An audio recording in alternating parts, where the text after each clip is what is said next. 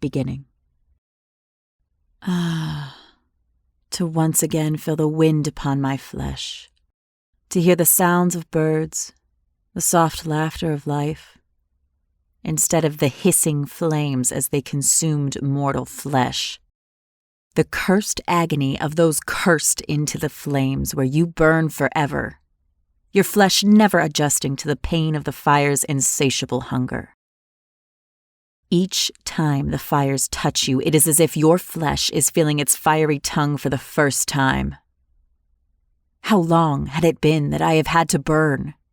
How long ago was it that that fool angel had failed me? I have been free of the flames for nearly 1,200 years, though I have burned and been tormented for over 1,000. I have wandered the world not quite dead, yet not truly alive. All the pleasures of humanity denied me.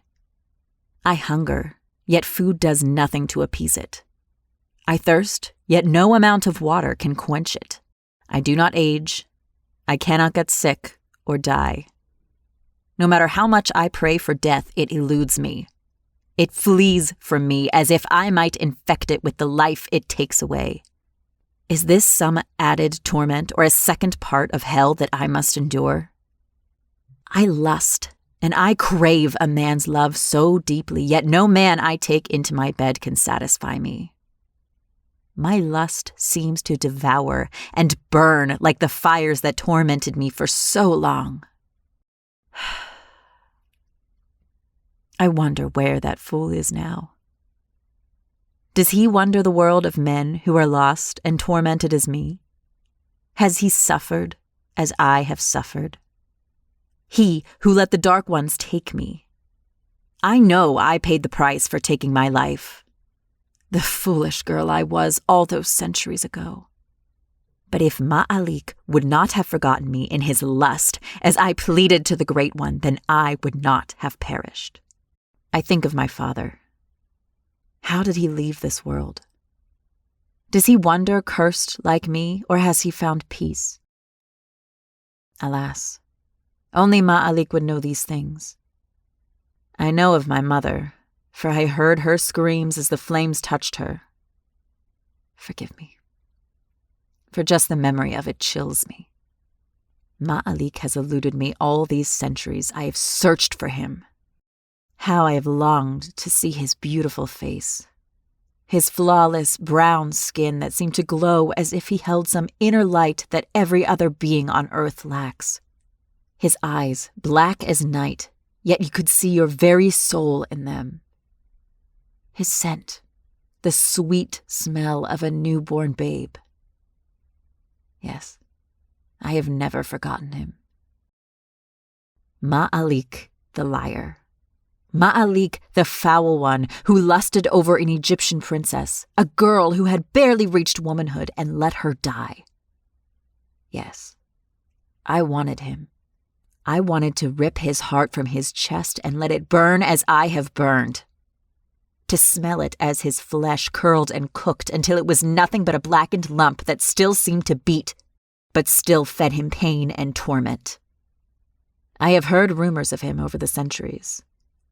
I have heard legends of a beautiful demon that fought in wars beside men, who slaughtered priests and seduced women and murdered. Are all of these legends true? Some I doubt, but I can never be sure. For the longest time, I had lost his trail. People no longer gossiped in taverns about a strange demon that walked about, claiming to be an angel. There had been no more sightings of him. I had given up hope of even finding him until I found a book, one written by one of Ma'alik's lovers. It was a poor fool of an unremarkable woman named Sandra. I had to know if that book was true, for it spoke correctly of my death all those years ago. Did it accurately chronicle that wretch's life as well? If it did, then he still loved me. He has been tormented by me, the Egyptian girl who died in his arms ages ago in my father's garden. So I find myself here, this night, standing before the author's door. It seems she has done well from writing Ma'alik's story, for she lived in the rich neighborhood of Manhattan, Her home was the size of a small palace. Security guarded her home. The mortals patrolled, pretending to keep watch as they walked around lost in their minds. I wonder how she will take my presence this late at night. Will she think I'm a crazed fan? She will probably think I am mad, but I will make her listen. If she knew Ma'alik as well as she claimed, then she will see the same ageless, tormented mortal that I am, that Ma'alik was. Sandra. Sandra sat in her study while her husband slept in their room alone. She was lost in some world she created, some kind of fantasy that would be her next book. She hoped it would sell as much or better than Ma'alik the Fallen. It had been 2 years since she had published that book. 2 years since her dear friend Melissa had passed, and 2 years since she had last seen Ma'alik. She had visited Melissa's grave today, as she did every week, while never forgetting to place fresh flowers upon her grave. She could not help but weep every time she visited her old friend. She would sit and talk to her for hours as she remembered Ma'alik and the times the three of them spent together. For though Ma'alik the Fallen had sold well, no one believed her when she told them it was a true story. The media buzzed about her losing her mind. The religious community accepted her with the same grace as they would anyone who was crazy. They accepted her with the same exaggerated kindness they give to mentals who might pose a threat to them. Sandra wondered where Ma'alik was now. It pained her that even her husband doubted her. This being her second marriage, she wondered if it would end like her first, for she seemed to be repeating history. Her husband always slept alone, cold and starving for her attention. But she couldn't help it. She needed to write. She needed to get lost in her worlds where she was God. It was her escape from this life. She lived and suffered with the characters she created. She got lost in their adventures as they fought fearsome creatures and journeyed across forbidden lands. She couldn't pull herself away. Her real life wasn't bad. She was richer than she could dream of being. Ma'alik's story sold all around the world. She had traveled to meet fans in different countries. She met with foreign leaders who loved the book. There was even a buzz about a movie. But she felt guilty. Where was Ma'alik? He could prove to the world that she wasn't mad. He could share in the glory that was rightfully his. Most of all, she just missed him. He confirmed in her that there was a God, a heaven, an ultimate resting place for those who had strived to do good. He gave her life a little more meaning than the mundane existence she was used to living. She longed to be in his presence, for he seemed to take away every bit of pain. Damn, Ma'alik, where are you? It is almost like he disappeared from the earth. Did he finally find the peace he sought? Was he forgiven, and after all these centuries able to dance again in his creator's garden? Sandra sighed and sipped her cold coffee as she stared down at page 482 of her new novel, on which she was stuck. Her head hurt, and she knew she couldn't write any more tonight. Maybe she would go to Heaven's Perch, like she had done almost every other night. She would sit there, hoping Ma'alik would appear like he did the first time they met, 2 years ago. He used to call her Beautiful One. How I longed for him so. A soft knock on her study door brought her back from her memories. Was it 3 a.m. already? She asked herself as she looked down at her watch. It was barely past 1 a.m. Her butler was early. Normally, he didn't disturb her. Come in, she said wearily. The door creaked open and an old black man entered. His hair was all gray with only a few patches of black sprinkled in. His eyes were kind and soft. He was a good man who just drank too much, but he never let it interfere with his work. He was honest and had no family. All he had was her. I'm sorry to disturb you, madam, he said. Sandra could tell he was nervous, but this was unusual for him. It's okay, Bradley, what is it? She asked. Bradley sighed. There's a strange young woman downstairs, and she claims to know Ma'alik personally, he answered. He looked at Sandra questionably, but she ignored his look. She couldn't breathe for a moment. Could she really know him, or was she just another crazed fan? Lord knows she ran into a lot of them. However, none ever showed up at her house, and the fact that Bradley was spooked made her heart start to pound against her chest. "Shall I call the police, madam? She could be one of those crazies like at your book signing," Bradley said, acknowledging that her book had a cult following. They called themselves the Watchers. They tried to kidnap her at one of her appearances and question her about Ma'alik as if she knew where he was. "No, I will see her myself, Bradley, but radio security and have them stand by just in case." Bradley nodded. Clearly he thought seeing her was a bad idea, but he left to go to radio security. Sandra left her study and slowly walked to the guest area where all guests were escorted. Her heart beat as if it sought to escape from her chest. She entered the guest waiting room and finally caught her breath. Before her stood a beautiful young girl. She seemed Middle Eastern, maybe African. Her skin was the color of honey.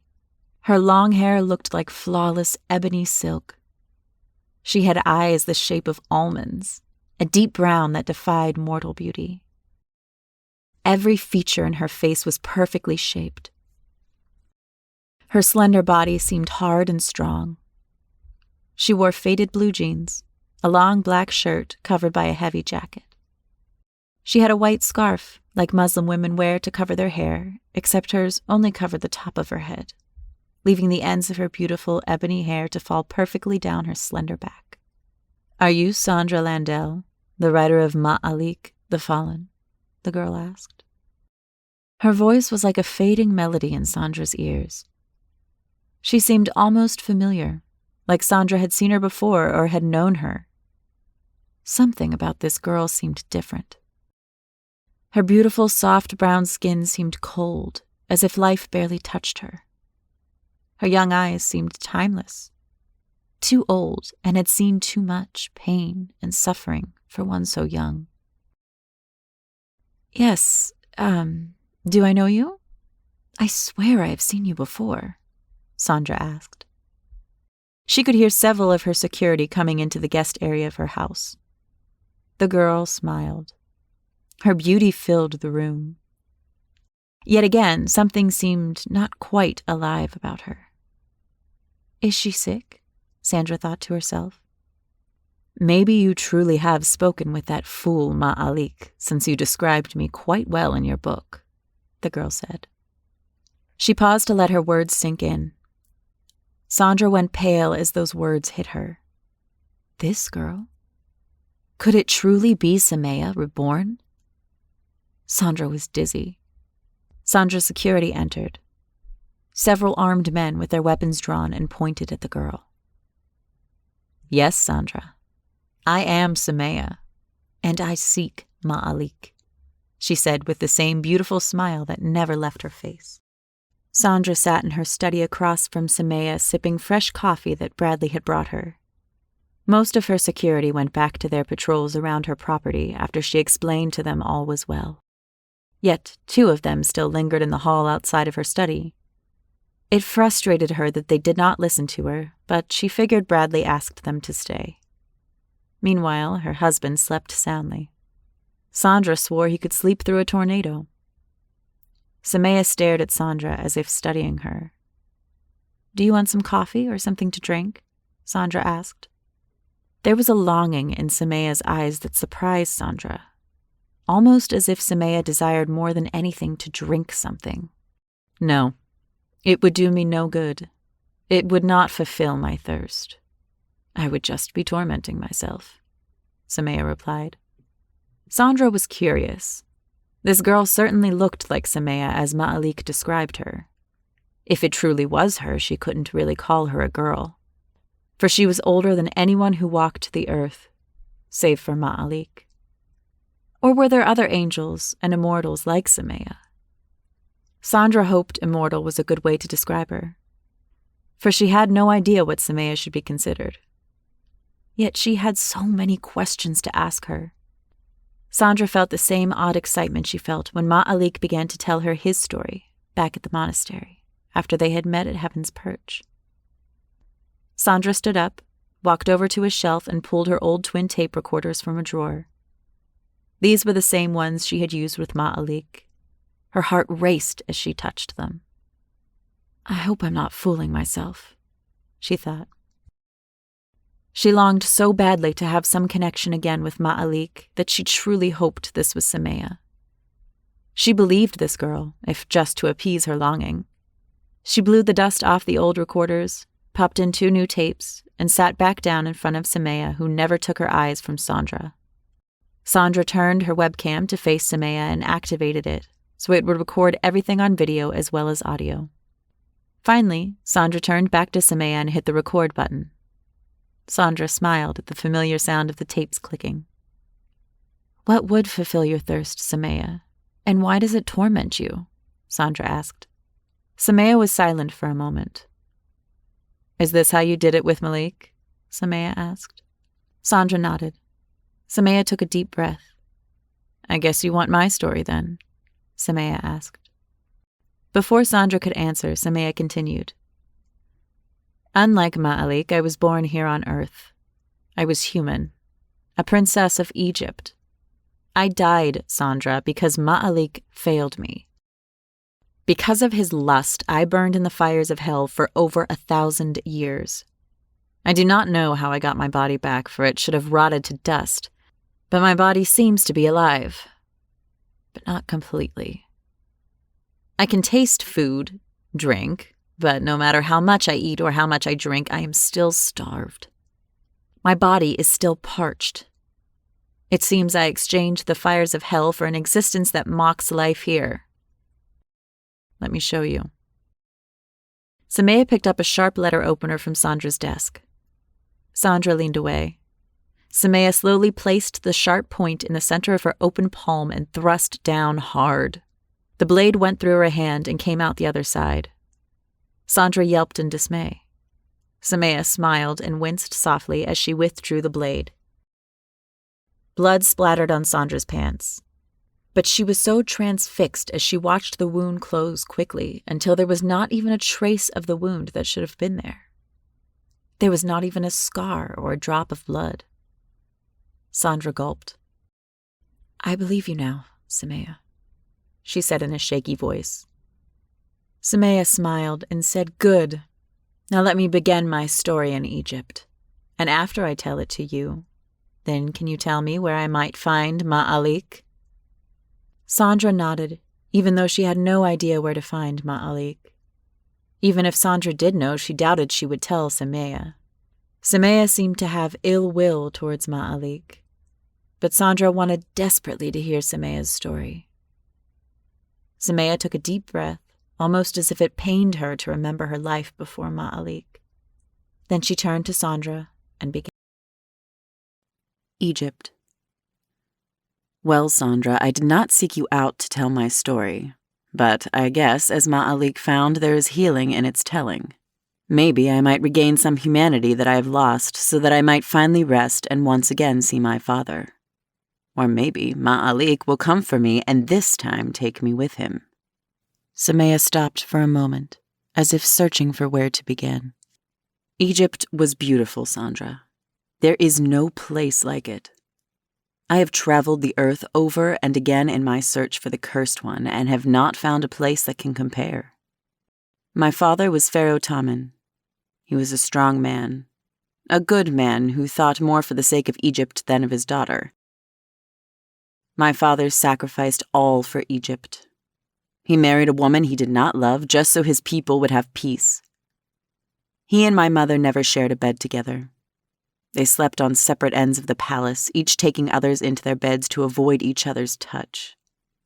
There was no love, just politics for the welfare of our country. Maybe I was just a foolish girl, for I did not want to share this fate. I dreamed of love, of marrying for love. I remember the boy I loved, Sandra. A love we kept in secret. He was a prince. His father and mine were boyhood friends. Each ruled a distant part of their beloved Egypt. I remember the last time I saw my love. The moon was high, the sky was black, as if the brightness of the moon outshined the stars. He was to meet me in the servants' stables where we could lay in the hay unnoticed like commoners for the night and gaze at the stars, lost in them together. I wore one of my favorite nightgowns, for I had plans to give myself to him that night. Would he like me? I thought. I prayed that he would not reject me. My gown was ebony black with a gold trim on it. I bathed in roses that night, thinking only of his beautiful face. Oh, I wonder what became of him. My Isa. He was named after the prophet known today as Jesus. My heart raced as I suddenly snuck out of my window that night, hoping not to alert the guards. I ran down the halls, ducking into shadows and holding my breath as guard patrols walked by me. I prayed they couldn't hear my heart beating, for it seemed that it beat loud enough to wake the whole palace. After the guard had long passed, I would race out again from the shadows and out of the palace. I hurried through back streets that commoners took, hearing the shouts and grunts of drunken men as they cheered and fought in taverns.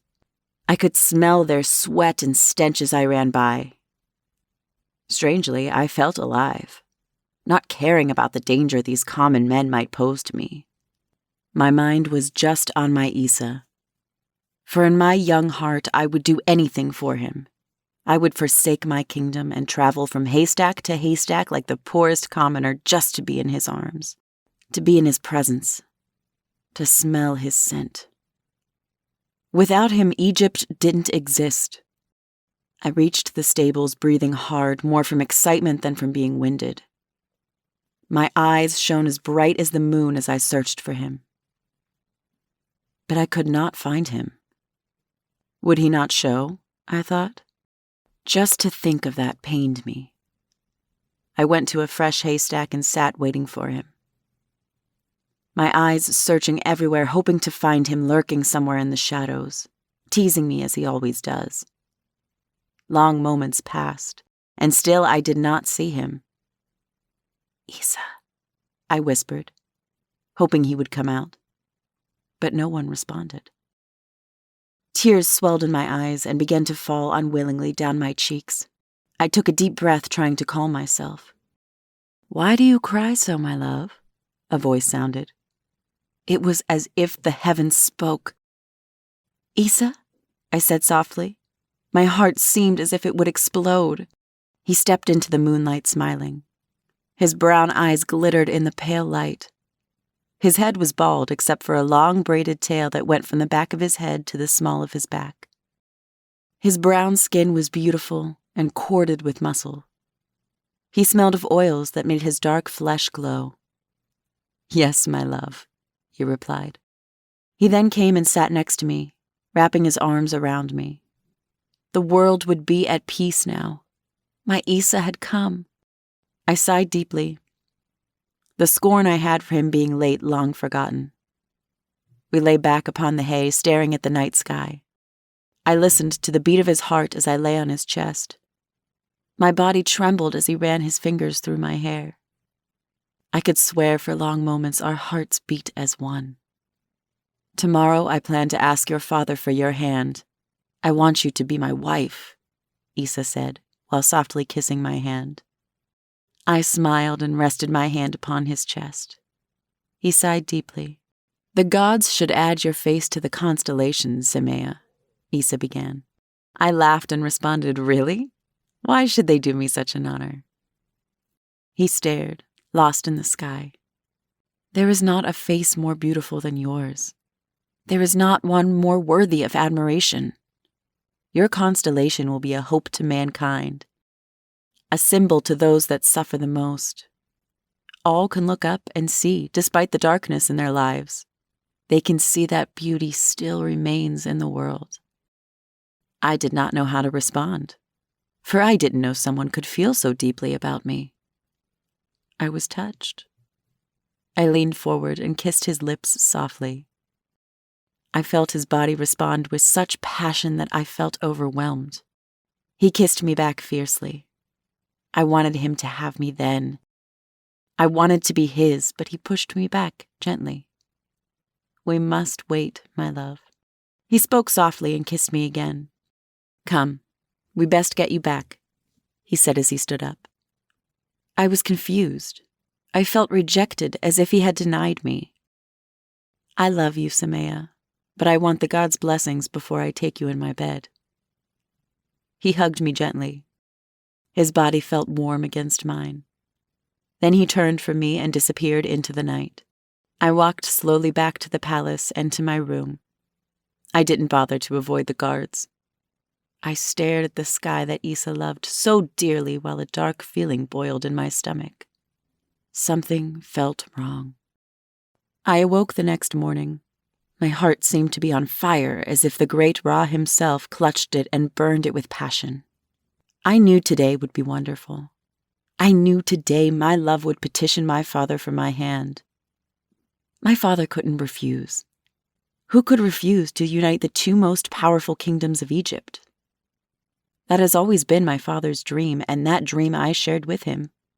My father, Pharaoh Tamen, was a warrior beloved by his people. He was always the first to join in battle with the enemy. The men loved him. They would follow him into the abyss if that was where he waged his next war. My father vowed he would die with his men in the field. He shared drink with noble and common soldiers alike. Surely my father would see the worth in Prince Isa. Surely he would agree to the marriage. Isa's father was a different matter. He was more of a scholar. He shied away from battle and left the fighting to my father. Faharik was a shrewd intellect. His strategies have helped my father overcome impossible battles and come out victorious. Together, they would be unstoppable. My servants dressed me quickly and washed my face. I ran from my room and rushed to the throne room. I heard voices shouting. I heard Isa's voice.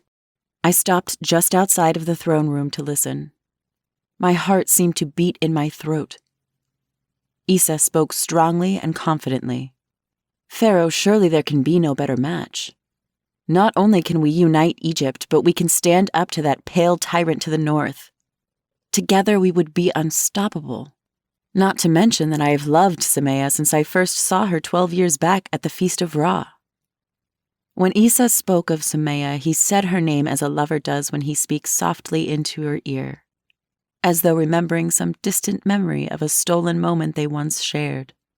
Pharaoh Tamen's face softened as he listened to Isa's proposal. Tamen always liked Isa, for Isa was a warrior after Tamen's own heart. The fact that Isa loved his daughter so deeply surprised and honored Tamen. But Tamen knew he couldn't grant this to Isa. The prince did not know that he and Faharik would ally with the men from the north. Sadly, even Egypt united couldn't defeat the forces that the north could muster against them. Tamen had heard no word from the Nubian tribes to the south, those ebony-skinned demon worshippers. Without them, Egypt stood alone, and though Egypt was a great nation, our army was outnumbered 10-1. We would be defeated just by the sheer numbers of the north. Tamen shook his head sadly, hating to have to crush this boy's heart. Prince Isa, you do not know how much your love and passion for my Semia lightens my heart. But sadly it can never be. Semia is promised to the Pale Emperor of the North to ensure the peace and safety of Egypt, Pharaoh Tamen said with a heavy sigh, as if it pained him to give his daughter away to some pale brute so far from his beloved Egypt. My heart seemed to stop. The very warmth in me gave way to some icy chill that shook my body. My father would give me away to a brute that already had several wives.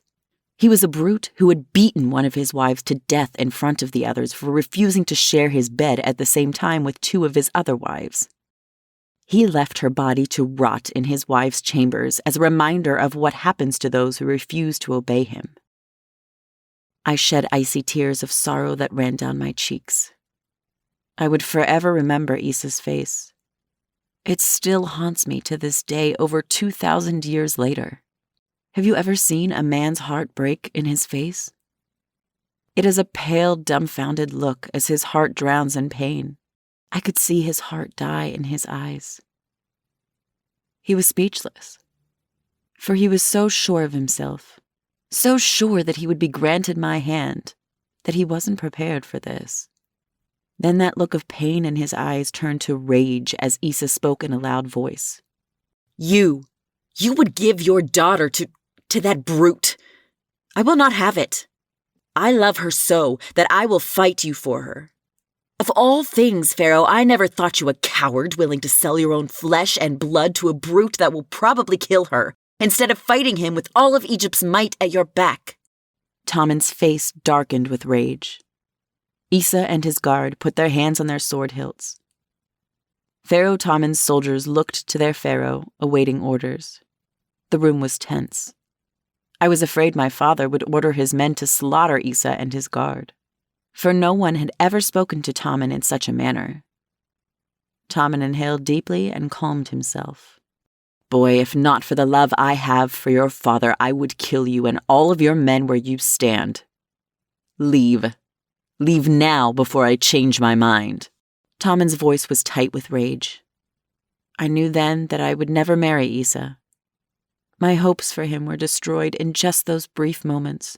Issa looked as if he was going to respond. Then he thought better of it. Without a word, he turned and left the throne room. He left my life forever, his guards close behind him. You know, Sandra, from Ma'alik's account, what happened next, Semia said sadly. I went to my father's garden that night, and that is where I met Ma'alik, and where I took my life. But before I speak of the darkness and of the fires that have tormented me, please give me a while, for these are all painful things to remember. Sandra smiled, noticing how frail Semia looked. It was as if telling her story had weakened her. Sandra stopped her recording. Of course, Semia. I am honored that you have come to me.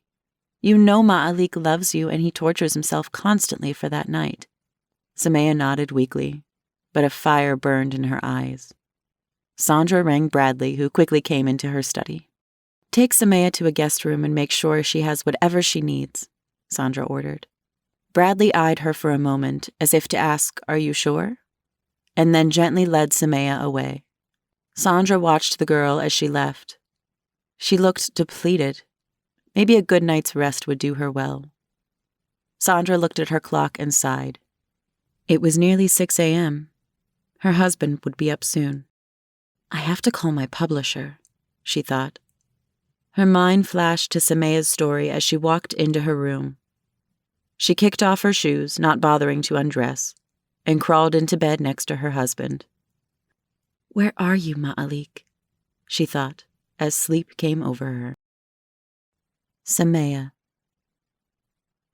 Ah, Sandra, you are indeed a beautiful one.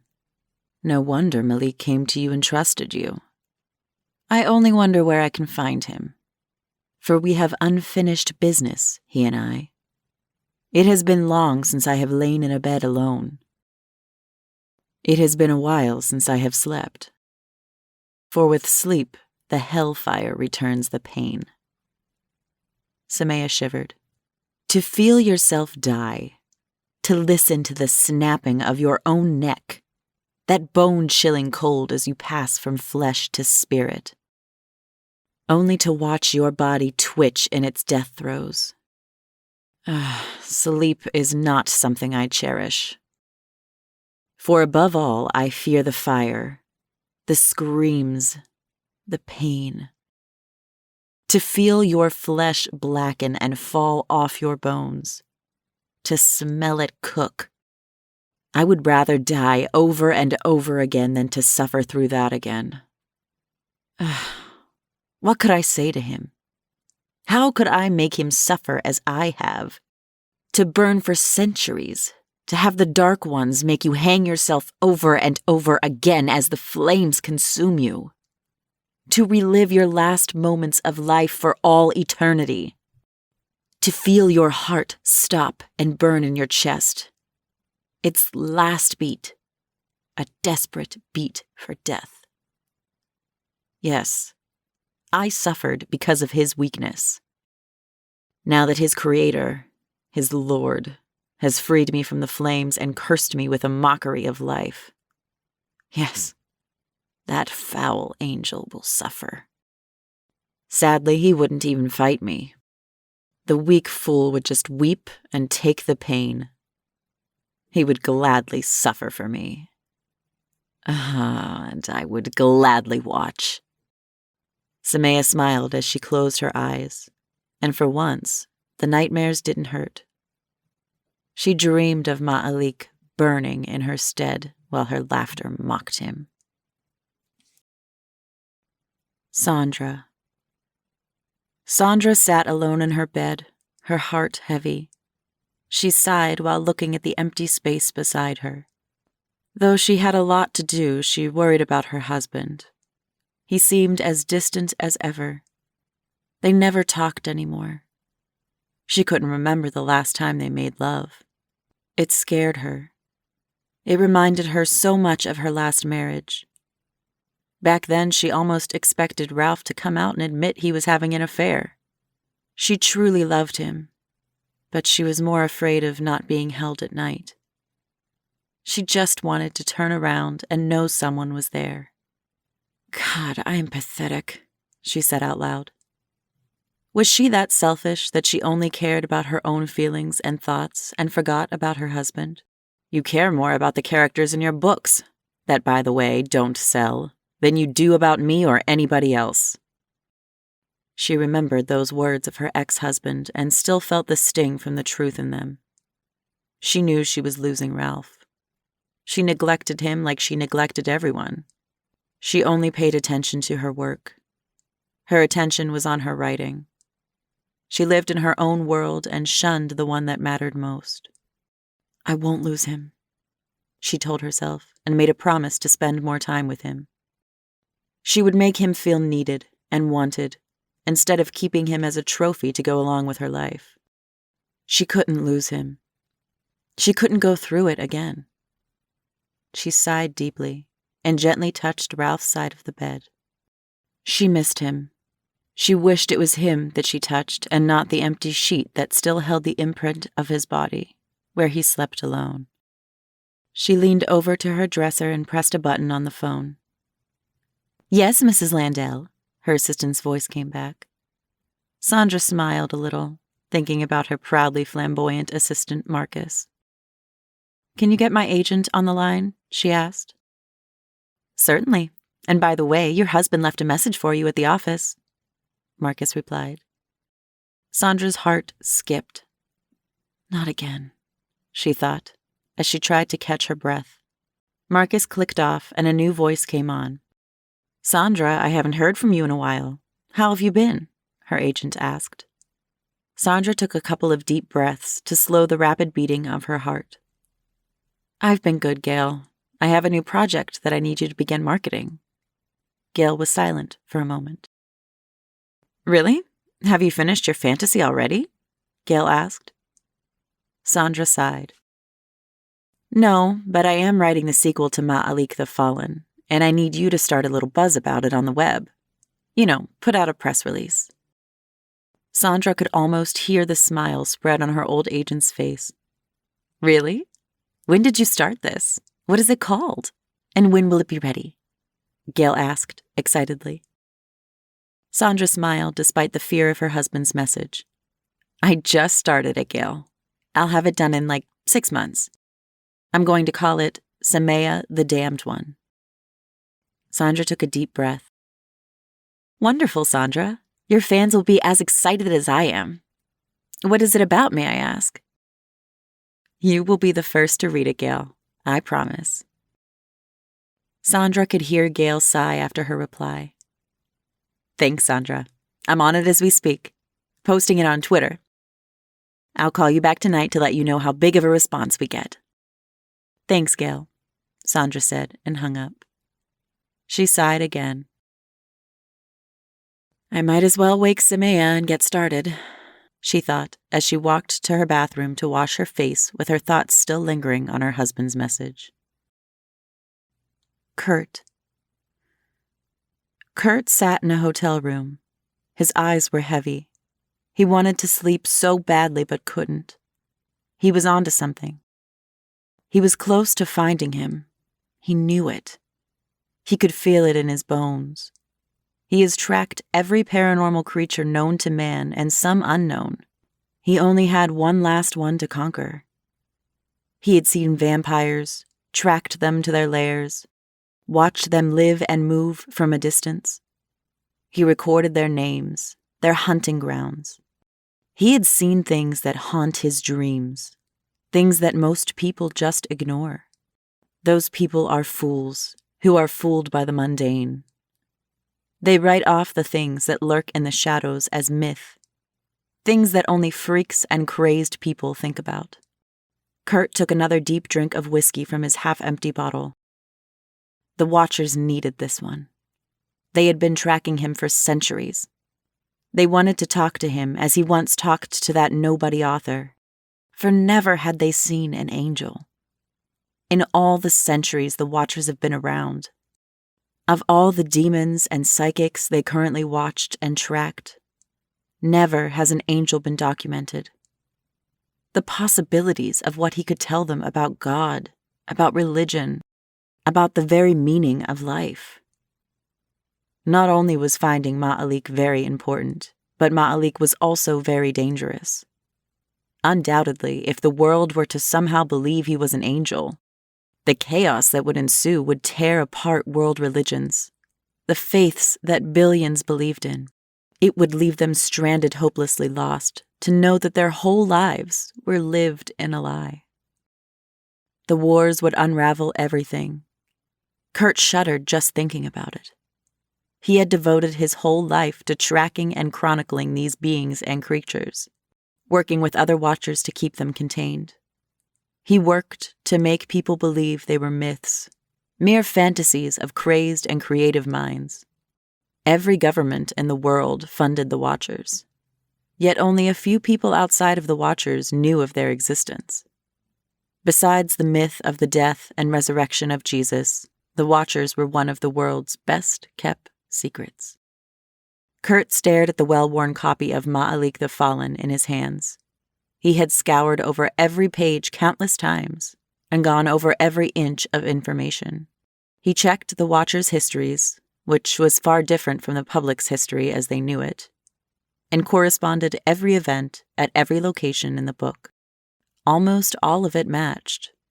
So either Sandra was a Watcher, which he doubted, and had read the histories to write a story that matched them, or she really sat with a celestial being that was born in the heavens and has prayed at God's throne. What powers could this being possess? According to the book, he was cursed by God and could not die. Even vampires could die.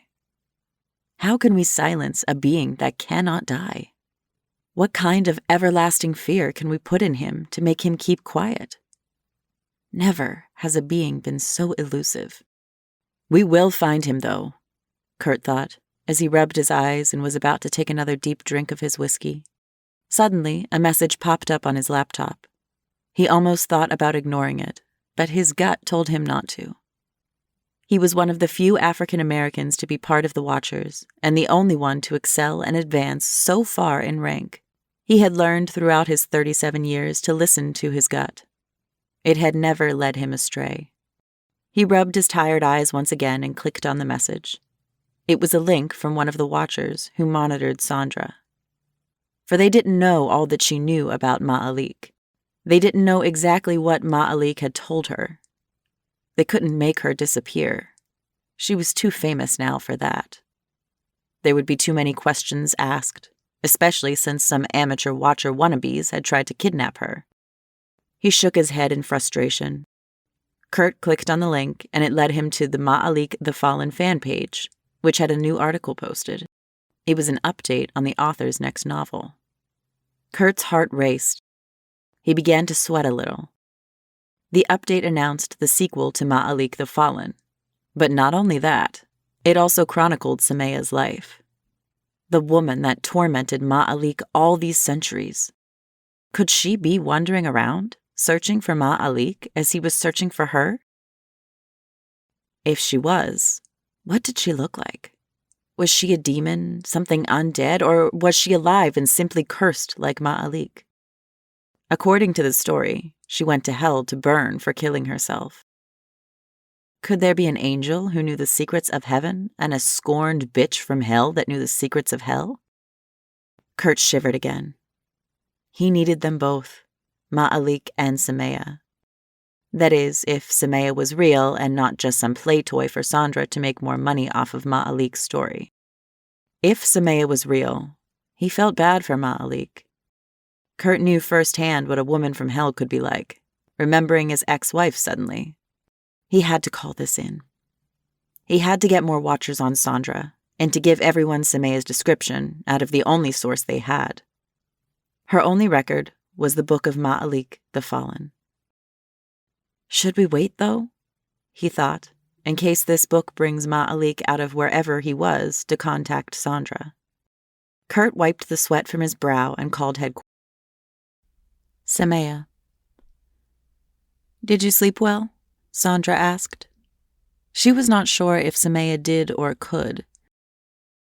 She knew well enough from Ma'alik the pains and horrors that sleep brought back. She could imagine what agonies Semia might relive after suffering in hell for over 1,000 years. Sandra shuddered. She couldn't bear to think about it, yet she knew she was going to hear firsthand what hell is like.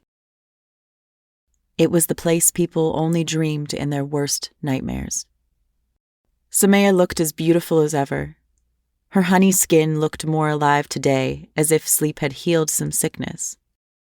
She seemed to glow almost like Ma'alik, but not as bright. Semia smiled beautifully. It was a smile that made Sandra's heart flutter.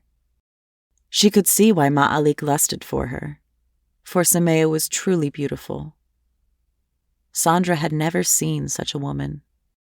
If women of 2,000 years ago resembled Semia, then women have evolved into something plainer, something that was a shadow of true beauty. The only flaw, the only blemish in this Egyptian goddess was the horror and the pain that reflected in her beautiful dark eyes. But even that held a beauty all of its own. I slept well enough. Are you ready to begin again? Semia replied, eager to get started. Sandra studied her a moment. As beautiful and as dark as she was, Sandra could see the fire in her. It was the same dark fire that tortured her. It lingered behind her pain-filled eyes, behind her smile, and Sandra truly didn't trust her. Sandra smiled as she clicked on her tape.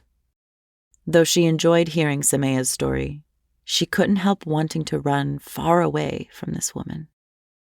As you might remember, beautiful one, a soft, mocking smile spread over Semia's face as she spoke.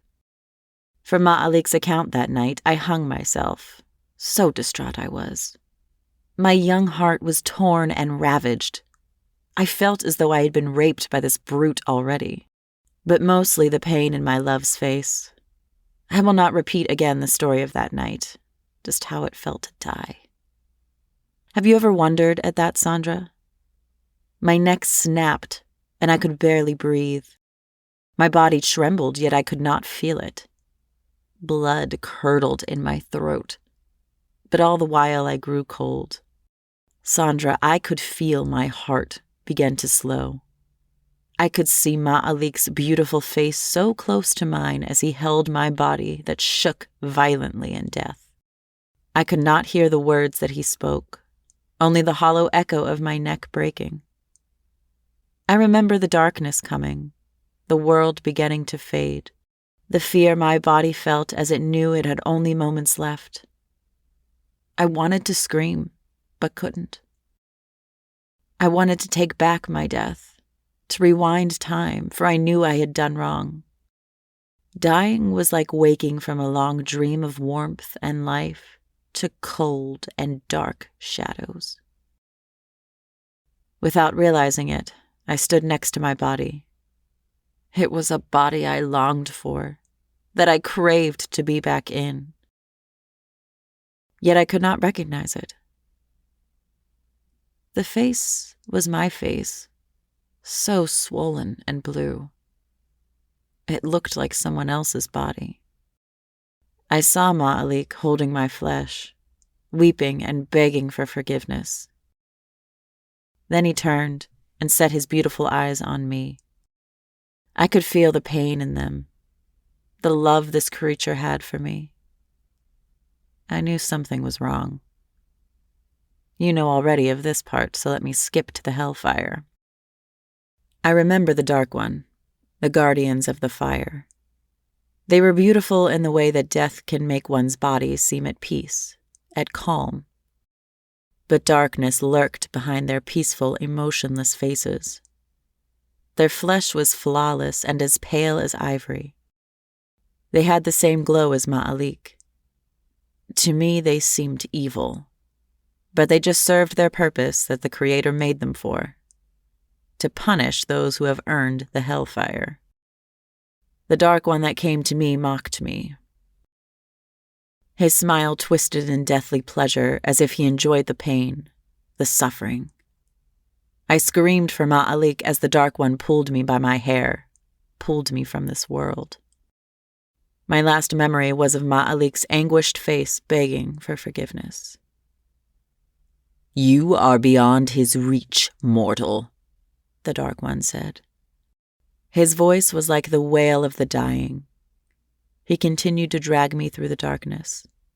What do you mean? Where are you taking me?" I asked. My head ached as he dragged me by my hair like I was a doll. I could feel my scalp rip. My eyes watered and blood trickled down my face. I was shocked, for I was dead, yet I still bled. I could not understand. The Dark One laughed. His laughter was the hollow sound of a dying man's last wheeze. "You are pathetic, mortal. Those like you I despise the most. You who everything was placed at your feet, who all the heavens bowed before. You who possess the greatest gift, the greatest envy of all the Great One's creations, and you throw it away for some perception of suffering. But hear me, mortal. You have not yet known suffering. Where I take you into the deepest parts of the fire, you will truly suffer. Ungrateful mortal." The Dark One spat at me. I shuddered, for barely did I begin to understand. The Great One was displeased with me, for I had taken his gift and spat in his face. "But, Ma'alik," I began. The Dark One's cruel eyes held me. "Fool, you are far beyond the Guardian's reach. You might as well place blame equally on him, for he has failed you just as much as you have doomed yourself." There was no mercy in his voice, no pity. There was just a calm, unfretted anger towards me. It was an anger that, at that moment, I could not comprehend. The first screams of the tortured reached me. My heart seemed to stop, seemed to freeze in terror. I felt it like a grip squeezed my heart. But somehow I knew this mock life and whatever torture and pain I was to suffer would last for all eternity. For I was dead, but I could still feel. My heart still beat. My lungs still drew in breath. It was all part of my punishment. It was the torture I must endure. The screams got louder. I have never heard such sounds of pain and horror in my life. I did not know humans were capable of making such sounds. Then the smell of burning flesh hit me. I gagged. The smell was so thick it was like trying to breathe in water. It made me think of horrible images coupled by the screams. The Dark One did not seem to hear the screams nor smell the suffocating odor of burning flesh. I began to feel the heat as we drew closer. I could see the radiant glow of the fire in the distance. The Dark One seemed to notice my discomfort. My terror grew as the screams and the smell got stronger, as the heat got more intense. He smiled his beautiful but dreadful smile. "You would have been in a better standing, mortal, if you would have burned a house full of orphans." For at least then you could call upon the mercy Allah has granted his beloved humans and seek forgiveness, the Dark One said calmly. I could feel his disgust with me. He gripped my hair tighter and yanked harder. But just like the rebellious jinn Iblis, you are weak, unworthy of the gift given you. He shook his head as he spoke, as if he couldn't understand it, as if to betray such a gift was unknown to him. Suddenly, the Dark One stopped. He looked around, studying the fires before him. My flesh was already beginning to burn. So close was I to it. I screamed. My fingers began to blacken. My hair began to wither. I could smell my own flesh cooking. Oh, I wanted to pass out. I wanted to flee. This is only but a taste of what is to come, mortal, the Dark One hissed. He pulled savagely at my hair, yanking me to my feet. Look over those who suffer. See what is in store for you. I did not want to see. I just wanted to keep screaming. For now I could see the whites of my bones beneath blackened, burned flesh that once covered my fingers, but I couldn't help it. I peered out over the vastness of the lower hells. My eyes seemed to melt. Everyone seemed to have their own personal torture walled off by fire that was unnaturally hot. The fire had come from the Creator's hand. There was a man in the hell before me, standing in a desert. His armor was bloody. The corpses of men, women, and children littered the sand around his feet. Their bodies were hacked almost to nothing. His sword still dripped with fresh blood. The terror in his eyes as he stared at what he did destroyed me. He took out his blade as the fire began to consume the bodies of those he murdered. He stabbed himself to the hilt. I heard his grunt and then his soft cry of pain as the blade came out of his back. He fell to his knees, breathing hard and ragged. He looked toward the heavens as the fires drew near. "Forgive me," he wept as he breathed his last breath. He fell forward on the hilt of the sword. The blade protruding from his back gleamed in the hungry fire. Then suddenly he stood and screamed. That man's scream still haunts my dreams to this day. He ran around the fiery prison trying to avoid the flames that slowly consumed him. The Dark One pointed to another prison where the moon was high and the wind blew fiercely. A girl, a young one, stood on some ancient battlements. A dark castle looked like a ghastly apparition looming behind her. The waves of the ocean crashed fiercely on the rocks below, splashing the lowest part of the battlements. Rocks lied far below, jagged and sharp as if they were huge stone daggers. Her tear-stained face glistened in the pale moonlight, her hair whipping in the wind behind her like a banner and herald of her death. The ocean's water began to boil as the flames touched them. The girl began to sing. Her soft song of love reached my ears above the screams and tortured wails of the damned. Her song wrenched my gut. I began to weep for her, but my tears evaporated in the heat just as they escaped my singed eyes. She suffers because of love, just as I suffer. The one she loved betrayed her, and her young heart can't bear the pain. Her sad song comes to an end. She leans forward and gracefully falls from the battlements, her arms outstretched as if she would fly. She seemed to take her time falling to the rocks. She seemed trapped in a moment of freedom before the rocks impaled her. She did not scream. I don't think she had time to scream. She died so quickly. But then suddenly she rose and looked around. You could see the fear in her young eyes as she knew what was to come next. I placed my charred hands over my ears. I didn't want to hear this girl scream, but I couldn't block it out. The fire consumed the girl. I fell to my knees, tortured already before my torture had actually begun. The Dark One pointed again to another prison. I didn't want to see another person suffer. I couldn't bear it. Yet my eyes followed the Dark One's finger. I saw my father's beautiful garden, the tree where my rope still waited. Carved deeply into the trunk were the words, "Forgive me." I blinked and realized my torment was about to begin. "No," I pleaded.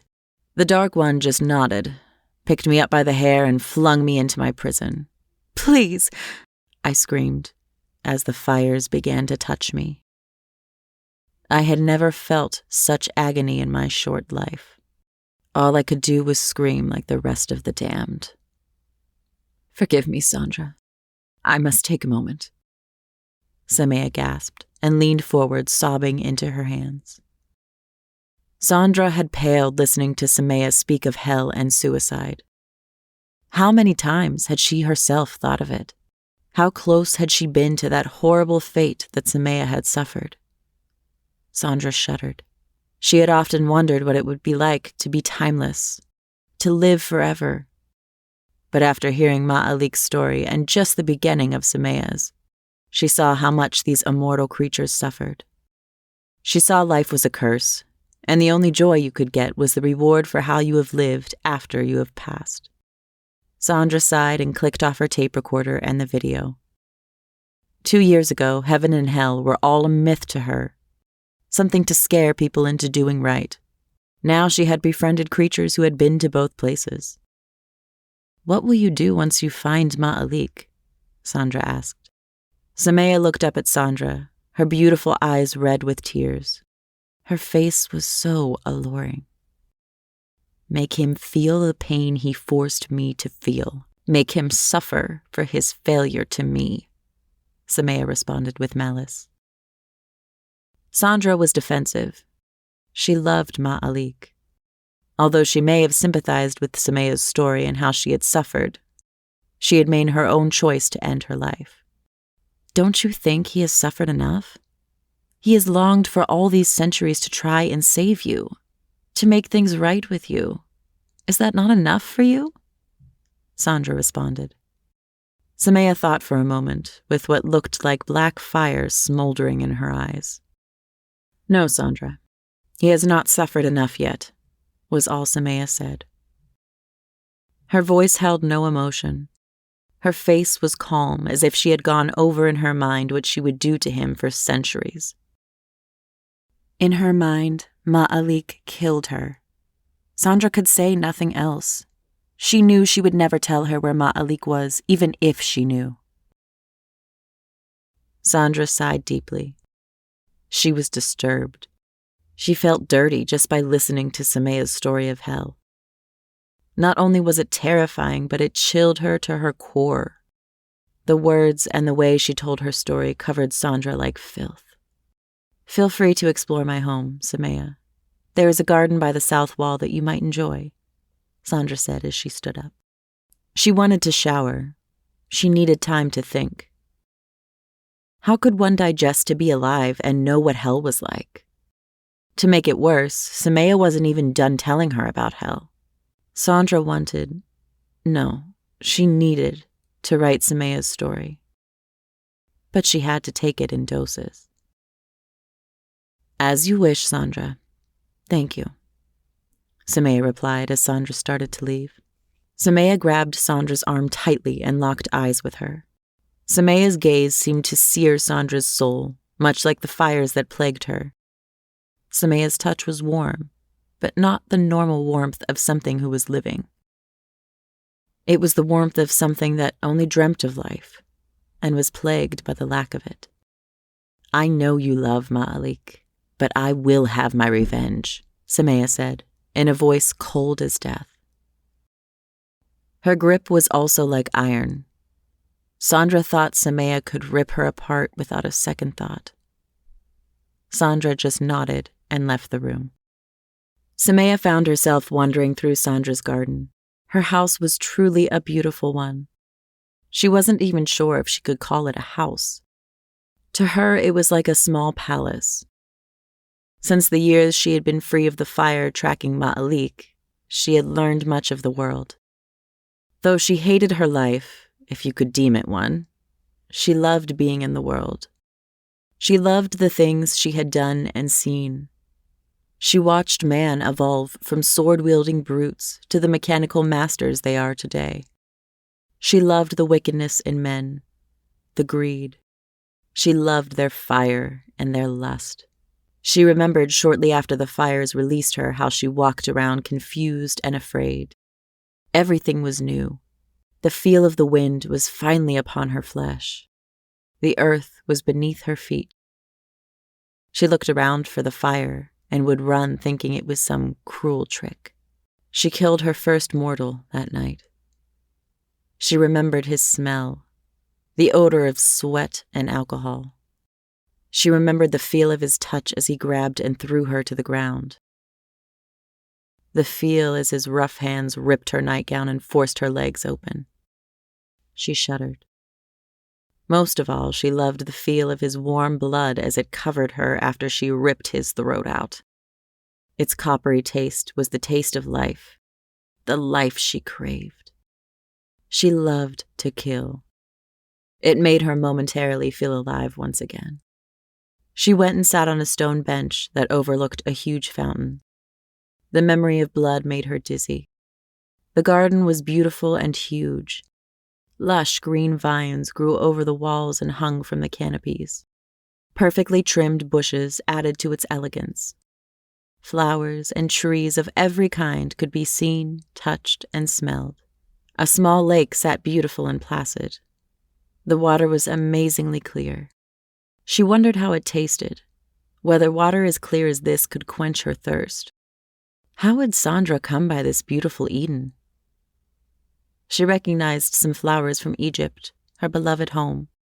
Often when she thought of home, she thought of Isa. His life had gotten hard after her death. At least that was what had been inscribed in his tomb. He blamed Semia's father. He cursed him and his bloodline. That was something her brother did not forget. For shortly after her father's death at the hands of his Nubian fiancée Lita, her brother sent his elite to capture Isa. The things her brother did to her beloved were unspeakable in that culture. He cut out his eyes, his ears, and his tongue.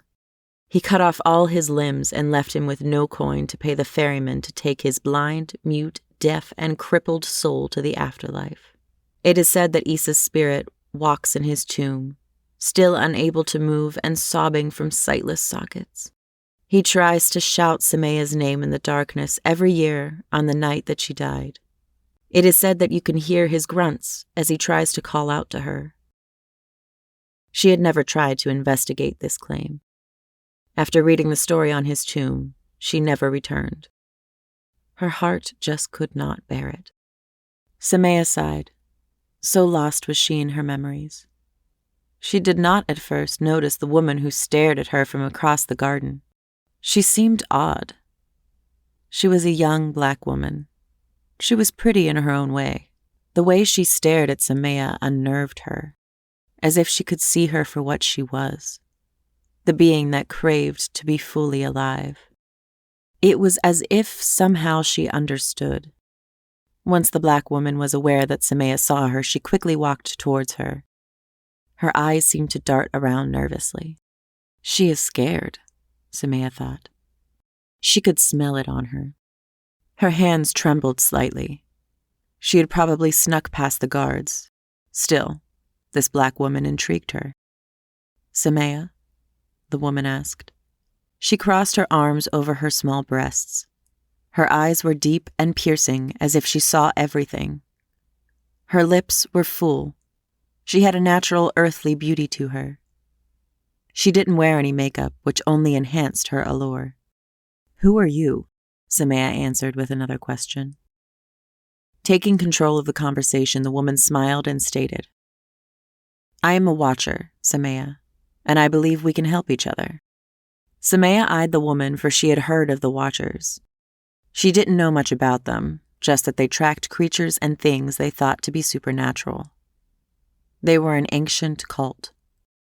Semia instantly didn't trust this woman. "I seek Ma'alik the same as you.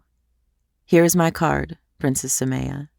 If you wish to speak with me, just call the number listed." The woman bowed slightly to Semia and backed away, back the way she came. Semia watched her as she climbed back over the wall and vanished from sight. Semia examined the plain card. It just said Watchers in big, bold lettering. On the opposite side was a phone number. Who wanted Ma'alik and why? She wondered. For Ma'alik was hers and hers alone. She couldn't help the rage that enveloped her. "I will pay these noisy watchers a visit," she whispered. She shuddered as she fantasized about being covered in their blood. Then she smiled. Sandra sighed and examined her face in the mirror. She had turned on the shower water to the hot temperature she liked. Her bathroom was huge, with his and hers showers. Her and her husband's names were inscribed on the wall just below each shower head. However, she hadn't showered with her husband in over a year. She worried about the message she had waiting for her at her office. Was it divorce? She thought.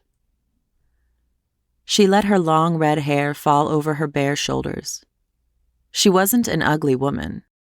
Her eyes were soft and submissive. Her pale face still glowed with a youthful beauty that never left her, and she hoped it never would. She had bags under her doe-like eyes from stress and lack of sleep. Her lips were full.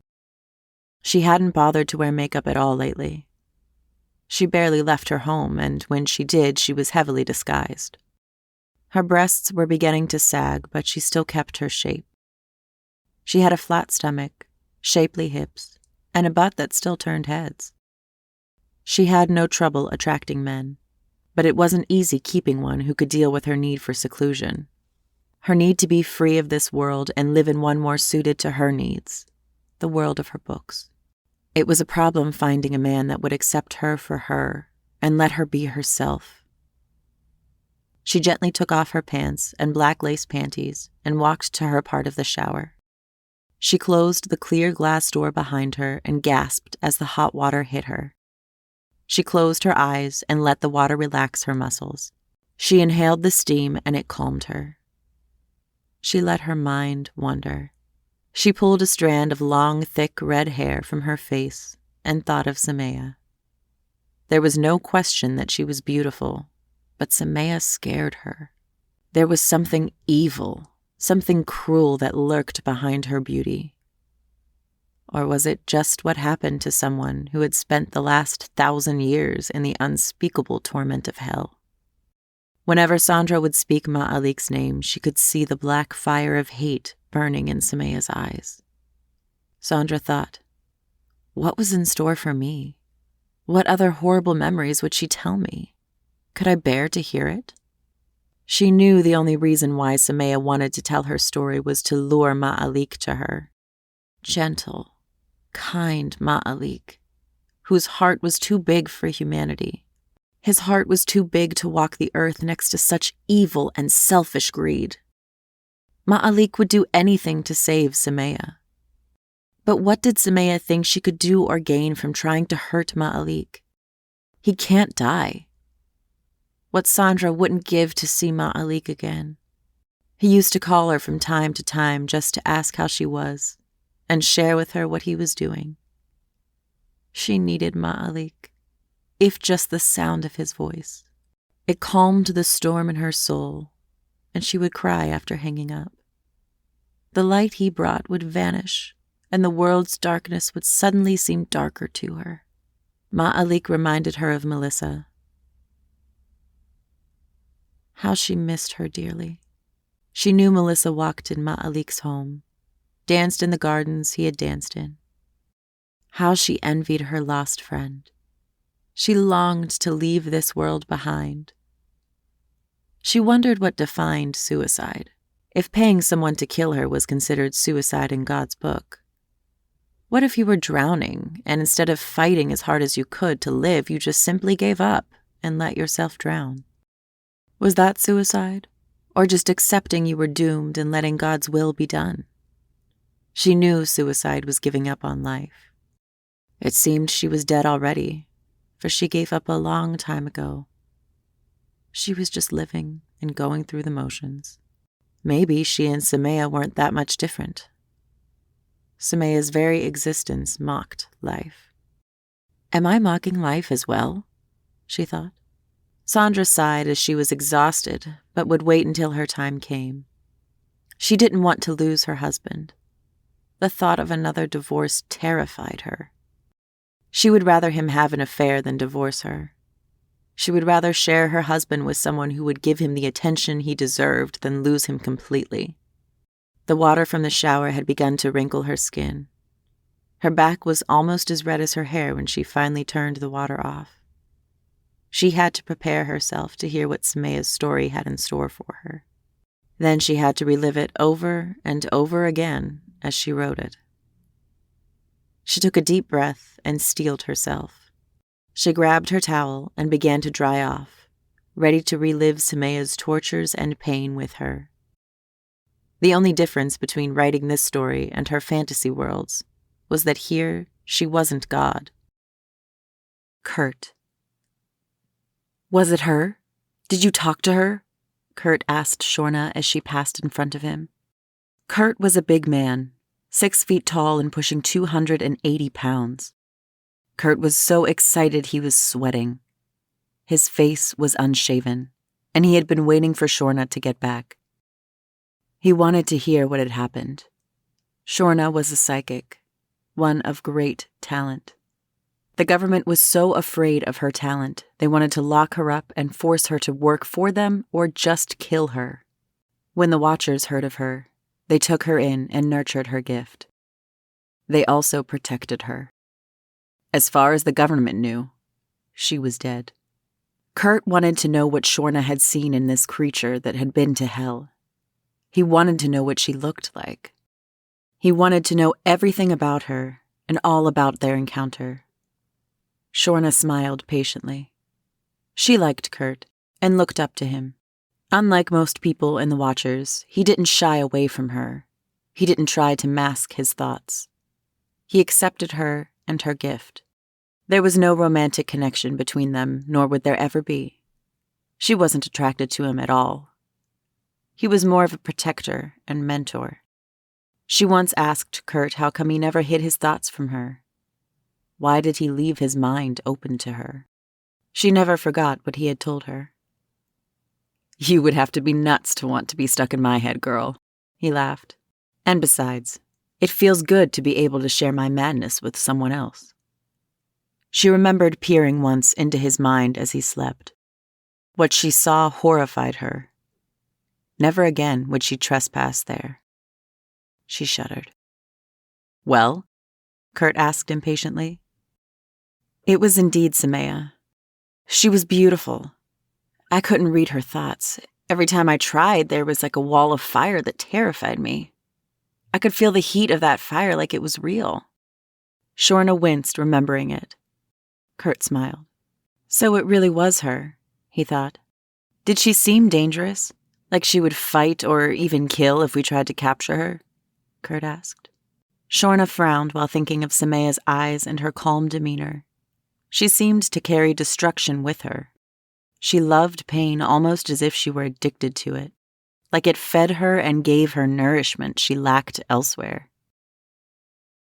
Shorna looked up at Kurt. She is extremely violent, Kurt. I think if the book is true, she's the exact opposite of Ma'alik. To attempt to apprehend her would be useless, and we would fail. I have no doubt many of us would die painfully. Kurt frowned. It wasn't the answer he wanted. He wanted to act. He hated having to wait.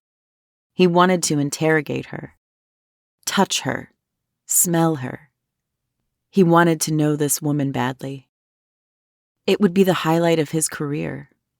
For Kurt had been soul-searching for years. His family life was a disgusting mess. His mother was a whore jumping into different men's cars for $5. She was addicted to every drug known to man and some unknown, it seemed. Yet she professed to be a Christian. She would orally please a man for $5 an hour, then later try and tell him about Jesus. His father was no better. He was a pastor of a church. As one from the outside looking in, he was a model man, a saint who glowed on the pulpit and guided people with his morals. But if you knew him on the inside, you knew a man without a moral bone in his body. His mother was one of the many prostitutes his father visited.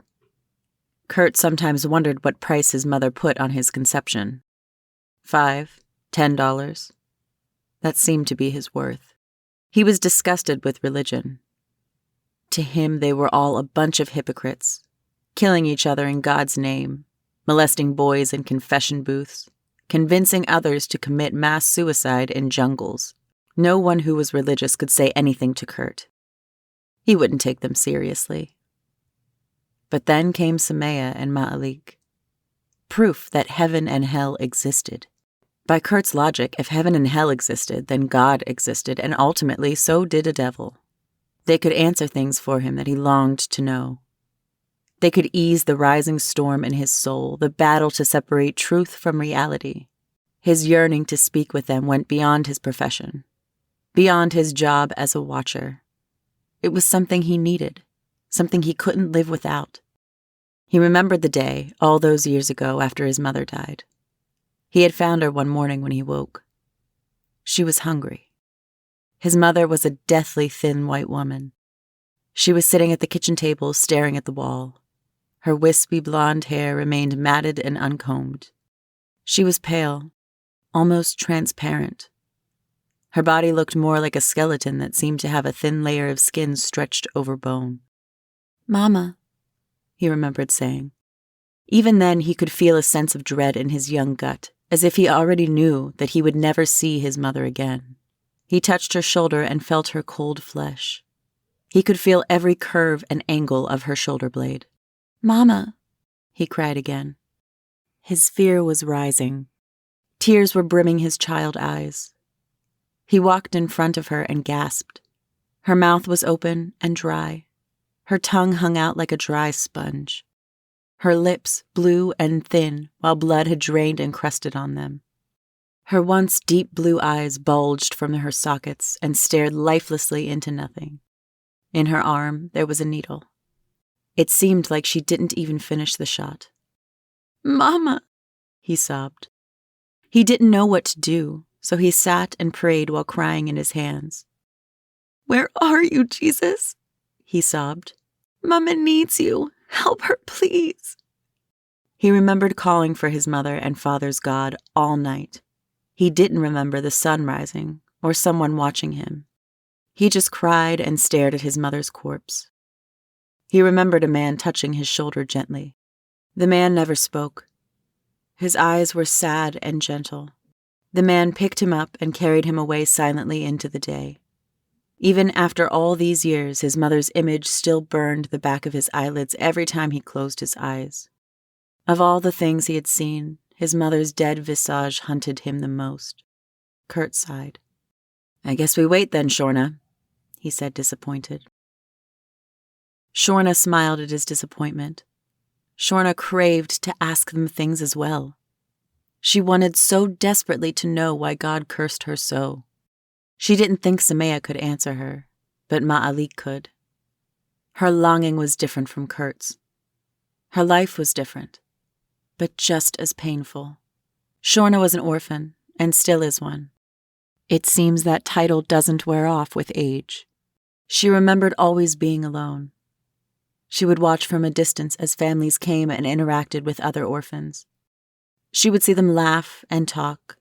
She would watch the prospective parents smile as they appraised the orphan like he was a dog. She watched as they pondered whether or not the child would be a worthy investment. She would wish it was her that they smiled at and played with. It was hard for her being the only African-American child at the orphanage. She found out painfully that no families wanted to adopt a black child. She used to think that she was ugly, that something was wrong with her, and that was the reason that no one wanted to be her parents. She found herself alone most of her life. Not only did her gift curse her, it drove her near insanity when she was a child. Her constant rejection by families and people seemed to carry over into her adult life. She had been in and out of relationships ever since she could remember. There was a void in her that needed to be filled. She was a child that love had forgotten. She was a child who yearned for love, even if it was fake or artificial love.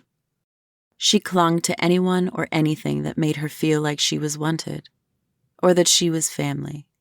Relationships were hard for her as an adult, just as they were in her childhood. Her gift let her see everything. She knew everything about everyone she came in contact with. No one could lie to her or hide anything from her. She would frighten people sometimes, especially when she would see something about a person's life and ask them about it in detail, almost as if she was there. She had to be content with men who only wanted her for sex. Knowing the person's intentions and if their relationship would last, she had no choice but to accept the temporary pleasures.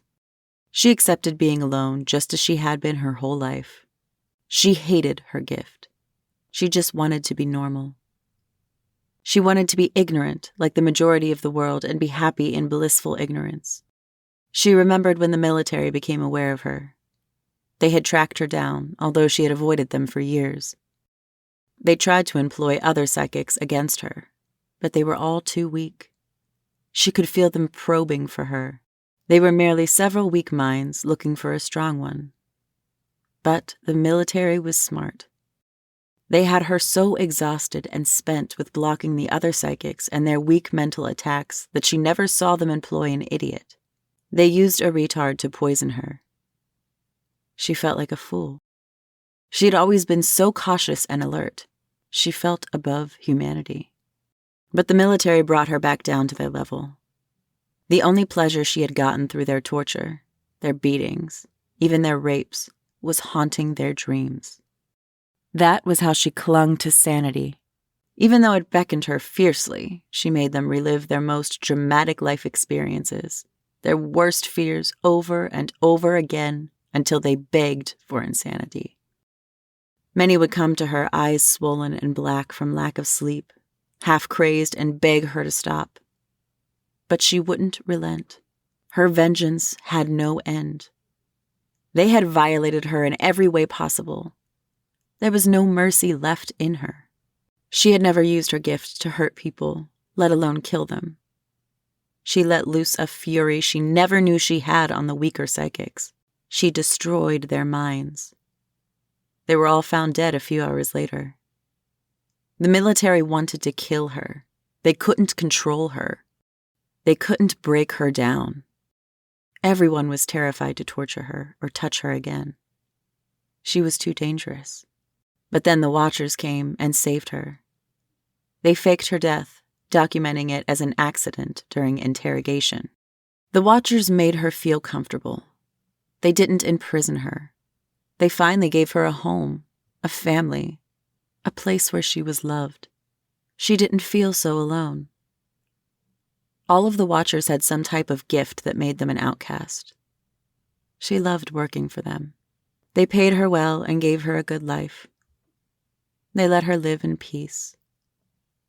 She had been assigned to track Ma'alik and had been tracking him for almost a year now. She knew he was someplace in Africa, and they were sending her to find him, to let him know they found Semia. With that information, they would try and lure him out. Shorna could get him to answer their questions. She didn't see how they could hurt an angel. If the book of his life held true, there was nothing anyone could do to hurt or capture him.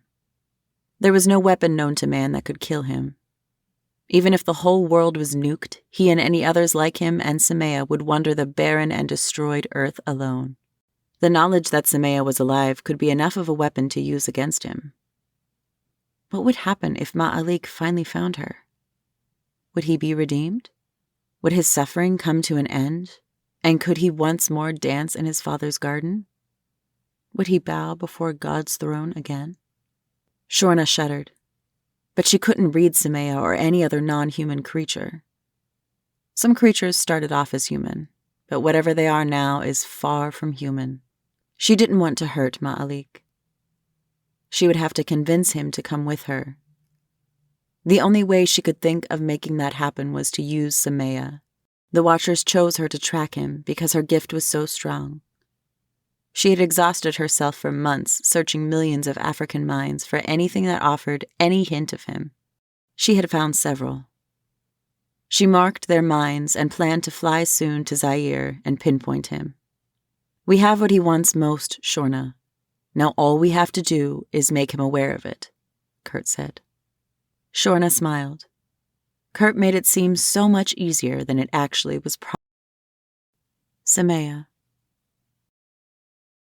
Another click sounded as Sandra turned on her tape recorder and webcam. Semia smiled sadly as if she was thinking of skipping this part of her story. What do you know of these people? Semia asked, as she withdrew the watcher's card from her pant pocket and handed it to Sandra. Sandra frowned as she read the name on the card. Where did you get this? Sandra asked with concern. Remembering her attempted kidnapping a while ago, Semia's dark, beautiful eyes studied Sandra intently, as if she was suspicious of her. A lady came to me in your garden. She said she seeks Ma'alik and knows of me, Semia replied. Sandra's frown deepened. Those psychopaths just won't let up. They are just crazy fans. Ignore them, Sandra said with a sigh. She would beef up her security. But something nagged at her. Maybe they could find Ma'alik, obsessed as they were. There is no limit to what they could do. Semia shrugged as if she couldn't care less. Shall we begin then? Semia asked. Sandra nodded. Whenever you are ready. Semia took a deep breath and began. The fire seemed to have a life of its own. It just consumes without pause. I have never felt such pain. My flesh would char before my melting eyes. The white of my bones blackened as burnt flesh fell off in great chunks. My hair shriveled and disappeared. I gagged on hot, fiery air that smelled of my own burnt flesh. When I should have died or passed out from the pain, I did not.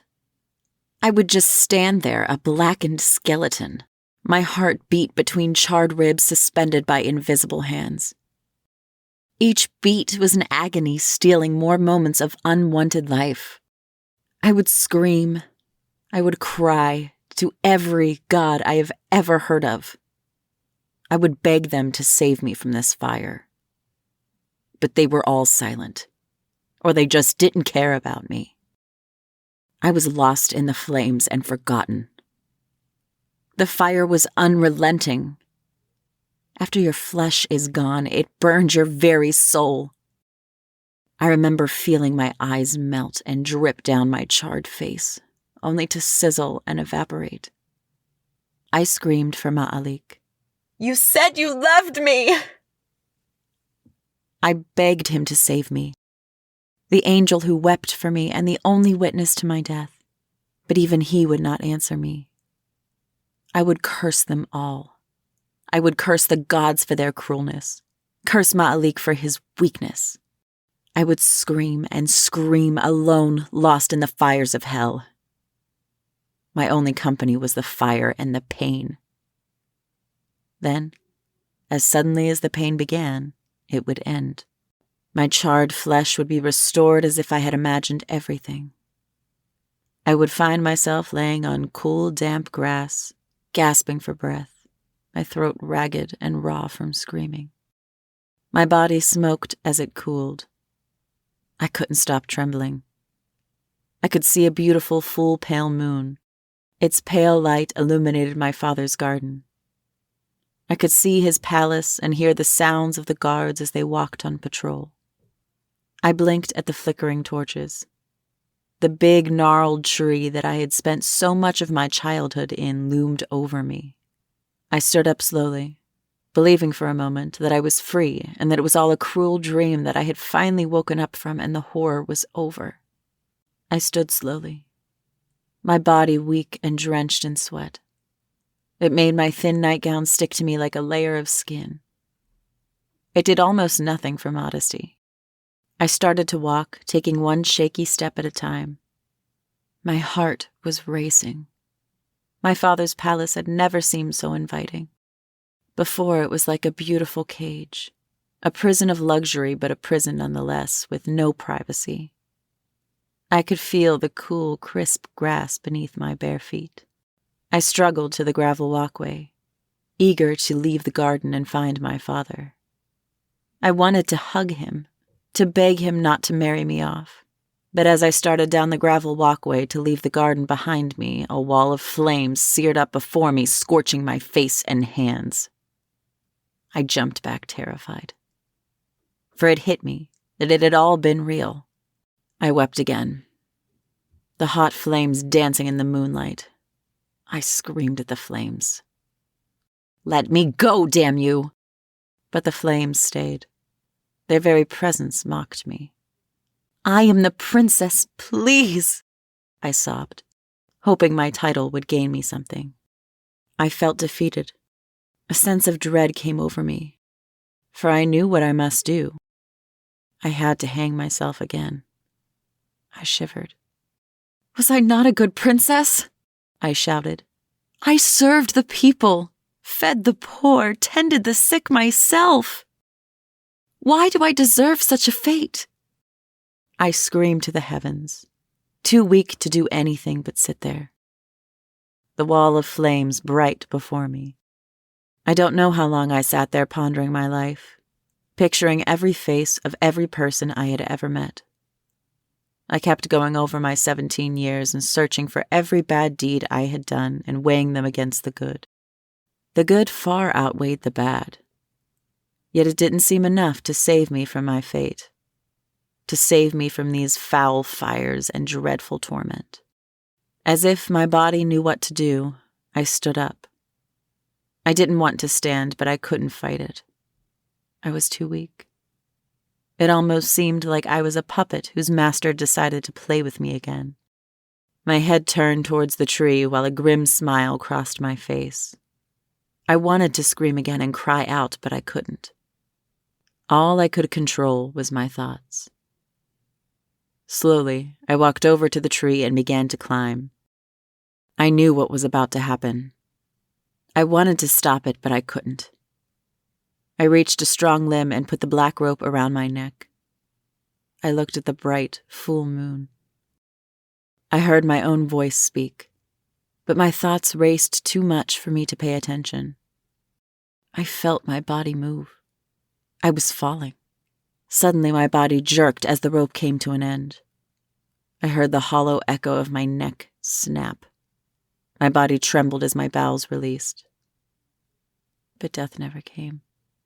The darkness never came. Instead, there came the fire. The grass burned to nothingness, replaced by molten flames. The fire popped and crackled hungrily. I couldn't move. I had lost control of everything from my neck down, but strangely, I could still feel. The flames began to consume my feet. I watched the dark flesh blacken and peel back. I screamed in pain. I couldn't stop screaming as the flesh melted and fell off my bones. Then it crept up to my legs and continued to eat my flesh. I could hear it sizzle. I could smell the sweetness of human flesh as it cooked. I gagged as it burnt. My white bones blackened as they burned to ash. It went up to my stomach, to my chest. It devoured my hands and arms. Soon all that was left was my screaming head. I could feel my eyes melt again and drip down my burnt cheeks. Then my head would fall from the burning rope while I was still screaming, falling deep into the flames that consumed me when there was nothing left to consume. I found myself once again on the cold, wet grass, shivering and gasping for air. Steam emitted from my body as I cooled on the grass. I knew this wouldn't be the end. This was only the beginning of my pain. I would suffer this for all eternity. I didn't know what was worse, the fire or waiting to hang myself and slowly let the fire consume me. I thought that I could adjust to the pain. Maybe over the years the fire's pain wouldn't be so bad. But the fire had no such mercy. It knew no such kindness. Every time it touched me, it was like for the first time. I can recall every cycle of torture I went through. Every image of that place is so clear. It won't fade no matter how hard I try to make it. While I was there, years drifted by. There was no sense of time, no sense of anything but pain. I remember after what seemed like an eternity, a dark one came to me. He walked through the fires untouched. The flames parted for him in homage. He was beautiful, like a statue sculpted by God's hands. His flesh the palest of ivory. It seemed almost transparent. His hair, long and jet black, hung down to his waist. His features were flawless. His eyes, as black as his hair, seemed soulless. He watched me as I burnt, as I went through the never-ending cycle of pain. He would smile as I screamed, a simple turn of his perfect lips. That changed his otherwise emotionless face. He never seemed to move. The fire seemed a silhouette that encircled him. Its light danced on his pale flesh. And he didn't sweat. He seemed unaffected by his surroundings. I don't remember how long he watched, but it seemed like forever. He haunts my dreams still. How could one watch someone suffer so and enjoy it? This dark one, being an angel, how could he be so evil? Or maybe evil was different. Maybe it was a thing we mortals thought about as a way to label things we didn't understand. It seemed as though he became part of my torture. Then out of nowhere he spoke, his voice deep as if it came from the very flames itself. "I have something for you, damned one," he said, his mouth barely moving. I was hanging and screaming as the fire slowly ate me, but I heard him clearly. He waited until I was once again on the wet grass. I looked up at him as I gasped for air. I don't want anything you have to offer me." I managed to choke out those words, but he just smiled at me. "You will enjoy this," he said, pointing into the fire. The fire cleared. I could see a woman in the distance screaming and running around in agony, trying to avoid the flames. She looked familiar. I couldn't recognize her as she burned and her flesh melted off of her. She seemed to be getting closer. Her screams grew louder. Did I sound as agonized and horrified as her when my torture commenced? Her screams were inhuman, sounding almost as if she was some other-world monster. Something from someone's worst nightmare. Her flesh began to heal, and her hair sprouted out again from her head. Her skin was dark brown, and her eyes the color of honey. I couldn't breathe. Why would this bastard show this to me? And how long had she been here burning like this? I didn't think I had any more tears left in me, but I was wrong. The woman saw me and her eyes bulged. I couldn't take it. The woman tried to speak, but all she could do was scream. She mouthed my name. I didn't think I could take any more.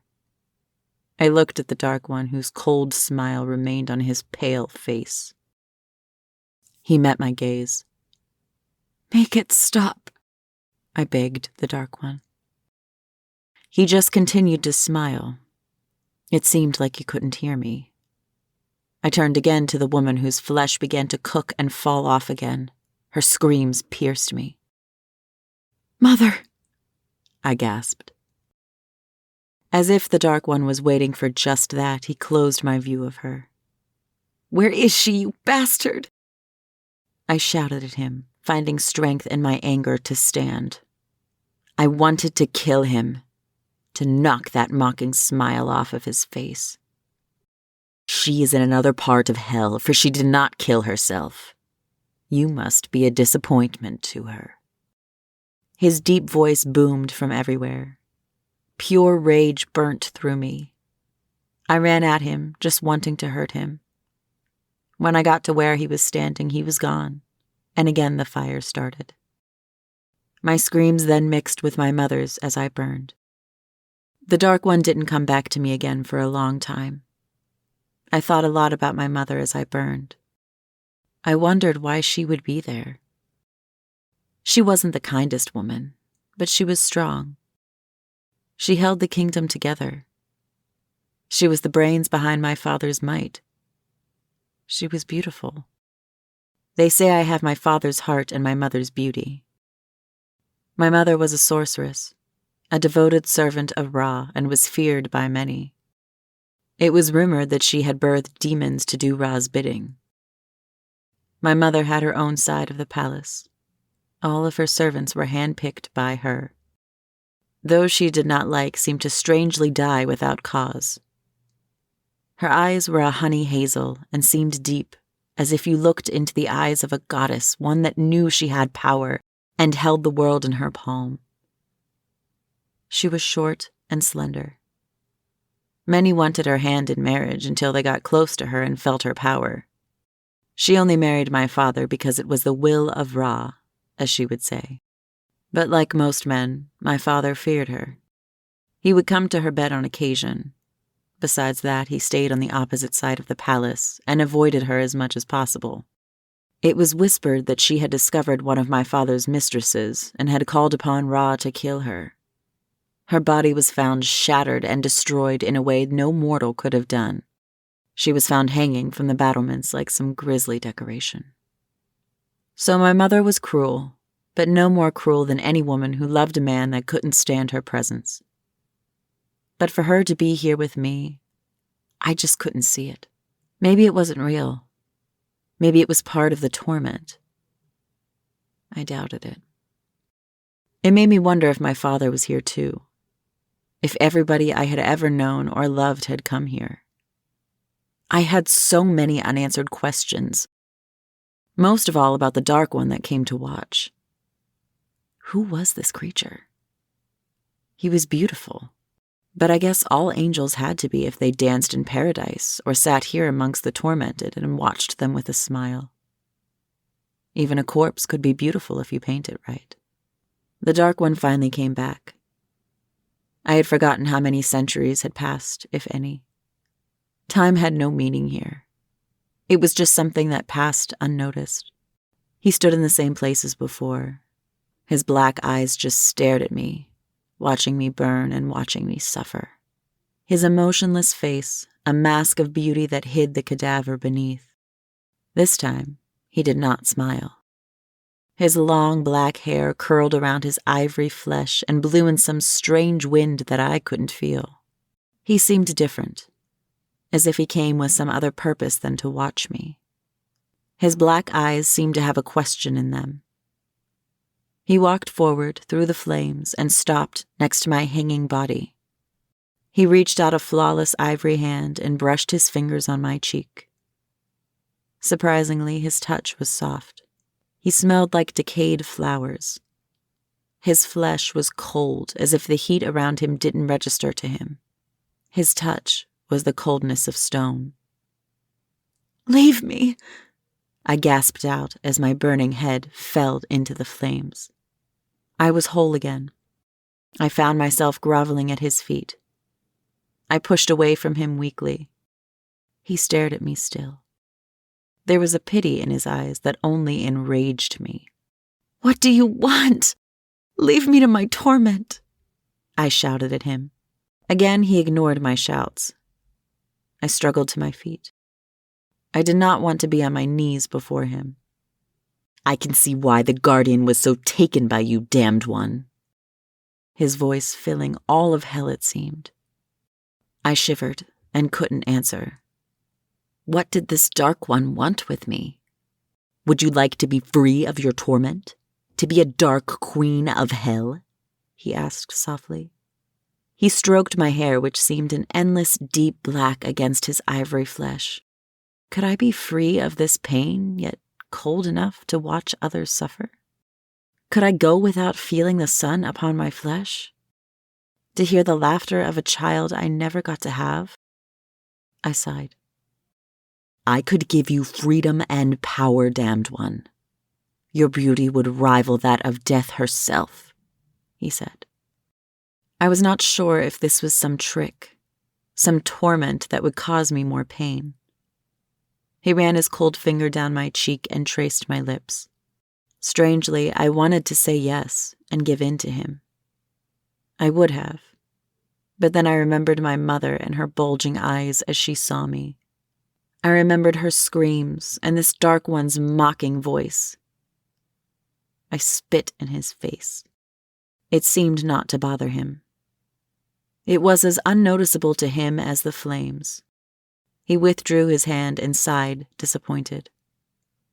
A soft laughter echoed around me. The laughter was beautiful, yet it chilled me to my core. Imagine the sorrowful song one sings at a funeral. It sounded beautiful, but the purpose of the song was something else. You have lost your touch, Andrid, her voice sounded as the flames parted beside the dark one. Andrid and a black shadow stood beside him. It took my eyes a moment to adjust to this new being that stood before me. But when I saw her, I saw clearly she was beautiful. She was a goddess who I wanted to kneel before and worship. Anything this beautiful would not turn from me and leave me with just the memory of her. Her skin was ebony and flawless. It glowed darkly. It held the beauty of all the earth. She smelled of dust. Never would I have thought that smell so pleasing. Her hair long, the same color as her flesh. Her eyes were so beautifully shaped and full, I wondered if God did not fall for her. It seemed like she saw all things wither and begin before her. Her lips allured me. I watched them as she spoke. They were so full and so soft, I just wanted to feel them, to kiss them. I have never felt this way for another woman. The title woman was not right for her because she was so much beyond that. Andrid turned to her. He was so much different in contrast to her that it was startling. Amut, he said softly, acknowledging her with respect. It wasn't till much later that I discovered what Amut meant. It meant death. So this is her? Amut asked, unimpressed. She raised a perfectly shaped black eyebrow. The one your favored guardian loves, Andrid answered mockingly. Beautiful Death flinched, as if he struck her a blow. It pained my heart to see Amut pained. So it seems, was all Amut said. She walked up to me. I am forced to do something I loathe to do. But as do all things serve the Creator and must do his will, Amut said to me. I was so entranced by her that I really didn't comprehend what she was saying, or that her and Ma'alik were lovers. No, that is not the word to describe them. They were companions that danced together in Ma'alik's beloved garden of paradise. They were two creatures who stole lone moments together to enjoy each other's company. Andrid turned to her confused. What is amiss, Amut? He asked, his tone somewhat darker and almost threatening. I am to put her damned soul back into her body. She is to wander lost like Ma'alik, Amut responded. Her voice softened when she spoke Ma'alik's name. What nonsense is this? Who commanded this? Michael? Jerbil? Or have you fallen to the tricks of Iblis? Andrid roared. His anger was frightening. All of hell trembled while the flames roared everywhere. I started to burn as I stood before them screaming. Your Creator, Dark One, your Father and Lord as well as mine. The flames calmed and I stopped screaming as the flames receded from me. But Andrid's rage still wasn't spent. The fire still roared in his eyes. I was confused. Was I to be free? Was I to be spared? It seems the Father has not forgotten the fallen one, Andrid growled to himself. Amut smiled fondly, as if she was remembering some moment she had spent with Ma'alik. So it seems, Dark One. Andred shook his head and caressed my face. You shall be back, damned one, and I shall have you. I am very patient, he said in a calm voice. I hoped I would never return. I prayed to not be once again subject to Andred. I would never embrace him nor be his queen. Amut took my hand and the fires vanished. I stood in blackness. Andred is taken by you, Amut said. I was still too enchanted to speak. I was too awed by her beauty, her mere presence, her touch. You were born of the earth, Semia, so I shall restore your body that was returned to it. But you shall not be fully alive, and I shall see you again, Amut said, her voice emotionless. She pulled me close and put her soft lips to mine. I melted in her arms. I am not the creator. I cannot give you real life, but I can give you what I can through his will. She blew into me, her breath sweet. It filled me, and then my body trembled violently, as if I was once again dying. I started to feel warm, to feel whole. I had been in the fire for 1,200 years. I had suffered torment that was unspeakable, and for some reason that was unknown to me. I was once again in the world. I was an imitation of life, but alive nonetheless. You will begin where you ended, damned one, Amut said as she let go of me. All I remember.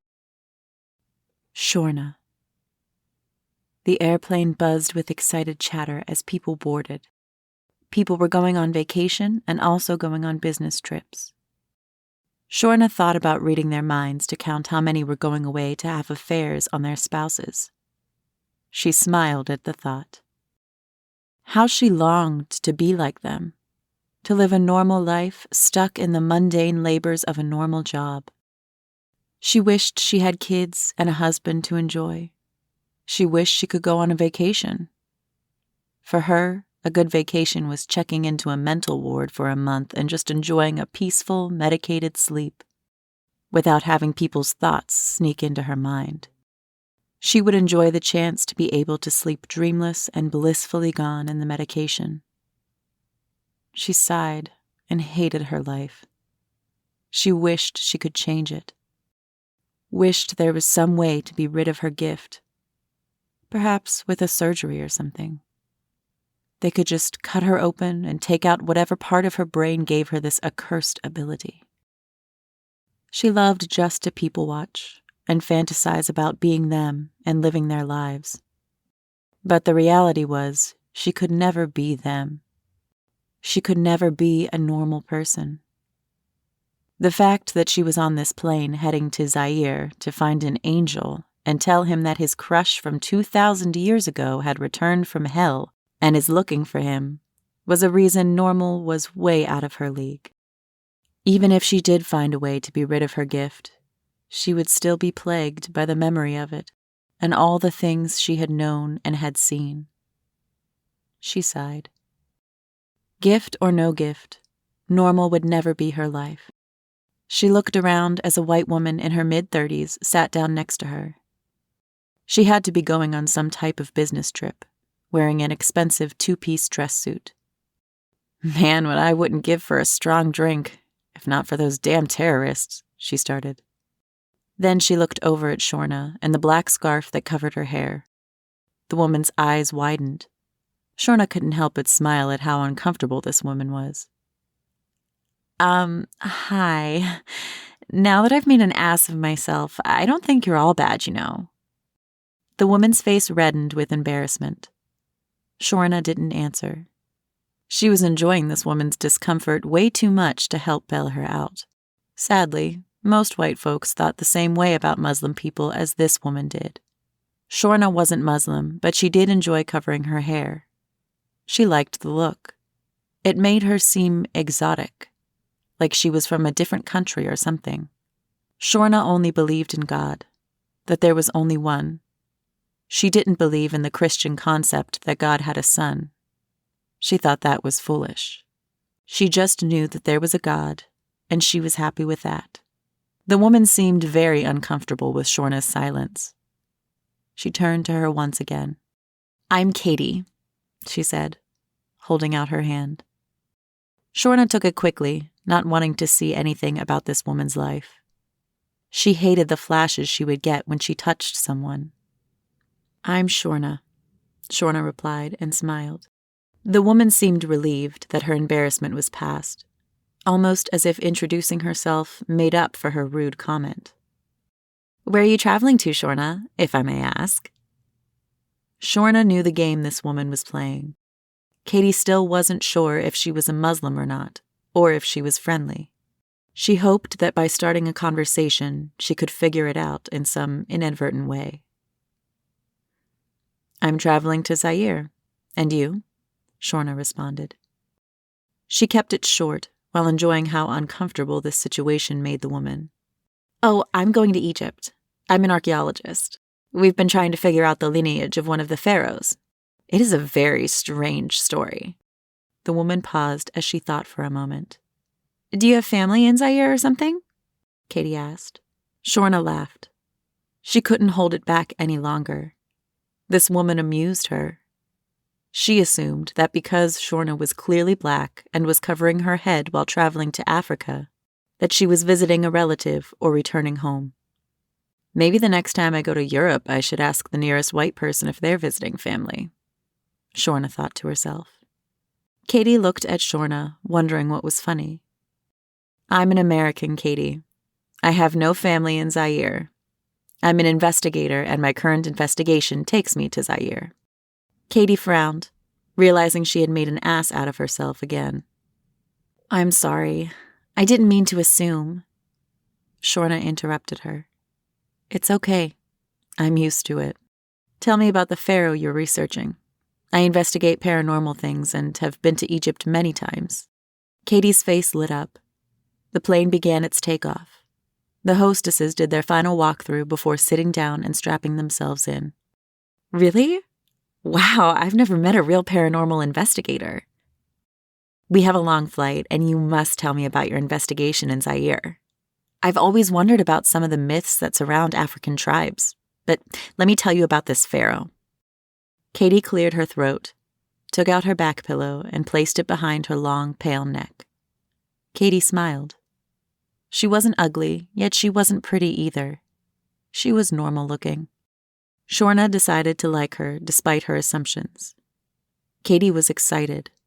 She loved her work. You didn't have to have Shorna's curse to know that. "Have you heard of Pharaoh Taman? Don't worry if you haven't, very few have," Katie began, not giving Shorna a chance to answer. "We took interest in his bloodline simply because it all seemed to vanish shortly after it became known. But strangely, so many things happened during his reign. So many strange things. Like Pharaoh Taman's wife was said to be a powerful sorceress, who was said to be employed by Ra. In his tomb, it is inscribed that Taman found a demon at his daughter's place of death. A demon that claimed not to be. But that demon fought with him in a war against the Emperor Nadas of the North, a white man who traveled across the seas. His time was just strange. But the events surrounding his daughter were even stranger. They talk of her like she was some curse. They've scrubbed her name from all records. Even on her tomb, her name is scrubbed off. Her story is she hung herself. She was young and did not want to marry the Emperor Nadas. She was afraid of him and was in love with Pharaoh Faharik's son Isa. They placed her body in the family tomb and mummified her. But they left all of her organs in her body to rot because she had shamed her family. They entombed her with gold rings and everything that told of her royal bloodline. They wrote all of her good deeds on the wall outside of her tomb. But here's where it gets strange. The Egyptians employed commoners to clean her tomb, to dust it and change the torches and so on. But people started to complain about hearing horrible screams and cries of pain coming from the princess's tomb. Screams of young women in agony. So they wrote on her wall that Ra had cursed her and rapes her for all eternity in his dungeons. It's quite gruesome. So people stayed away from her tomb until about 1,000 or so years ago. 2 commoners came down to clean the tomb again and noticed the princess's tomb was open. Her body wrapping was ripped apart and her body gone. The commoners were afraid and wanted to tell the current pharaoh that the cursed one's body was stolen. As they ran out, they saw a beautiful young woman wearing the golden ring of Tamen. She was naked and staring, lost at the inscriptions on the tomb door. Katie sighed and went on. It seems that this is all we know so far of this princess, for they have yet to recover any more of the writings on the tomb. It is rumored that she wrote something on the wall, but the locals have tried their damnedest to erase it. Could she be speaking of Semia? It sure sounded like Semia, Shorna thought. She would have to chronicle this story in the Watchers' histories if it was not already there. But Shorna wanted to probe more. I have heard of that princess, Shorna said after a moment of silence. Really? Katie responded with surprise. I thought it was a thing that we discovered. What investigation company do you work for? How much should Shorna tell her? How much was safe? She had made civilian contact before to work with on certain projects.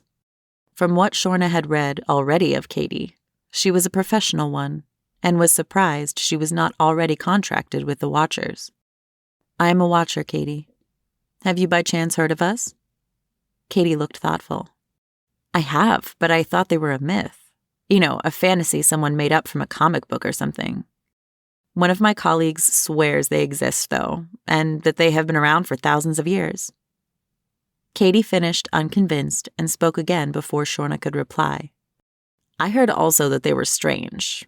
You know, paranormal people to investigate and monitor other paranormal beings or something like that.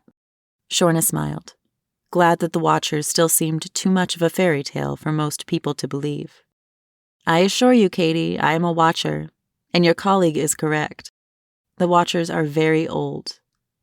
We could use a contact such as yourself if you come across anything strange. Give me a call. Shorna pulled out her card that only said Watchers on it in bold letters. Okay, Katie said a little confused. But what do you know about the princess I told you about? Shorna thought whether or not revealing Semea's name and what she knew would be out of line. Some of the Watchers are currently investigating her. Her name is Semia, daughter of Pharaoh Tamen and secretly betrothed to Prince Isa. She is linked to my current investigation of a being that knew her, Shorna replied. Katie looked perplexed. I knew it started with an S, but couldn't figure the rest out. Semia makes perfect sense. Katie took out a notebook and wrote it down. What link are you investigating in Zaire? Shorna frowned. She couldn't go into detail about Malik at all. She knew that. But what could she tell her? I can't go into the details, but I am investigating an immortal, if that is accurate to call him, Shorna finally said. Katie shook her head as if she thought Shorna was joking. Wait, you said an immortal in Zaire that knew the Princess Semia? Right. How could you tell if someone was immortal? Forgive me, Shorna, but all this is a little hard to believe, Katie responded. Shorna smiled. She was glad that Katie didn't believe it. It showed that Katie was not a sucker, someone that believes anything just to bring meaning to their own thoughtless life. I understand your doubts. Perhaps I can prove to you that I am being truthful. See, Katie, I am a psychic, so I can track and read most paranormal beings as I have tracked this immortal. Shorna seemed somewhat excited to scare the shit out of Katie with her gift. Okay, so should I ask to switch seats? Being the scientist that I am, I will explore the possibility. Make me a believer, Shorna, Katie mocked. Well, when you first sat next to me, you thought I was a Muslim from Zaire, Shorna replied, teasing Katie. For now, Katie had slipped into Shorna's world, and Shorna would toy with her like a cat toys with its prey before consuming it. Katie raised an eyebrow and laughed. Really, that is a basic observation. You could fool some grade schooler or just a fool with that, but not me. Can you do better? Katie mocked again. Shorna eyed her while probing her mind. Katie readjusted herself to hide that she was unnerved by the way Shorna stared at her. You are going through a difficult divorce, where you will lose custody of your son due to the fact that after you caught your husband with a 20-year-old in your bed, you became an alcoholic and engrossed yourself in your work to prevent yourself from killing yourself because of the stress. This trip to Egypt is a way for you to lose yourself in this case and forget about your own life." Katie paled, and Shorna knew she had struck home, and that this archaeologist would begin to believe her.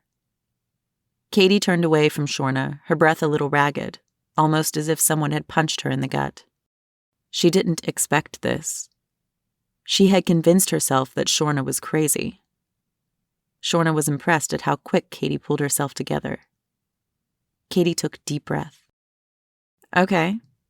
Say I believe you are part of this secret old organization, the Watchers. Well, you would be able to know who you would sit next to by researching the flight seating log, and thus research me." "I must admit it was quite unnerving," Katie said, clearly shaken. Shorna decided to go for the knockout. "I'll give you that, Katie. You're a hard one to convince. So I'll tell you something that is not public information.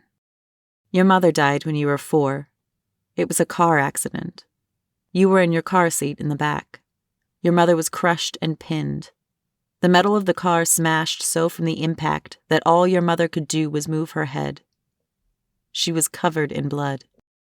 You were thrown from the car seat that wasn't buckled right into the back of the passenger's seat. You called for your mother.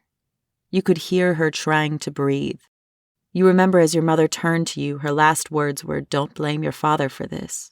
It wasn't his fault.' Even to this day, you don't know what your mother meant, or if it was just some crazed illusion of the dying. In fact, you thought of it last night in your hotel as you threw up holding the toilet seat because you were too drunk to do anything else." Shorna could have kept going, but Katie's face went from painful memory to pure horror. Katie's chest heaved, and she blinked her eyes repeatedly, trying to fight back the tears that stung her eyes.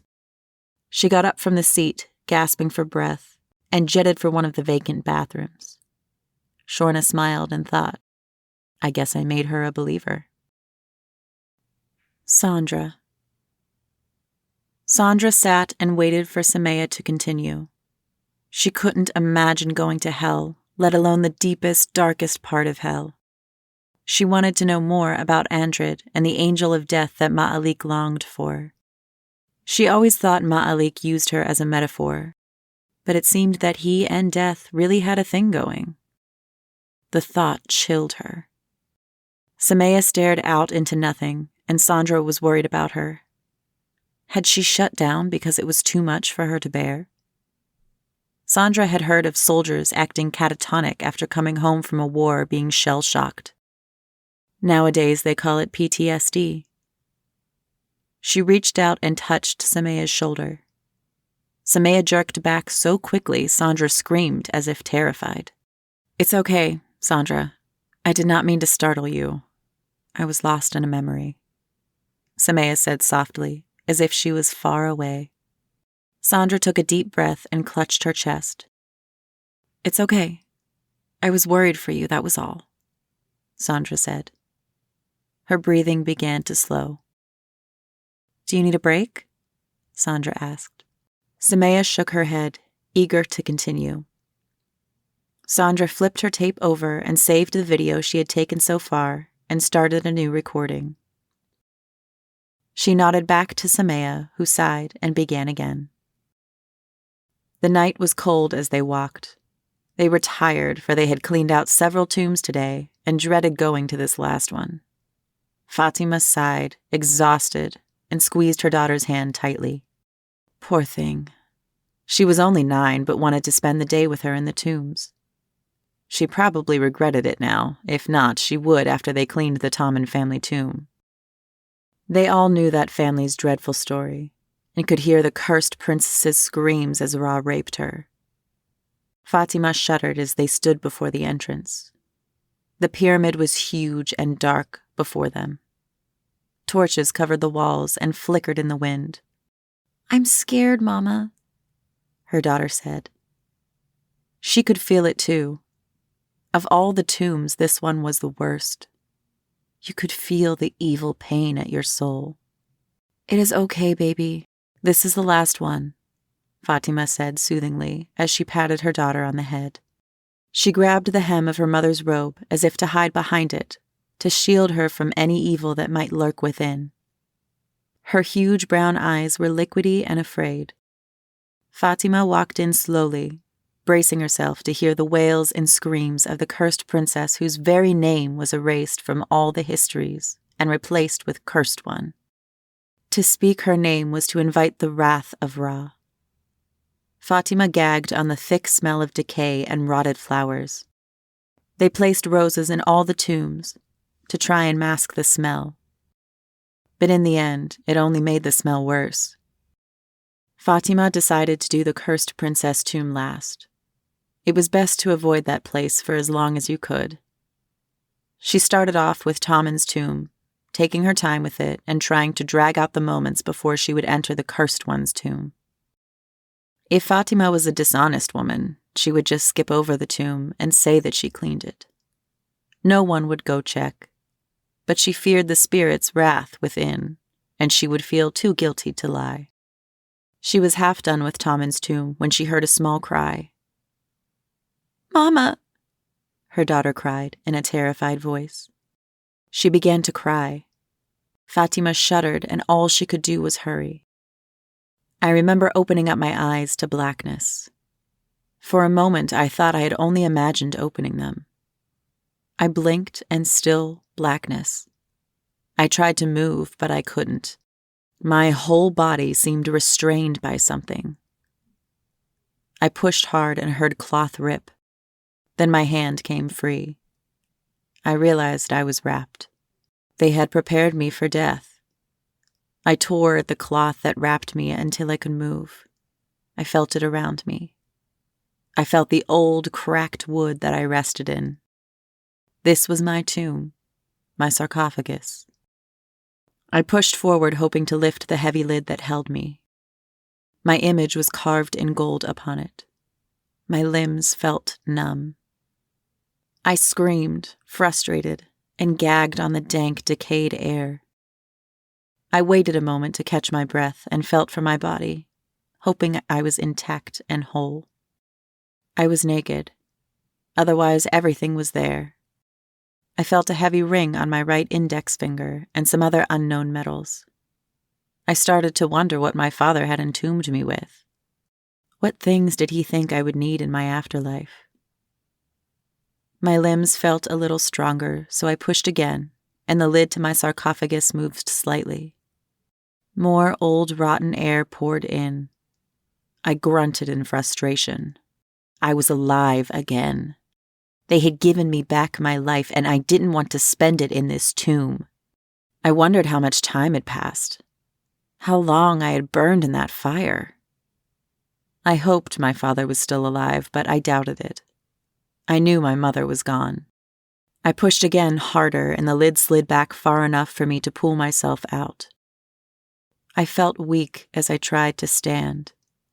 I had to lean against my sarcophagus. It was dark. There was no light, and it smelled foul. It felt good to feel the thick air upon my naked flesh. I took a deep breath of the sour air and smiled. It felt good to breathe. I ran my hand over the engraved carvings of myself on the lid of my sarcophagus. I wondered what I looked like. It felt good to touch. I heard voices coming, real voices, not deep, beautiful, angelic voices. I shuddered just thinking of them. "Shh, baby, it's okay. We just have to clean this last tomb, then we can go home," a gentle female voice sounded.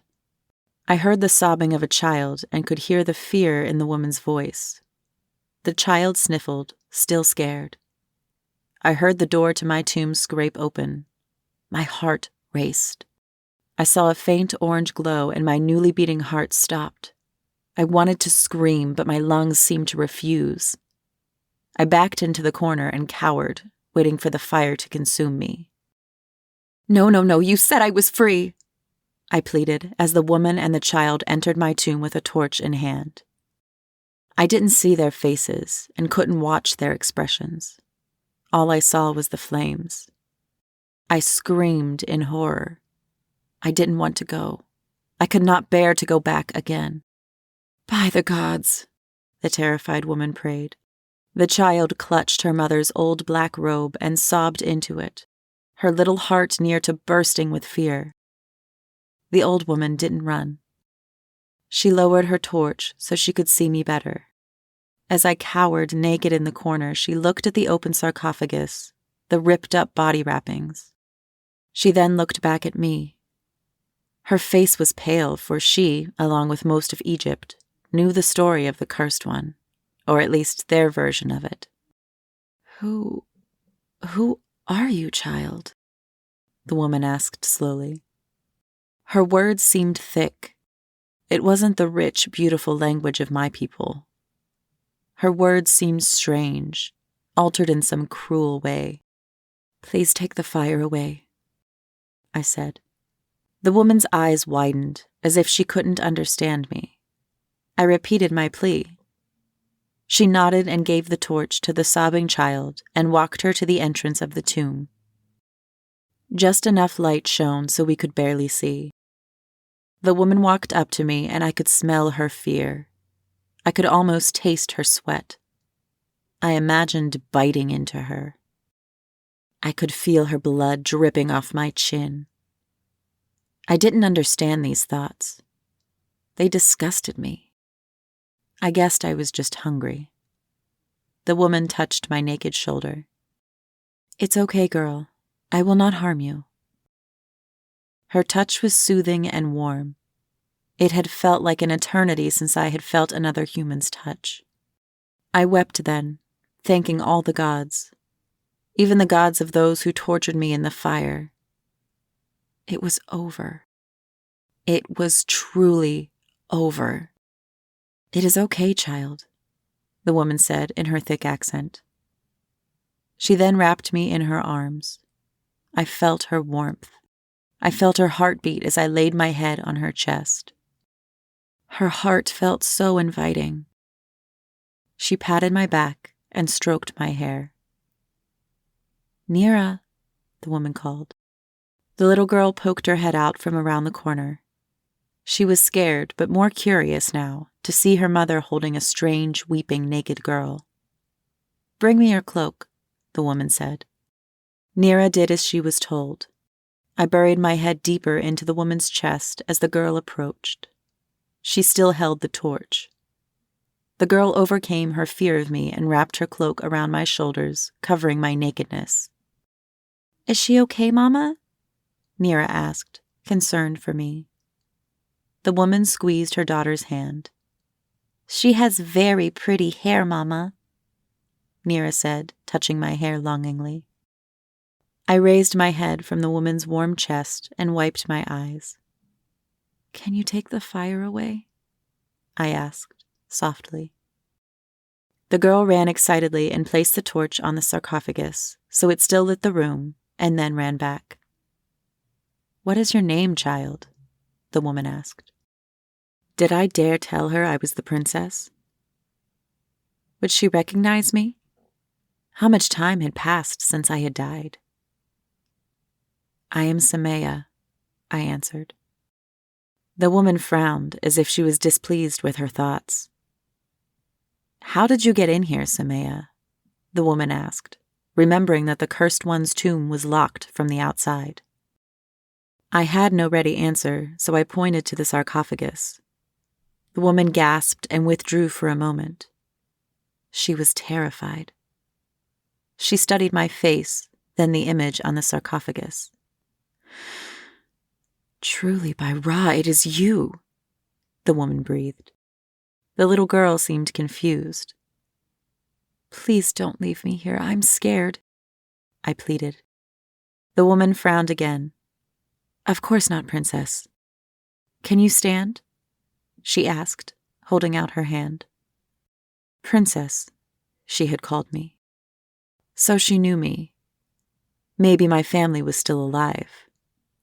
But the woman was terrified. I could smell it on her as clearly as I could taste the sour air around me. I took her hand. I still felt weak, but she helped me stand. I am Fatima, Princess. It is a miracle the great Ra has brought you back to us in Egypt's time of need, Fatima said. I did not understand what she meant by Egypt's time of need. How long have I been gone? I asked softly, afraid of the answer. Fatima looked at me sadly, as if confused that I did not know. Her look implied that it pained her to let me know that everyone and everything I have ever known had died centuries ago. How long? I asked again, almost desperate to know. Very, very long, Princess. Over 1,000 years, Fatima said. She clung to me as my knees buckled. 1,000 years? I wanted to faint, to curl up and go back into my sarcophagus and forget the world. Is she really a princess, Mommy? Nira asked. Fatima smiled at her daughter. Yes, my heart, she replied. Nira's eyes widened with wonder.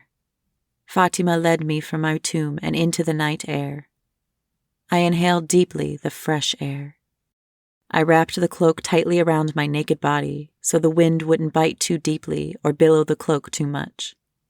I stared at the night sky and wept. It had been over 1,000 years since I had seen such beauty. The stars shined so bright. The crescent of the moon was so pale and glorious. I could do nothing but stare in wonder. Go wake the priest, child, and bring him to our house.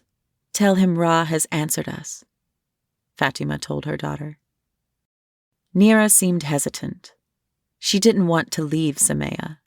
She still seemed held in wonder at being so close to a princess. Nira finally sighed and ran off into the night. Fatima's house was small, no more than an abandoned shack. She gave me one of her old robes to wear.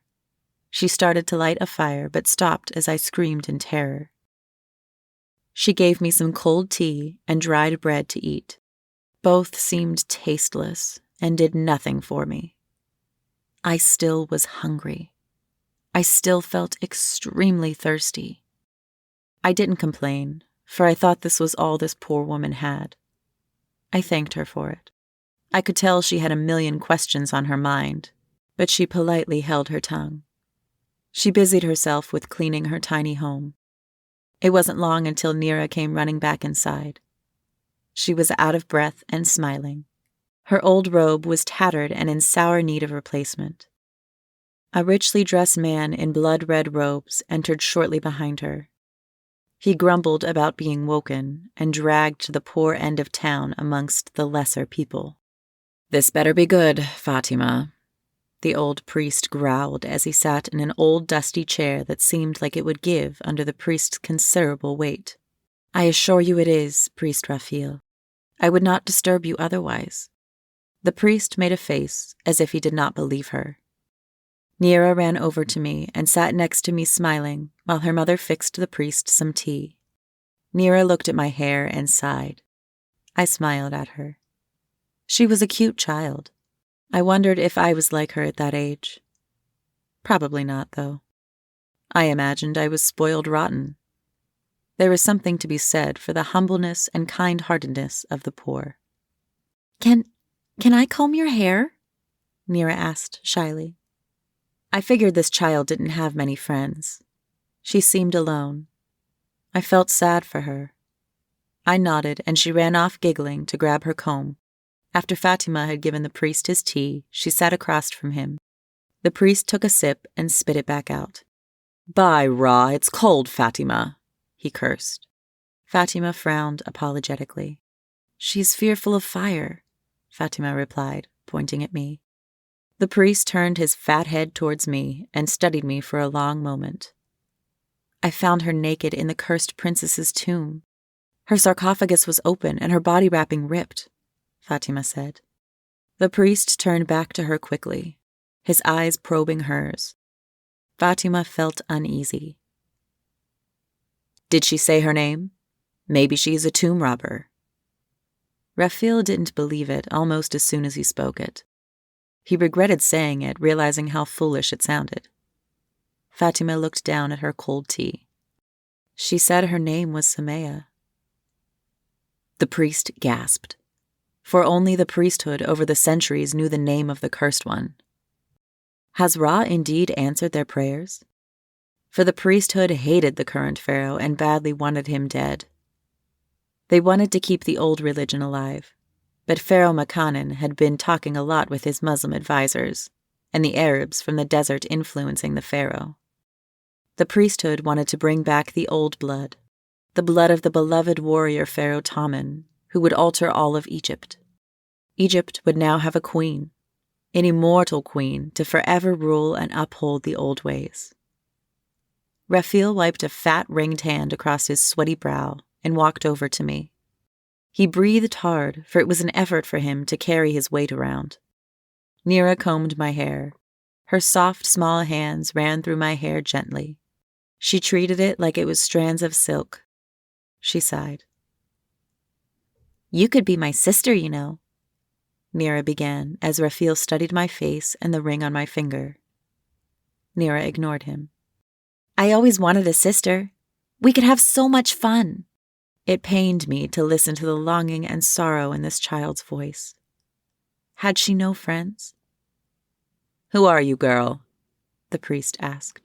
His fat face was so close to mine. He smelled horrible, like he bathed with pigs. I did not like this man. "I am Semia, daughter of Pharaoh Taman." "Do you know what has happened to my family? To Isa?" I replied. The priest smiled. "In time, Your Highness, in time. I will come for you tomorrow after I speak to the council," Raphael said, then walked back to Fatima, who sat patiently watching Nira comb my hair. He handed her a bag of coins with a smile that cracked his fat face. Fatima sighed as she weighed the heavy bag. She could finally move on with her life, a life she had deserved and longed for. The priest seemed to recognize her relief. "There will be much more rewards, good Fatima. You have done us a great service." Raphael patted her soft hand and disappeared through the door, lost to the night. Fatima watched her daughter talk and comb Semea's hair. Semia, the princess who had died over 1,000 years ago, now walks Egypt once again. She shuddered. Something just didn't feel right. Fatima sighed deeply again and stood. "Let us go to bed, Nira. Give the princess some time to rest." Nira frowned as she watched her mother disappear into the back room. Nira was disappointed. She kissed me on the cheek. "Good night," she giggled and ran back to her mother's room. I wrapped the cloak tighter around me and laid on the floor. I was surprised at how fast sleep came. I'm not sure how long I slept, but it was still dark out and I could hear Fatima snoring. I was starved. My body craved to be fed. Strangely, I could smell Fatima and her daughter. I could smell their sweat, the faint beat of their hearts pumping blood through their bodies. It was maddening. I got up and searched the kitchen for food, for anything. All I found was old cheese. But it did nothing for me. I was frantic. I couldn't appease this craving. I must have been making some noise, for Fatima slowly walked into the kitchen, wiping sleep from her old eyes. I felt dizzy with hunger. My body craved to be fulfilled. "Are you okay, Semia?" Fatima asked. Forgetting my title in her sleepiness, I turned to her. I could see her old flesh clearly. I could see the veins that hid beneath her brown skin. My mouth began to water as I looked at her. I was confused by this. This was a kind old woman who had labored and worked hard caring for the dead deep in the tombs. She walked closer to me. Time seemed to slow. I watched her chest heave slowly, each breath seeming to take her minutes. Her voice sounded. She was saying something to me, but my heart beat so hard I couldn't hear above its roar. Before I could stop myself, I struck her. Poor Fatima's eyes widened in surprise. I struck her again, fiercely. her head twisted on her short, slender neck. I heard her last breath come out in a strangled wheeze. The look in her eyes was that of pain. Pain not for herself, but the pain of betrayal. I grabbed her before she fell. She smelled so good. Her flesh was so soft and inviting. I kissed her arms as her body twitched in death. She tasted good, but old. I bit deep into her upper arms. Her blood exploded into my mouth. I was in heaven as I swallowed it. I felt my thirst begin to fade, but I still hungered. Her blood dripped down my chin. I yanked hard, pulling meat from bones and tendons. It tasted so sweet. I chewed slowly, savoring each moment. Finally, I swallowed. My body trembled where I stood. I felt strong and powerful, like I could rip the world apart. I took another bite from her arm and swallowed. I couldn't take any more. I threw her body against the wall and watched it crumble to the floor. I heard several of her bones crack as she slid to the floor. I laid my head in my hands, which were still covered in Fatima's blood. My head spun while my body spasmed. I had never felt such pleasure, such satisfaction. But still, my hunger wasn't satiated.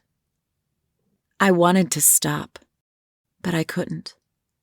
I wanted to scream, to tell her to run, but all I could do was crawl to her. I crawled with a speed not normal to my mortal body. I saw her sleep, sweet Nira. I heard each breath she took. I brushed a strand of black hair from her dirty face. The blood of her mother on my fingers smeared her cheek. She would have made a good sister, sweet Nira. My hand crept to her throat. She stirred. Her eyes fluttered open. "Semia?" she said tiredly and smiled. She did not yet see the blood that still dripped from my mouth, her mother's blood. Nor could she see the murderous hunger in my eyes. "Sweet Nira, I am sorry," I whispered as I ripped out her throat. I kissed her tiny fingers and bit deeply into her thigh. Her blood tasted sweeter, fresher, younger. I chewed her flesh and swallowed. I couldn't breathe. I gasped. This girl, sweet dead Nira, ended my hunger, my need. For once in 1,200 years, I felt alive. I stood slowly. I took one of Fatima's robes and stared at Nira. My sweet little sister, the one who combed my hair. I wept. "I shall never forget you," I whispered. I didn't linger there. I left their bloody shack.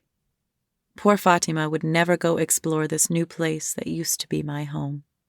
I had to discover Egypt all over again. I walked in the night, lost and confused.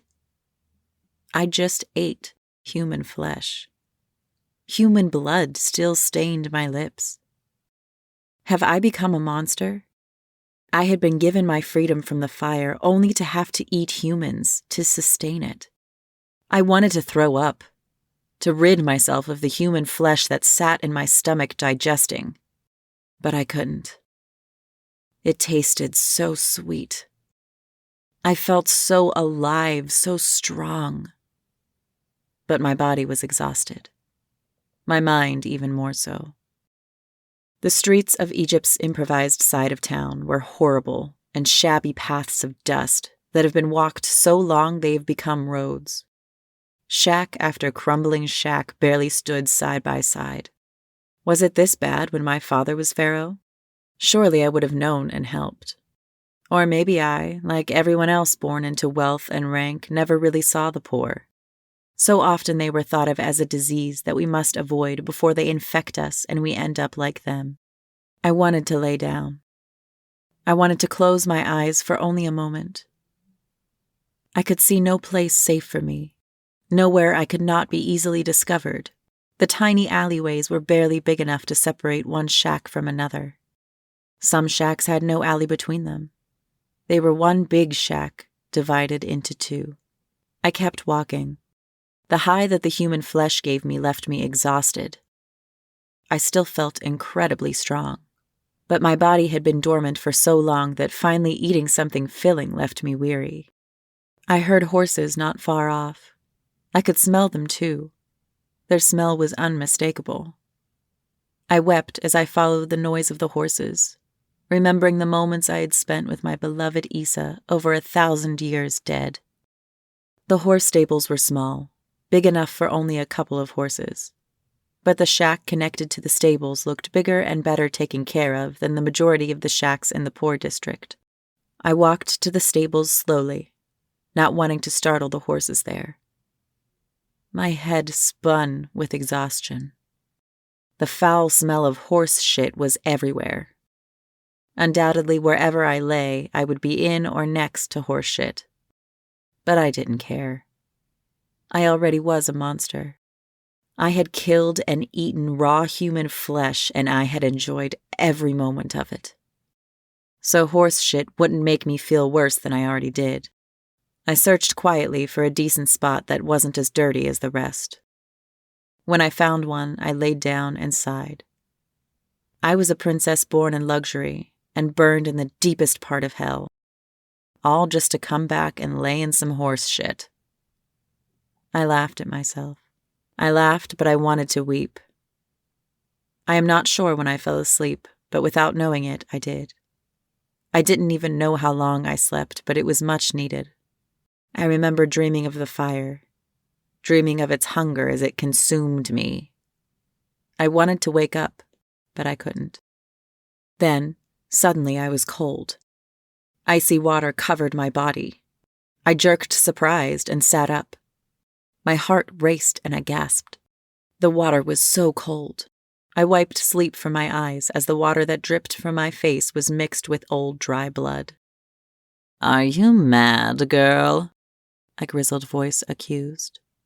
It took a moment for my eyes to adjust. An old man stood over me holding an old rusty bucket in his hands. He was well muscled for an old man. He might have been a soldier in his younger days. But if so, why was he in the poorest district of Alexandria?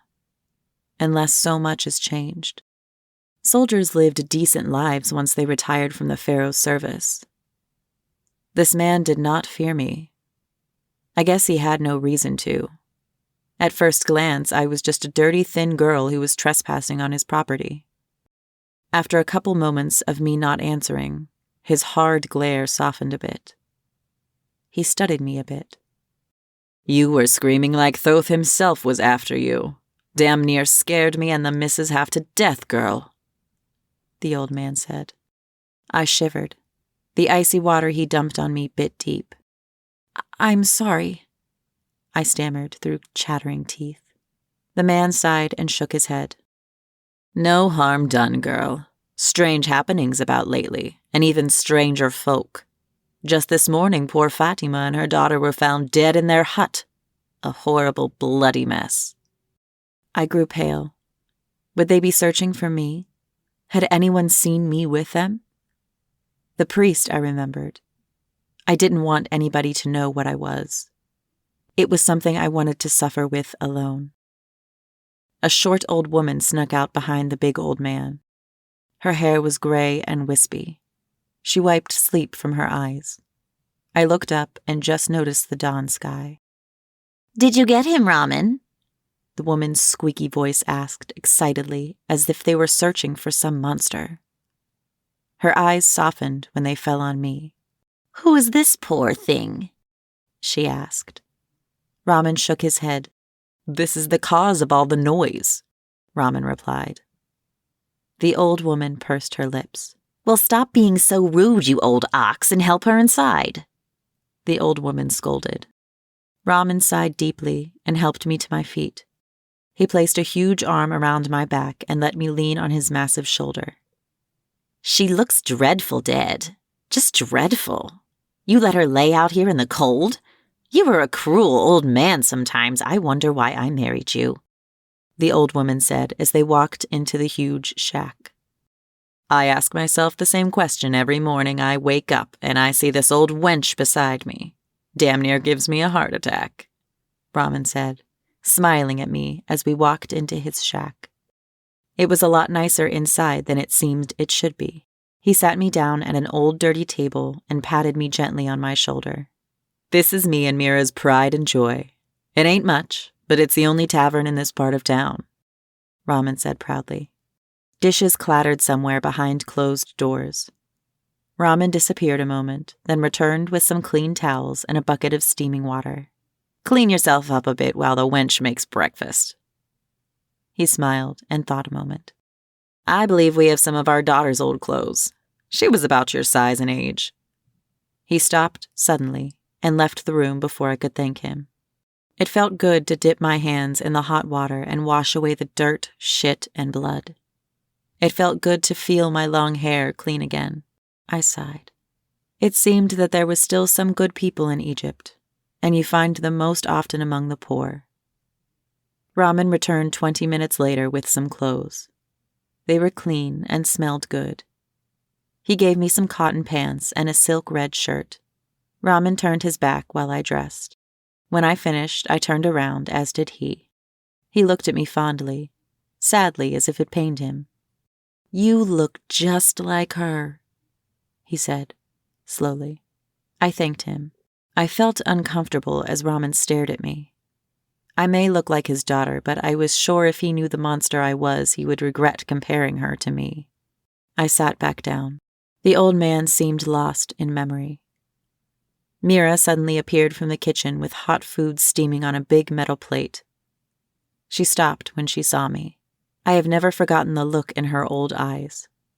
It was that of a dream, a deep wish that you thought had died out long ago, only to be reborn before your eyes. I would never know the pains of a mother nor the heartache of a father who longs to once again hear his child's laughter. The old woman recovered quickly. "By Ra, child, you shine like the sun," she said, as she set the plates down. She looked sadly at her husband, which only made me feel even more uncomfortable. I smiled at her in return. The food smelled good, but strangely, I wasn't very hungry. "Thank you both so much for your kindness. I have no coin to repay you. Maybe I can clean your stables or something," I said, embarrassed. I just wanted to leave. Raman frowned. He was about to say something, but Mira beat him to it. "Don't be foolish, child. We haven't sat here like this since Amina was taken," Mira replied. She covered her mouth. It pained her just to say their daughter's name. I knew I should have felt something, pity or sorrow. Strangely, I couldn't. Where my heart had been seemed to be void. Now only anger beat in my chest, pushing hot rage through my veins. I was hollow. I shivered. I knew then I had lost everything that had made me human. Everything that was Princess Semia. What was left for me? What purpose was my existence? They disgusted me. "What happened to her?" I asked. Mira handed each of us a plate as if to avoid the question. She poured us a dark drink that at first I couldn't tell what it was, but it tasted good and so did the food. Raman cleared his throat. I looked up into his sad old brown eyes. "The priest took her. They needed a beautiful young virgin to give to Ra, and Amina was. I don't know where she got it from. Definitely not from Mira. The old wench would scare away the dead if she smiles," Raman said, shaking his head. Mira smiled at him. I drank deeply and they refilled my cup. "See, every 5 years they come here. The priest chooses a young girl to give to Ra. Then Ra blesses us for the offering. Amina was so dear to us that Ra blessed us greatly," Raman said. My head hurt a little. I began to feel dizzy. "See, we live in this old big wooden shack. We never want for food, for money, for anything. For Ra has taken us as his slaves, and that is our great reward for giving him such a treasure in our dear Amina. It has been 5 years, and a beauty like you will please Ra just as Amina did." Ramen finished. I didn't understand what he meant, but I foolishly drank more of their drink. It was delicious. I couldn't help myself. They just watched me with a smile on their old, tired faces that chilled me. "So you traded your daughter for a shack?" I asked, clutching my throbbing head. The world swam before me. Mira laughed. I fell from my chair. The ground seemed to move. Everything moved and wouldn't stop moving. I closed my eyes, hoping to slow everything. It didn't work. I couldn't move and fell again into blackness. I awoke dizzy and weak. My head throbbed and my body felt numb. It was hard to move, hard to breathe, and even harder to remember what had happened. I felt a short sting on my face. My eyes fluttered open and I gasped in horror. Ramen's old, wrinkled face loomed barely inches above me. He slapped me hard. I wanted to cry out and ask him to stop, but my lungs couldn't draw breath. I tried to touch my face, to feel if it was swollen because it stung, but I couldn't move my arms. It took all the strength I had just to turn my head slightly. My head felt like a huge weight. My neck felt like a wet noodle that wouldn't move. My wrists were tied to the bedpost tightly. I could see my hands turning purple where the circulation was cut. "Is she awake? Or did you kill her with those clumsy frying pans you call hands?" Mira's shrill voice mocked. I couldn't see her, but I knew she was close. I felt Ramen's hot breath on my neck. I felt his dry lips kiss my neck. I shivered from disgust. He ran his tongue across my cheek. His breath was foul. It smelled of rotting fish. I wanted to scream at him and tell him to stop. I wanted to remind him that I looked like their daughter, like Amina. But then a thought hit me. Did they do this to Amina? Did they drug her with the same drug? "Take your time, Ramen. Enjoy her," Mira cooed. I saw her now. Her hand rested on Ramen's huge shoulder. Ramen's breathing was fast as his chest heaved with excitement. It took me a moment to realize I was naked, since my mind had slowed from the drug. I was horrified. What was this old man about to do to me? He was naked as well. I couldn't see much of him, for I couldn't move my head, but I felt him, hot and throbbing near my inner thigh. His hands were like vice grips on my legs as he ripped them apart. I felt so helpless. I wanted to scream. I wanted to fight, but all I could manage was a cry. Then I felt him pierce me. I felt the pain rip through me. His face was that of ecstasy as he plunged into me again.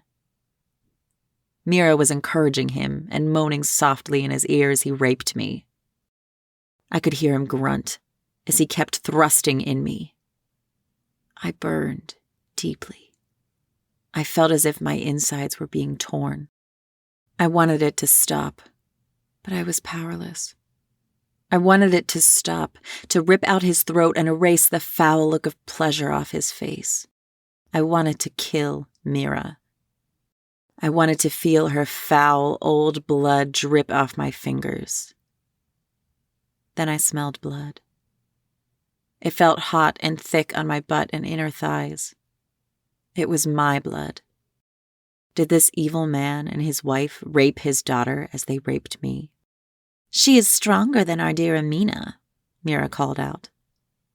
Ramen thrust deeper and more excited. "But I bet she feels better, sweeter than her. Does she, my husband?" Mira asked as she caressed the back of his neck and kissed his shoulders. I felt him spasm. His body stiffened and jerked. I felt his seed, hot and foul, spill into me. I wept. He lingered in me a few moments more, enjoying the horror and pain in my eyes. He finally pulled out and eyed his bloody appendage with disgust. Mira was quick to clean him off. She knelt before him and took his nearly limp, bloody member in her mouth and moaned when she tasted my blood. I closed my eyes to help fight the bowel that crept up in my throat. I would kill them, I promised myself. When the drug or poison or whatever it was wore off, I would kill them slowly. I then felt several hard punches in my face. "Watch this, girl," Raman growled. I welcomed the blackness that came over me. The smell of blood brought me back. I was afraid to open my eyes, afraid to see Raman's old face twisted in pleasure. I was afraid to once again know I was helpless to do anything but lay there and get raped and beaten. The only defiance I could muster was hot, angry tears. I felt different. I was still weak and dizzy, but I was no longer in the soft bed. I didn't want to open my eyes. I was laying on something hard and rough. It seemed to be a stone slab. My legs were bound at the ankles. I was actually bound in a cross. I could hear the rustling of robes, several of them. I could also hear the soft murmuring of voices. The smell of blood was stronger now. I felt something warm and thick coat my body. Someone painted it on me. The blood smelled awkward, different somehow. It was almost as if the blood was not human blood. I couldn't help it. I opened my eyes slowly. It was dark everywhere except for the low glow of several burning torches. I could hear them hiss and crackle as the fires breathed. I shuddered. "She has awakened," a soft female voice spoke, full of authority and religious zeal. An eerie hush came over the room. I couldn't see how many people were there. The glow of the torches were too low to see clearly. "Priestess, this is the cursed one. I beg you, please don't sacrifice her to Ra. It would bode ill to return the gift that Ra has given us." A familiar voice spoke pleadingly. They were going to sacrifice me? I trembled. I had just came back into this world and did not want to return to the fires at all, especially not so soon. What had I returned to? Could this really be my Egypt? So evil and so twisted my beloved land of my birth had become. It was no longer worth fighting for or saving. The priestess eyed me intently, studying me as if I were some rare find. The priestess was surprisingly young-looking. Her eyes were a hazel brown, cold and cruel. Her face was covered in blood. Like a mask, it caked her. Her hair was long and ran down her back in a single braid with golden hairpins stuck in it. Her arms and legs were also covered with blood. She moved gracefully and touched my lips with one of her long, slender fingers. The blood on them left an imprint behind as she withdrew her finger. I gagged. This blood horrified me. What was it? I licked my lips and screamed. It tasted horrible. The blood of some diseased beast. "Who are you, slave?" the priestess asked, her voice compelling me to answer. "Semia," I replied, catching my breath and trying to get the taste of that foul blood out of my mouth. The priestess frowned. She turned and glared at Raphael. The fat priest moved uncomfortably under the priestess's powerful stare. She, like everyone, knew that only the priesthood of Ra knew the cursed one's true name. It was a name that had been banned from their language. Any child given that name was executed as soon as the priesthood discovered them. She turned her blood-painted face back to me. Her eyes bored deep into me. "Has Ra set you free, princess?" the priestess asked. I did not at the time know the myth about me. I had never seen Ra. "Amut has set me free of the flames. Please don't send me back," I pleaded, truly afraid. I would bear any punishment but the flames. A hushed murmur went through the priests that watched. The priestess looked perplexed. It wasn't until much later that I realized that the priesthood and all of Egypt didn't speak Arabic. "So you escaped Ra, then?" the princess asked with religious fury. The voices of the priests shouted excitedly. All but Raphael paled. He alone seemed to feel that sacrificing me would be wrong.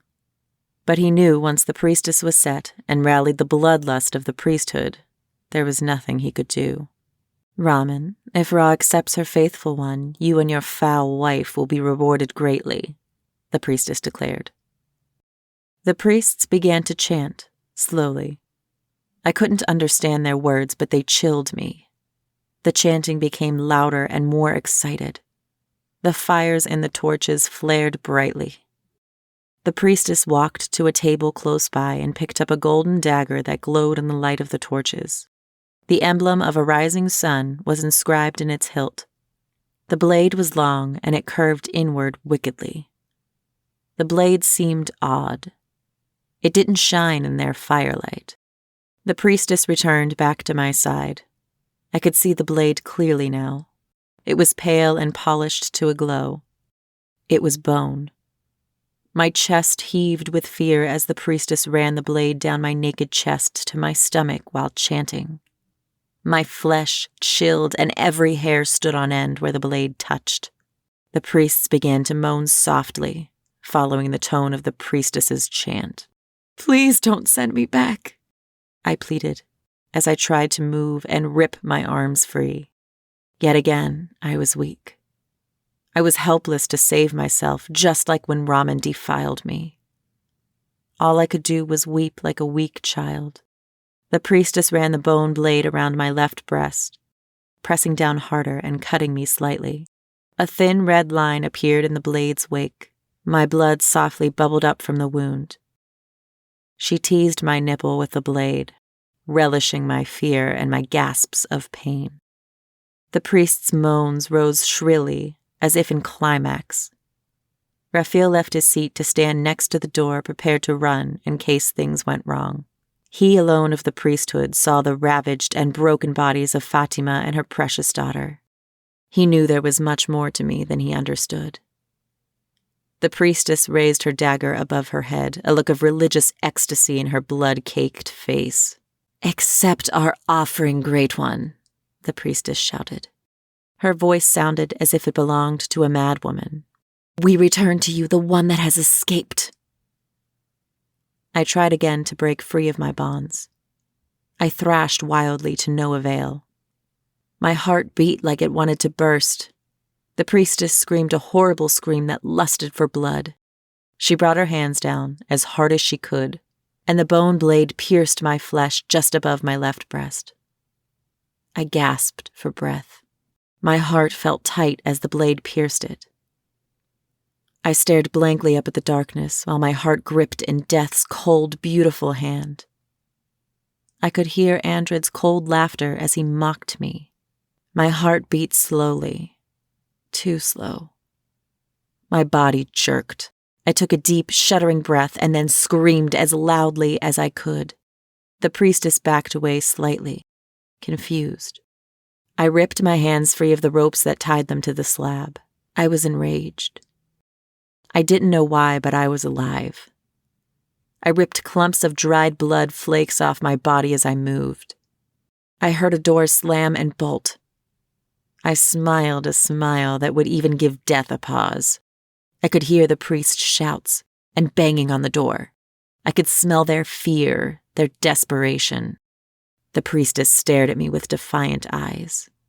"Ra curse you," she said as she spat at me. With a kind of speed that dazed me, I rammed the bone blade through her skull. She could only stare at me, eyes wide. She didn't yet know she was dead. "Someone beat Ra to it, priestess," I hissed, and yanked the blade free.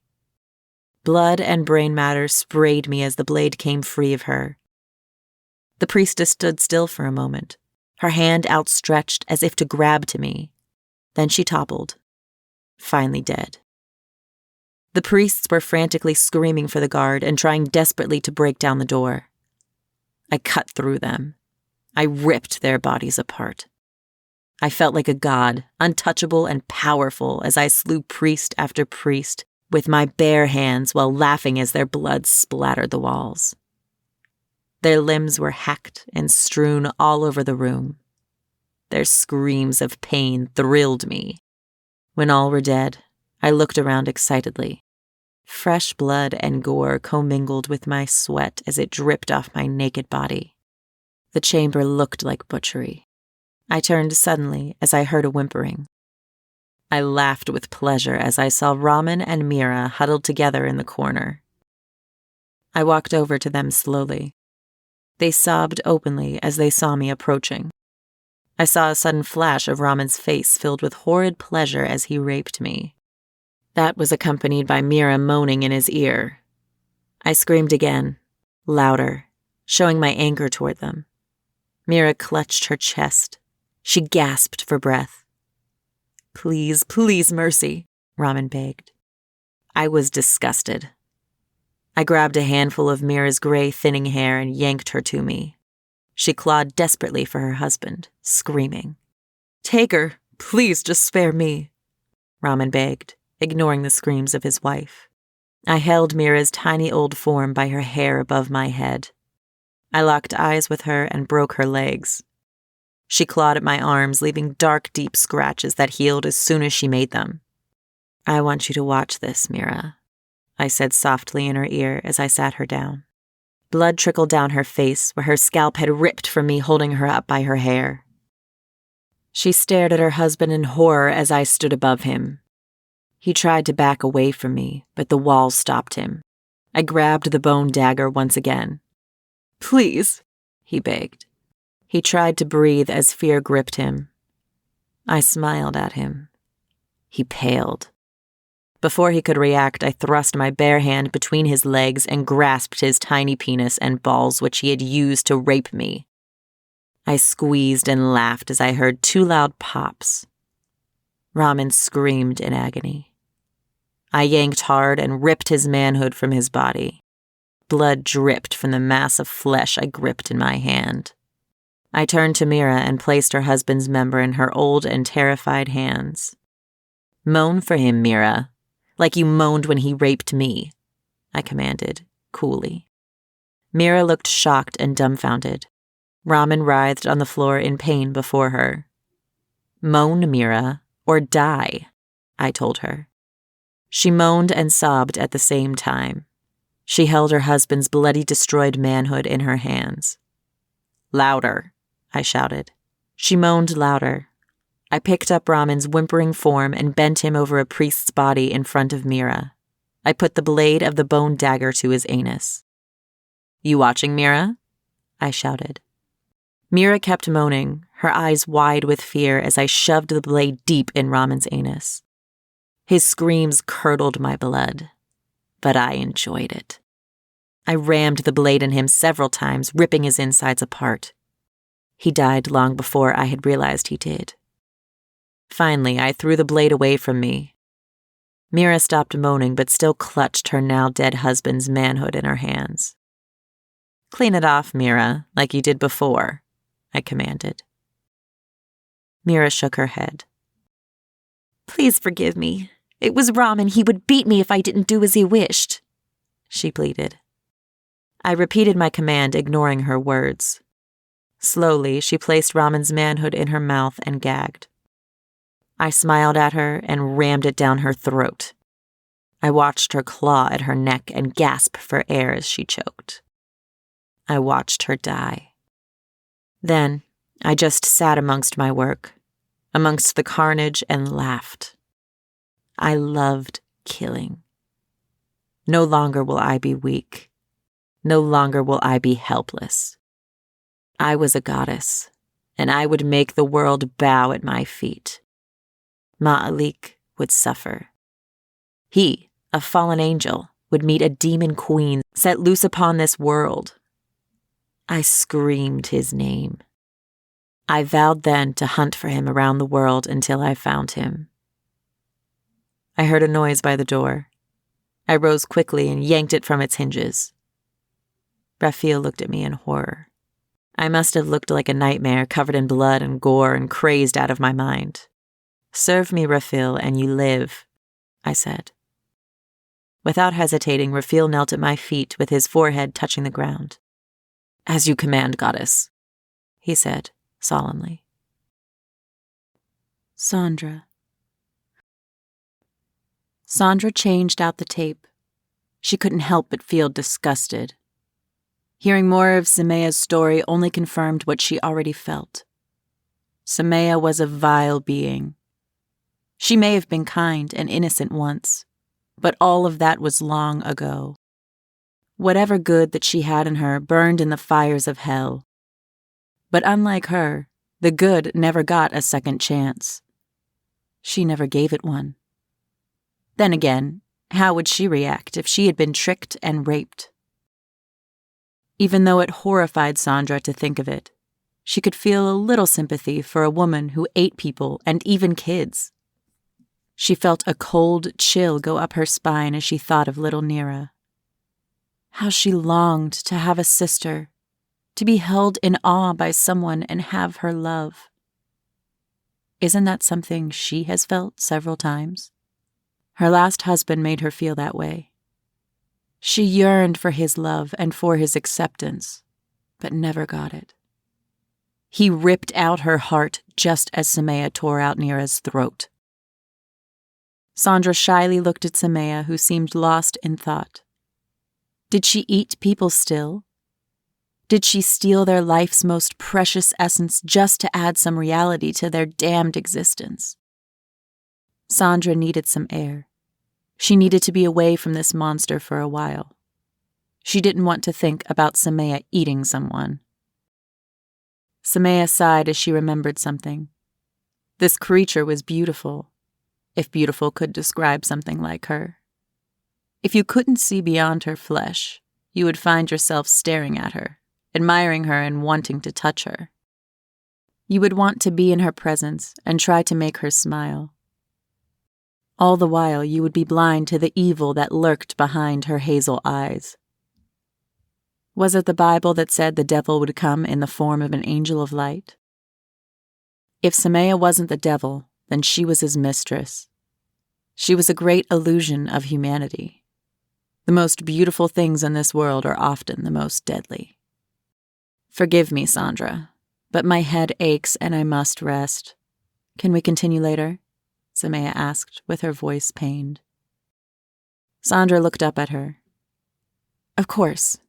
I need a break myself. Your story is rather unnerving, Sandra replied. Semia smiled weakly, as if her discomfort pleased her. There is much more to come, Sandra, Semia said as she rose a little unsteadily. She seemed ill, pale as if she was sick. Are you okay? Sandra asked with concern and fear in her voice. Again, Semia flashed her smile. I am fine. The memories drain me, that is all. Sandra couldn't help but suppress a chill. A sudden thought disturbed her as Semia left the room. When was the last time she ate someone? Sandra felt relieved to be out of the house, to be away from Semia. Most of all, she had retrieved Ralph's message. He had just wanted to meet her for dinner and spend some time with her. She hadn't been out to eat for a long time. She hadn't even ventured out in public. She hated the flashing cameras and the rude fans who always wanted something autographed while she was trying to enjoy her meal. But today, she didn't mind all the attention. She just wanted her husband. There was so much she wanted to tell him, so much to share with him. She inhaled the night air deeply and smiled. I needed this, she thought as the limo pulled up. She thought for a moment of Semia, if she would be okay by herself here for a while. Then she laughed. Semia had been alone for over 1,000 years, and she was stressing over her like she was a child. The driver stepped out of the limo and approached her wearing a smile. He seemed kind. He was an older white man who had been hired to be her driver almost a year ago. Sandra hardly ever got out, so she hardly ever saw him. "How are you this evening, Mrs. Landell?" the driver asked, smiling as he opened the door for her. She smiled back at him. "I'm fine, thank you for asking," she replied. His smile broadened. He seemed thoroughly pleased to be able to take her somewhere. He gently closed the door behind her as she sat in the expensive limo. She took a deep breath and just relaxed. She hadn't realized how tense she was. She knew what restaurant they were going to. It was Ralph's favorite. It was called Home of the Sea. It was purely seafood and the best in all of New York. It was a very expensive place to eat, so she did not need to worry about being swarmed by fans. The wealthy seemed to think themselves too good to ask for the autograph of someone that was their equal. Her heart raced as the limo sped away, leaving her gated, huge home behind. Sadly, she wanted to sell her house, the whole property. It was just too big for her and Ralph. She just couldn't figure out what to do with 22 rooms and 12 bathrooms. It was exhausting just thinking about it. She had so many things she wanted to say to Ralph, and now would finally get the chance to tell him how much she loved him, how much she needed him. She had a plan that involved him. Well, the plan was for him. After this book, she would take the next 2 years off and just focus on them. Travel the world, spend time together. Rekindle the same fire that led them to get married. It would be a chance for them to really bond and get to know each other. Every 2 years, she would put out another book. But would he accept that? Sandra was suddenly anxious as she thought about him and how this night would go. She wanted to apologize to him, to tell him how sorry she was for neglecting him. She sighed deeply as they pulled up to the restaurant. The restaurant wasn't expecting her. She liked it that way. There would be no time for someone to leak her arrival to the media. Sandra's 4-man security detail opened the door for her and escorted her to the entrance of the restaurant. The smell of delicious seafood was strong. The restaurant was immaculate and beautiful. Crystal chandeliers were everywhere. Beautiful oak-stained chairs and tables glowed in the candlelight. Flawless white tablecloths draped every table. Sandra loved coming here almost as much as Ralph did. Sandra inhaled deeply the scent of seafood and smiled at a young hostess who waited to seat her. "Table for 5? And do you have a reservation?" she asked Sandra. Sandra was glad to see that she didn't recognize her. Sandra didn't like all the media attention. Like most writers, she liked her solitude and her time to herself. "No, just 2, Sandra said, looking around for Ralph. She couldn't see him. Her heart started to race. She was afraid that he had stood her up. She took another deep breath. "He wouldn't do that to you, Sandra. Get it together," she told herself. "Reservation?" the hostess asked. "Yes, Sandra Landell for 2, she replied. Ralph liked to put reservations under her name. Since she was a somebody, people normally treated her better and went out of their way to get things done for her. He was an unknown, and people normally forget about the unknown. The hostess smiled. "There you are," the hostess said happily. She then raised her eyebrow at the 4 men around Sandra. "These are my security. They'll be standing off somewhere out of the way," Sandra said. The hostess's eyes sparkled for a moment. "1 second, ma'am. Let me run this by management," the hostess said.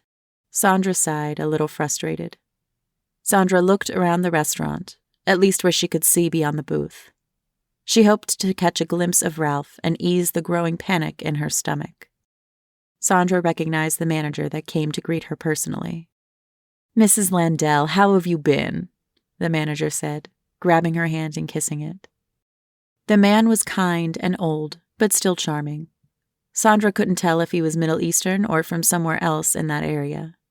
She didn't want to offend him by asking. The manager scowled at the young hostess. "Go seat Mrs. Landell. You never keep her waiting," he scolded. The hostess's pretty face reddened, but she managed to smile. Sandra sighed. She knew it wouldn't be long before everyone knew who she was here. "Is my husband here by chance?" Sandra asked, doing what she could to hide the anxiety in her voice. The manager scowled again at the hostess, like it was her fault that Ralph wasn't there. The manager quickly shooed the hostess away and personally escorted Sandra to her seat, cooing in her ear the whole way. Sandra hated the stares, and she was slightly annoyed with the manager. She didn't mind being sucked up to, but too much was just annoying. He was like a wedgie that she couldn't pick. Sandra sighed in relief after the manager kissed her hand several times and finally left. Her seat was in the MVP section, almost right in the middle of the restaurant where privacy was non-existent. She drank some wine, ordered some food, and waited. Every second, she grew more and more anxious. The raw feeling in her gut was like a balled-up fist. It almost hurt. "Mrs. Landell?" someone asked. The voice seemed far, so far that she almost thought she imagined it. "Mrs. Landell?" the voice came again. Sandra jumped, so startled she almost spilled her wine. Her security was by her side instantly as if they materialized out of thin air. "Oh, yes," Sandra said, pulling herself together. "I am so sorry, Mrs. Landell. I didn't mean to startle you. My name is Jeffrey. I heard you were here. I'm a big fan." Jeffrey was a middle-aged white man. He was smiling and seemed to be in awe. Sandra waved her security away and smiled back at Jeffrey. "If my wife was here, she would die. She has all your work, and when she heard about your new book..." Whew, Jeffrey whistled. "I'm glad you enjoyed my work. Can I do something for you?" Sandra asked, still smiling. Jeffrey pulled a crumbled piece of paper out of his pocket and smoothed it out on the table. "Can you sign this and write to my biggest fan, Stacy?" Jeffrey asked, beaming. Sandra's hand shook a little, but she took a deep breath and pulled it together. She pulled a pen from her purse and signed the crumpled paper. "Where are you, Ralph?" she thought. Jeffrey sighed while beaming at the signed paper like it was gold. "Thank you so much, Mrs. Landell. You might have saved my marriage with just your signature," he said in a shaky voice. Sandra stared at his watery eyes as he left. His head was now held high in hope. Sandra looked for that love, to search so desperately for something to cling to, something to hold the two halves of a broken heart together. If only she could fix hers so easily. The word started to buzz around the restaurant that she was there. She sighed, knowing all eyes would be on her. All hope of having a nice private dinner with her husband were gone. One of her security tapped her on the shoulder. Sandra turned to him somewhat frustrated. She liked having her security at a distance, not only so she could have her privacy, but also so she wouldn't draw attention. Her guard looked solemn. "What is it?" she asked. The guard looked at her, then sighed. He placed Ralph's ring on the table in front of her. "He came and told me to give you this," the guard said. Sandra was shocked. She could not move or breathe. She wanted to tear her eyes from the ring, but couldn't. Her soul bled. "This can't be happening," Sandra whispered in a voice that cracked. The guard placed his hand on her shoulder. Sandra recoiled in rage. The guard jumped back, alarmed, and returned to his post. Sandra ordered some wine and sipped it with hands that shook. The tears she tried to fight fell freely down her pale cheeks. "Are you okay, Mrs. Landell?" a waitress asked as she refilled Sandra's glass. "I'm fine, thank you," Sandra replied as more tears fell silently down her face. She was alone again. "What is it about me that drives people away?" she wondered. She had failed yet again at love. Her selfish need to be lost in some other world besides her own had cost her another marriage. She wanted to die. but she was too afraid to take her own life. She shuddered thinking about Semia's torment and knew she wasn't strong enough. But that didn't seem to matter. You will live through it. They will kill you and give you life again. She knew she had lost Ralph long ago. All the nights he went to bed alone. She couldn't remember the last time they made love. Her chest hurt like it was being squeezed by a cruel fist. "Ma'alik, where are you?" she cried softly. "I am dying slowly and I need you." She laid her head on the table. She no longer fought her pain, her tears. She didn't care who saw her or if it would be all over the news. Kurt. Kurt knew he was going against the laws of the Watchers, but he had to talk to Semia. Since he heard of her, he was consumed by her. He wanted to touch her, to smell her, to sit and just listen to her. He would worship her. She had the answers he sought, the answers he needed. Isn't that why man searched for God? To find answers unknown to them, and to discover the meaning of why they existed. Kurt sighed. His whole body shook just thinking about her. The demoness that held the key to his soul thrilled him to his core. He watched her now as she walked. He held his breath. Her every move was a dark beauty to him, a dance that drew him ever closer to the brink. The way the wind blew her perfect ebony hair. Why would a demon be so beautiful and so alluring? The grace in which she walked was as if she floated above the ground. Who could not worship such a creature? He got out of his car and followed her on foot. His thoughts were lost on what he would ask her. He thought of the sound of her voice and how he longed to hear it. He wondered if he had the strength to be in her presence. He laughed at how erect his penis was just at the thought of talking to her. He smelled danger. He could feel it in the air as he drew closer to her. What was it about dangerous women that drew him so? His ex-wife was evil. He could have sworn she was Satan himself disguised as a woman. He even went so far as to have the Watchers look into it. Now, here he was, stalking a demoness he knew for sure was from hell, and his penis was hard as a rock. His whole body was turned on by that fact. She stopped at a crosswalk and looked around. It was late, and not many people were out. Those that were seemed insignificant in her presence. Like ants, she could crush them beneath her feet. She seemed regal and powerful. People stared but gave her a wide berth, for they were confused and scared at this beautiful, horrible woman. She crossed the street slowly, as if time was shaped and molded around her. She was then lost in the darkness of the park. What was she doing? He wondered. Was she hunting like vampires did and using herself as bait? Kurt's heart hammered as he followed her, letting the darkness engulf him. The pale lights of the street lamps did little to illuminate the park, almost as if they intentionally made it so. It was like a heaven for thieves and thugs. He could smell a drunk and hear the grunts of the homeless as they slept.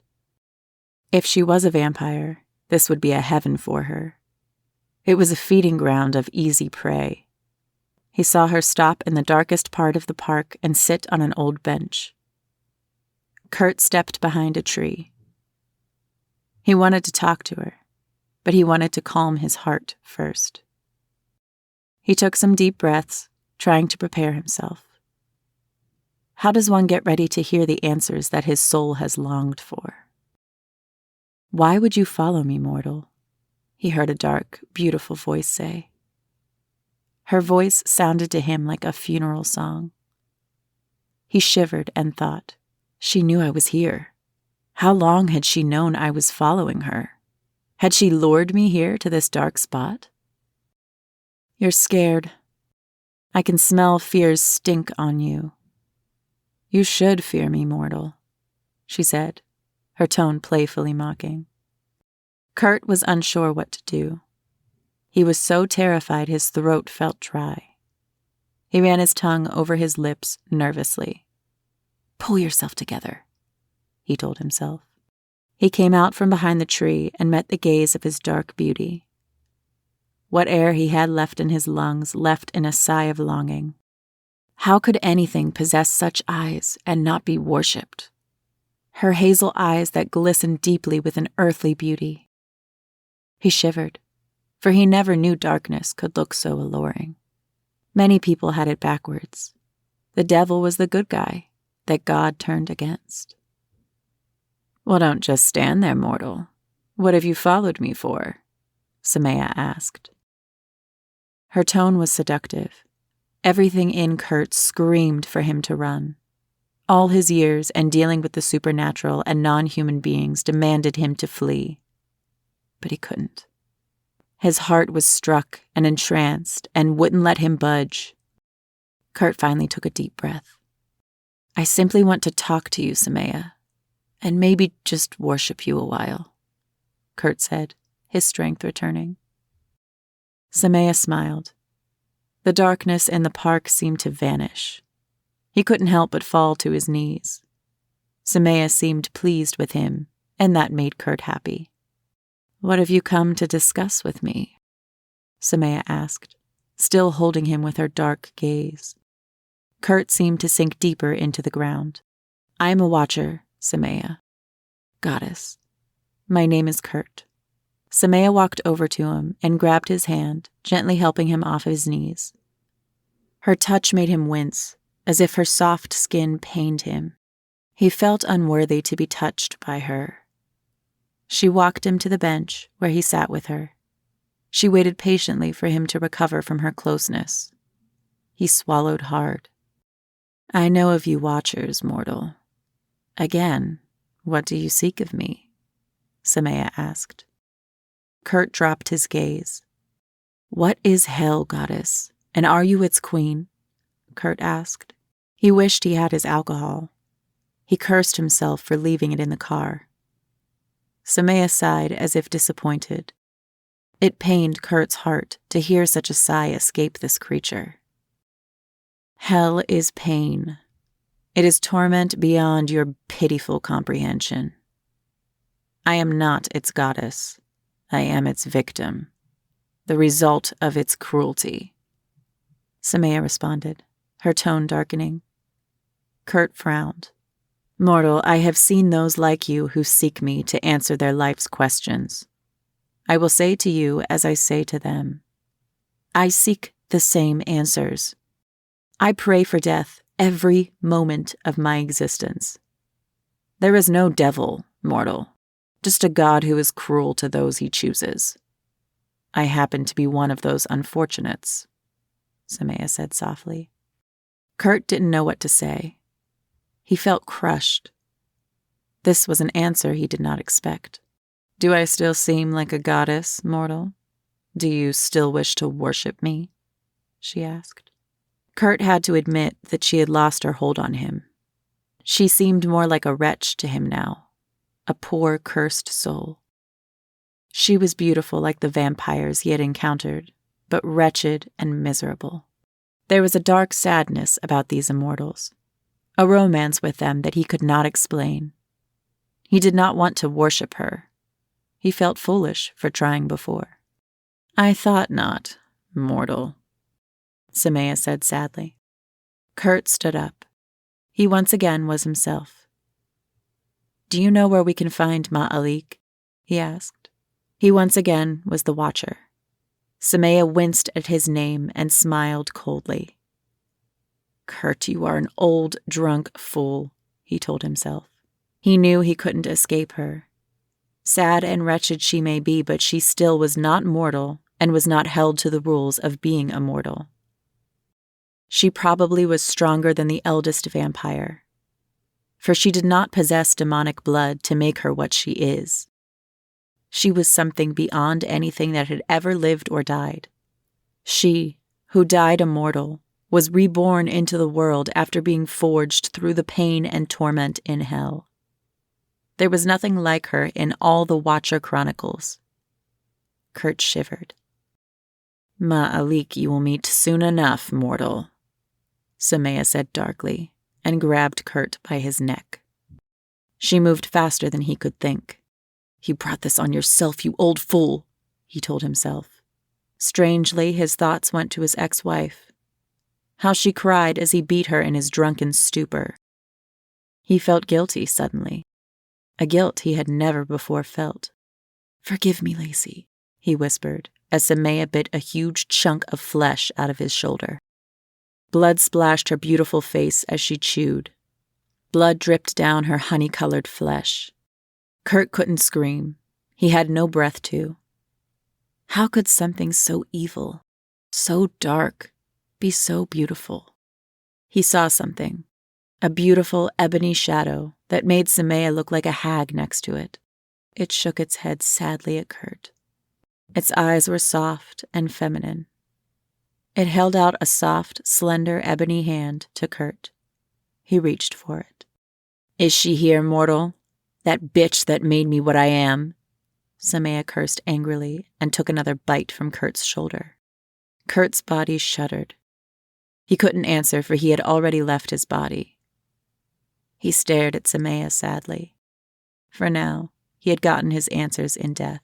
He discovered the meaning of his life, and he was at peace. Semia. "Where are you?" Semia screamed, searching for death. "Look what you have made of me!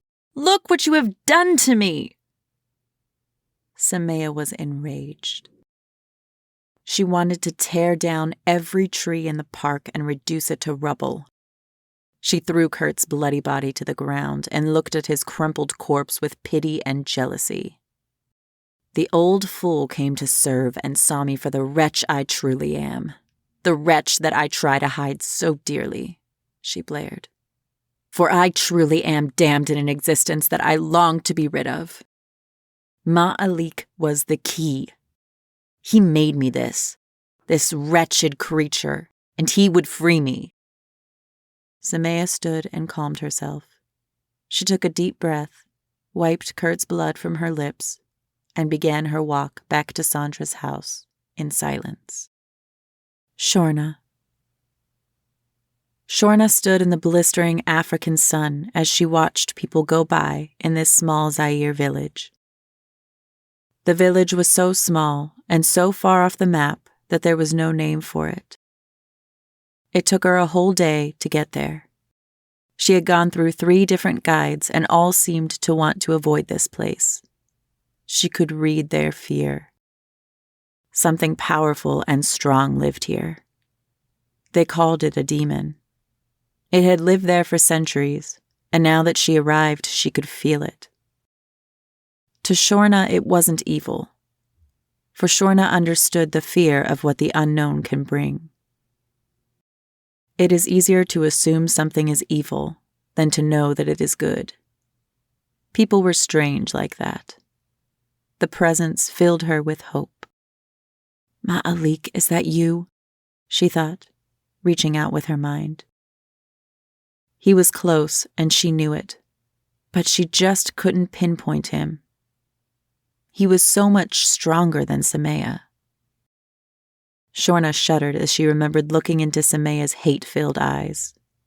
Shorna's soul shriveled and recoiled just from the memory. That encounter had scarred her soul forever.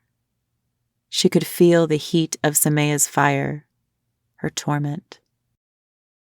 It had seared Shorna for only a moment, but that was all it took to change her forever. Shorna closed her eyes and let her mind wander, searching for where Ma'alik's presence was strongest. She found it quickly. She smiled to herself as she looked around. The people looked sickly and underfed. Many of the women were barely clothed. They had huge rings around their necks and ears. Some even had rings in their lips. They looked at her like Shorna was an alien, an imposter. She was a woman who was the same color as them, but wasn't them. The men seemed cruel and haggard, barely hanging on. They were paranoid and always on the watch for the next tribal attack. Many of these men had mutilated and raped women. She could see their memories. It disgusted her. Why would Ma'alik come here? A place so evil, so filled with pain. Being a creature of good, how could he stand it? She could barely stand it herself. She became lost in her thoughts.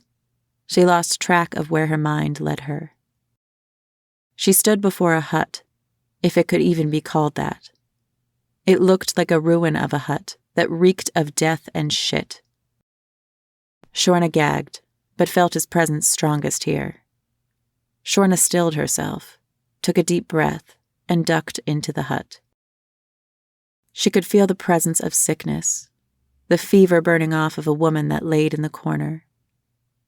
Her body was just skin stretched over bone. Her breath was a soft wheeze. It was a wonder she still lived. "Is that you, Angel?" The woman's voice was barely a whisper. This woman was a good woman. She lived her life to serve others, and look where that had gotten her. The sadness this woman felt and of this place overwhelmed her. Shorna wept. She couldn't help it. It pained her so to see a heart so pure reduced to this barely living cadaver. "No," the woman said, her voice barely audible. Shorna wasn't sure if she heard it with her mind or her ears. "What can an old dying woman do for you, child?" Shorna felt drawn to her. She knelt beside her and took her hand. The woman smiled. Most would have been terrified to see such a thing. "You are a kind child, truly," the woman wheezed. Shorna could feel her goodness. "Don't weep for these old bones. Death is a mercy for me, for life is cruel, child. A cruel test of your faith and strength. Only when you die do you truly live." The woman then began to cough. Her tiny body heaved with it. Shorna wept harder. The woman's hand felt like a crumbling stick. She was afraid it would break in her hand and turn to dust. The woman was patient and waited for Shorna to regain herself. Shorna sighed, took a deep breath, and calmed herself. She tried to strengthen herself through the sadness. "I'm looking for your angel, grandmother," Shorna finally said. Giving her the title grandmother was a sign of respect of her age and wisdom to her people. The woman smiled, that horrifying smile again. "Yes, you just missed him, child. He is so beautiful and so kind. He helps ease my pain, for my time is near," the woman said, as a fit of coughing racked her fragile old body. Shorna sighed in disappointment. "He will come back, child. He spends a lot of time with me. We just talk. He tells me of heaven. I long to see his garden where he danced and sang to the Creator. He comes every day and we talk for hours," the woman said. Shorna smiled. She longed to talk with Ma'alik. She longed to listen to him, to learn from him. Shorna stiffened suddenly. She thought of Kurt. She heard him scream. Shorna's shoulders slumped and she hung her head sadly. She knew Kurt had died, and she knew Semia had killed him. Shorna sighed sadly for her old friend. She hoped he had found peace. "Stay with me a while, child, and talk, and Ma'alik will come again soon." Shorna nodded. The old woman smiled again and began to tell Shorna what Ma'alik had told her about Sandra. Sandra sat in her office, her eyes red and puffy. The food Bradley had brought her was untouched and cold. She had been sipping on the same cup of coffee for almost 6 hours now, still trying to wrap her mind around losing yet another husband. She could just imagine what the papers would say about her. The media already thought she was mad. Now they would have a field day with her second divorce. She wanted to weep again, but found she had no more tears. Her soul hurt. She felt weak and needed to be lost once again in her work.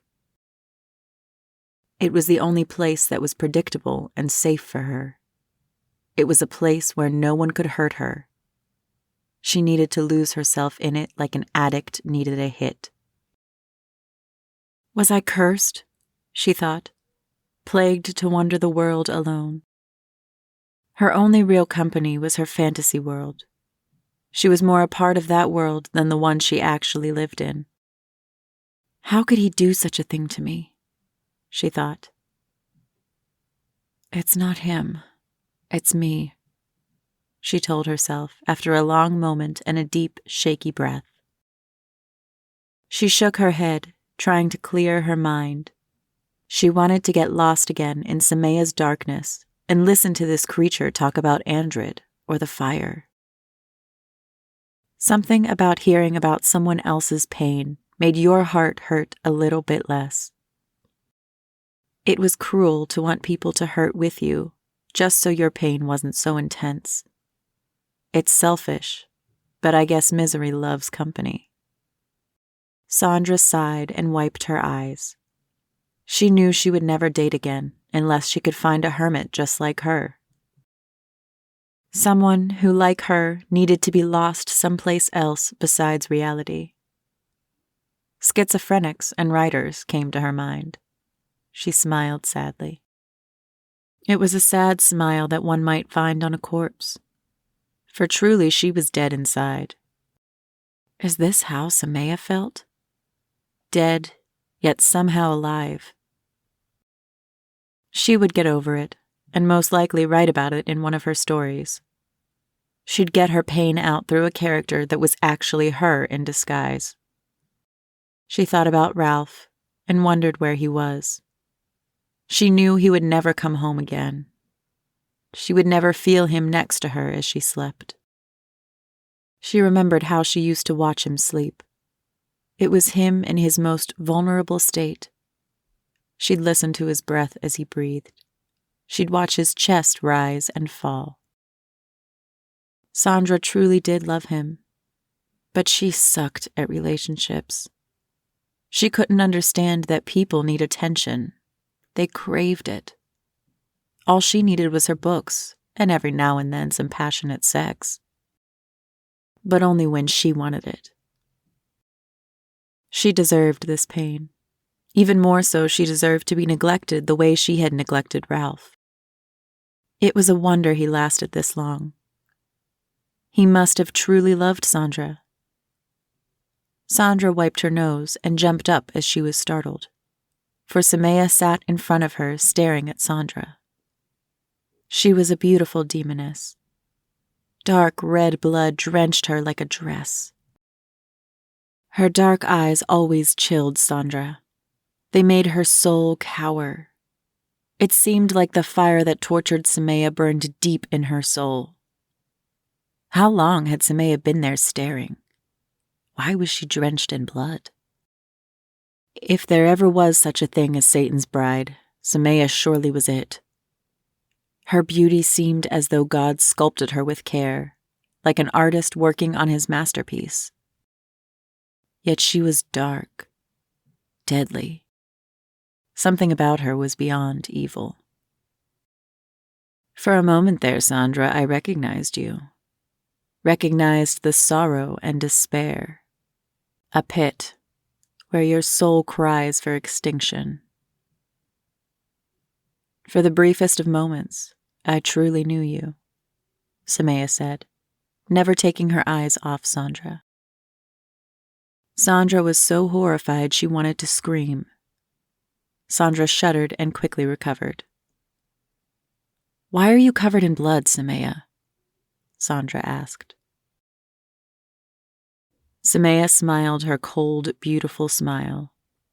It was a smile that made everything human in Sandra want to worship Semia and run in horror at the same time. I was hungry, Sandra, Semia replied coolly. Sandra's hands shook as she grabbed her old tape recorder. She decided not to care if Semia just ate somebody or worry over this demon who sat before her smelling of gore and drenched in blood. Sandra needed her. It was her fix. She didn't care that the sun was rising. She needed to lose herself in Semia's story.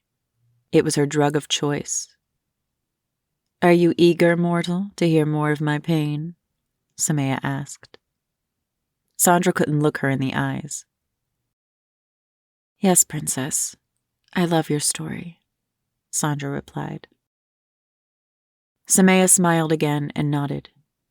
Sandra sighed and turned her old tape recorder to face Semia and pressed record on her webcam. Well, Sandra, things got dark for me after my taste of power. I knew then what I was. A monster, a goddess, who fed on the essence of humanity to sustain my own. I craved death. I loved darkness and carnage. Poor Raphael. I slaughtered him as he bowed before me. I couldn't resist it. He was so weak, so fat and fragile. His fear was an intoxicating aroma, and he was drenched in it. I made him squeal like the foul swine he was. I delighted in every moment of it. His blood smelled foul like rotted garbage. You can tell a lot about a person by the smell of their blood. Raphael was a fiend of a man. If any deserved death, it was he. I couldn't stay in Egypt. It just wasn't the same. My Egypt had disappeared, replaced by something that mocked my once beautiful home. My memory dulled from the last 1,000 years of torment. Everywhere I looked, I was reminded of the pain that started here. But I did not know where to go, where to start my new life as the goddess I was. Most people dream of power all their lives. When they finally get it, they have no idea what to do with it.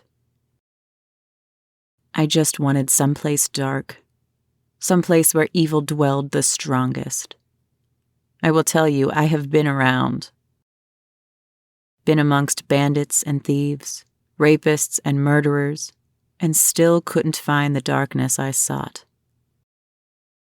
It was until 500 years later I lay in an alley covered in blood and filth, for I had just feasted on a family's children. I was dizzy as their childhood essence filled me, made me half alive and somewhat whole. I remembered their screams and smiled. It was a shame I had to slaughter their parents, but they interfered. I loved how they would beg me, how they would call upon whatever god they worshipped. I am God, I would tell them before I killed them. The shock and fear in their eyes gave me amusement for weeks on end. I loved to toy with my victims. These mortals were truly pathetic, lost in their useless lives, not having a clue about the reality of the world. It was hard to believe that once, long ago, I was one of them. I had no idea, no clue where I was. No clue as to what town or country I was in. I was so lost that I was in my own world. All I knew was that I lay in some alley like I have so many nights before. Blood of the children I just ate covered me and matted my clothes. I was dizzy and weak. I did not look like a goddess. I looked like some beggar. By God, are you okay, madam? I heard a voice say. A man. Was he talking to me? I truly couldn't tell, so intoxicated was I off my recent meal. I felt warm hands upon me. "She's still living. Help me take her to the church," the voice said. I was grabbed roughly and carried. "Can you tell where this blood is coming from?" the soft voice said. "No, Father," a deep voice boomed. I laughed. I couldn't help it. These fools with their kindness. I was thinking of how I would kill them, of what their flesh would taste like. I can't recall how long I was carried, only that it seemed like forever. It was fitting for a goddess to be carried by mortals, protected by them. When my dizziness wore off, I came to in a soft bed. I was clean. The blood of the children I had eaten had been washed away. I lay in a white gown. I felt awkward to be clean and to lay in a bed. How long had it been since I had been without blood on me? The blood of some child or some family. So long I had lost count. I fancied myself the goddess of death, for that is what I was, a monster who fed upon others. "Call the Reverend Mother. She wakes," a woman's voice said. I opened my eyes and beheld this tender, comely thing. She was young, not pretty, but yet not ugly either. Her green eyes shone with a light that disgusted me. She smiled at me when she noticed I was looking at her. Her mouth was slightly crooked. Her smile made it even more so. I wished she would stop smiling. It was not very pleasant to look upon. "I wish I was as beautiful as you," the comely woman said shyly. I did not reply. I just studied her until she squirmed under my gaze. An old woman walked into the room. I could feel her before I saw her. There is something different about mortals who are devoted to serving something higher than themselves. There was a power that radiated from them. "Reverend Mother?" the comely woman asked, and backed away from me. The Reverend Mother had a strong, stern face. Her eyes were gray and cold, her nose sharp like a hawk's. Time had not been pleasant to her. The corners of her eyes seemed as if a crow had tread there many times over. The Reverend Mother turned her gaze to the comely woman. "Did I startle you, Sister Phi?" the Reverend Mother asked gently. "Forgive me, Reverend Mother," Phi began. The Reverend Mother held up her hand, silencing Phi. "Hush, child. Caring for others is what we are called to do," the Reverend Mother said with a smile. Several other sisters entered the room and stood by Phi, who eyed the ground and nodded humbly at the Reverend Mother. I wasn't sure what to make of this woman. She turned her cold glare towards me. I wanted to laugh at her. She had no idea what coldness was. Try looking into the eyes of a dark one as he watches you burn. "So, child, tell me where you are from, for truly you don't look to be from around here," the Reverend Mother said softly. "Child? This old hag calls me child when I have lived longer than her bloodline has existed. But I did look the same age as when I passed beyond mortality. What a price I paid just for the curse of being an immortal monster." When I did not answer, the Reverend Mother sighed. She placed her gnarled hand on me. "Forgive me, child, for even one as old as me can forget my manners." She patted my hand and she smelled like death. Her time left in this world was short. "Let's start with your name, child," the Reverend Mother said. I smiled at the old woman. "I am Semia, old one," I replied. The sisters gasped as if surprised. Did I do something wrong? The Reverend Mother laughed softly. "Indeed, Semia, I am old," the Reverend Mother replied. The sisters sighed in relief. "So where are you from, Semia?" the old woman asked. I am from Egypt. My father is Pharaoh Taman of Alexandria. The sisters and Reverend Mother looked at me with pity. Sometimes trauma plays with our minds, child, the Reverend Mother said, trying to soothe me. Since you do not know who you are, I will assume you are mad, and therefore guilty of the crimes you have been charged with. Armed men stepped into the room. What crime do you charge me with, old one? I asked calmly. My tone seemed to chill the sisters. You were found covered in blood, with no visible wounds of your own. You were behind the home of a family who was brutally slaughtered.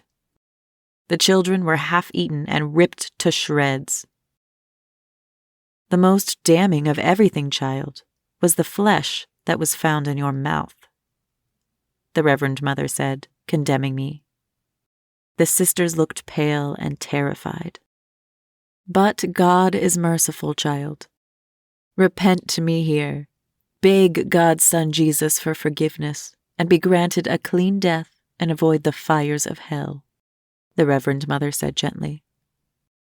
I flinched at the mention of the fires. Then I started to laugh. Let me kill this mad woman now, a guard said, unsheathing his sword. The Reverend Mother touched the guard's arm. Even the ones who have damned themselves deserve the chance to repent, the Reverend Mother reminded the guard. The guard sheathed his sword and nodded unhappily. So, child, the mother began. Old one, you know nothing of the hellfire. I can tell by your eyes that you have never felt it kiss you. So your threats of hell mean nothing. Why should I bow to some fool who claims to be a son of God when I know no such thing exists? I will not beg a creator for forgiveness when that creator has abandoned me to hell. I am a goddess. I bow to no one. The world should bow to me. Let me give you a taste of hell, mortal. The Reverend Mother seemed taken aback. I screamed like I did when the fires touched me. A scream that spoke of unspeakable pain. It was a scream no mortal could make. The sisters lay on the floor sobbing in fear. I could smell it on them, thick and suffocating.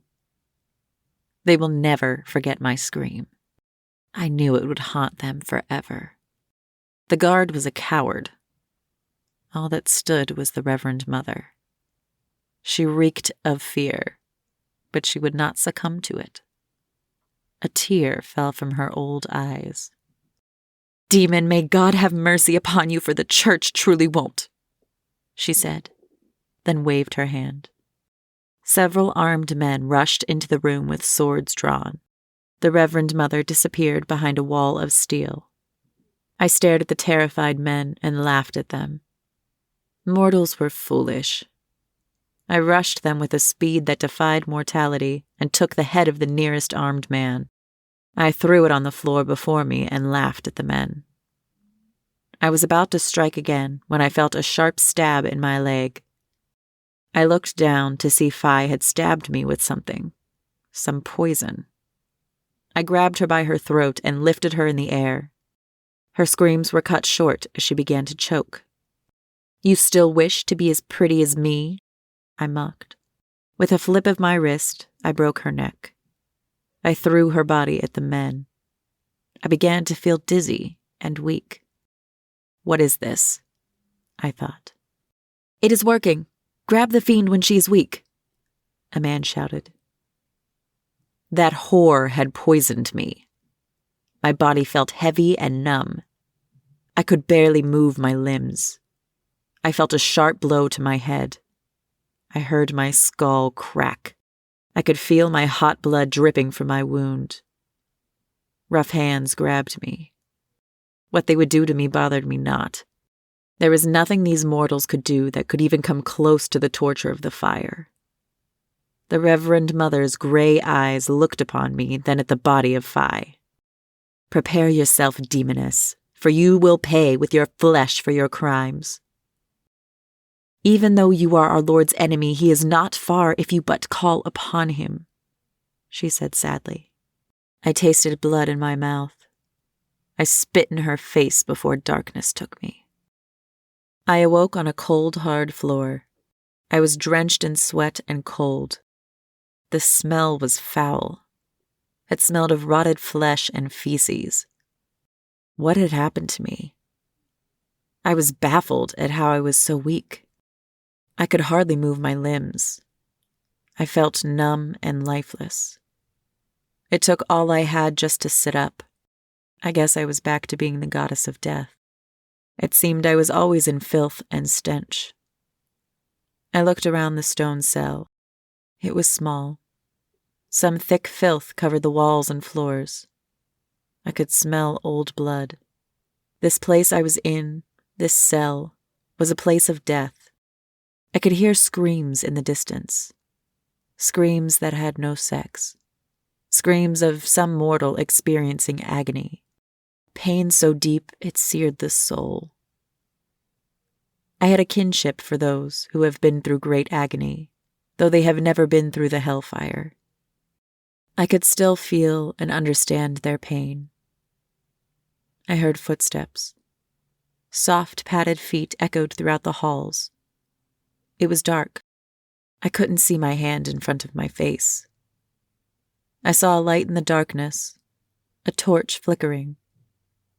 It had been centuries since I had seen the hellfire, but the flickering of a flame still terrified me. A soft, pale face flickered in the torchlight. It was a kind face, his eyes the softest green, almost as if God took the hues of the jungle and painted them upon this man's soul. His face was kind, but lined with stress and worry. He was young. "Is it true, my lady? Are you a demon?" he said in a soft voice. It was the same voice that comforted me when I was vulnerable after I ate that family. A man called him father. An older man called him by that title. What should I tell this man? For I didn't even know what I was. Was I a demoness? A monster? Or something else? All I did know was that I was no longer the innocent Semia, the foolish child who died for love. "I don't know, mortal, what I am or who I am anymore," I replied. The man looked confused. "By God, you are beautiful. Too beautiful to be something other than an angel," the priest said. Semia flinched at the mention of angels. She despised them. Angels were the roots of her agony. "Did I say something wrong?" the priest asked. Semia sighed. Her face was caked with blood and filth, yet this man-child still saw her as beautiful. "I despise angels." The priest looked puzzled. "Forgive me if I have caused you further discomfort. I am Father Gabriel. I found you in the alley. So, in a way, the blood you spilt in the temple is on my hands," the priest said sadly. He seemed to be yearning for something, seeking some answer. "So it is as the good book says. The devil will appear as an angel of light." The priest sighed. "So you believe I am the devil then, Gabriel?" I asked the priest. He sighed and seemed confused. He touched my face with his soft hands. He brushed away some of the blood and dirt. His touch was warm and comforting. "I prayed my whole life for God to use me. I have served faithfully, and today, for the first time, my faith is wavering." "They will torture you soon. Angel or demon, The priest was interrupted by my laughter. "These mortals know nothing of torture." Again I laughed. The priest drew back, frightened. "I have suffered the fires of hell, Gabriel. I was once an innocent fool like yourself. I was a princess. Then your angels killed me and tortured me in hell for over 1,000 years. And now I'm cursed to wander amongst you mortals." You know nothing of pain or torture. I spat at the priest. He looked pained. Tears ran down his young face. He placed his head in his hands and began to sob. Now I was confused. What was wrong with this man? After a moment he looked at me, his green eyes pained and his face haggard. God is truly great. You were the answer to my prayer. Please, tell me about hell and about God. The priest pleaded. I wanted to laugh, for I was just as confused as he about God and hell. The look in his eyes stopped me from laughing at him. So, Sandra, I told him about the fire, told him about the dark ones, and most of all, the pain. He listened and wept. He held my hands, and at the end of my story, he told me something I would never forget. God does everything for a reason.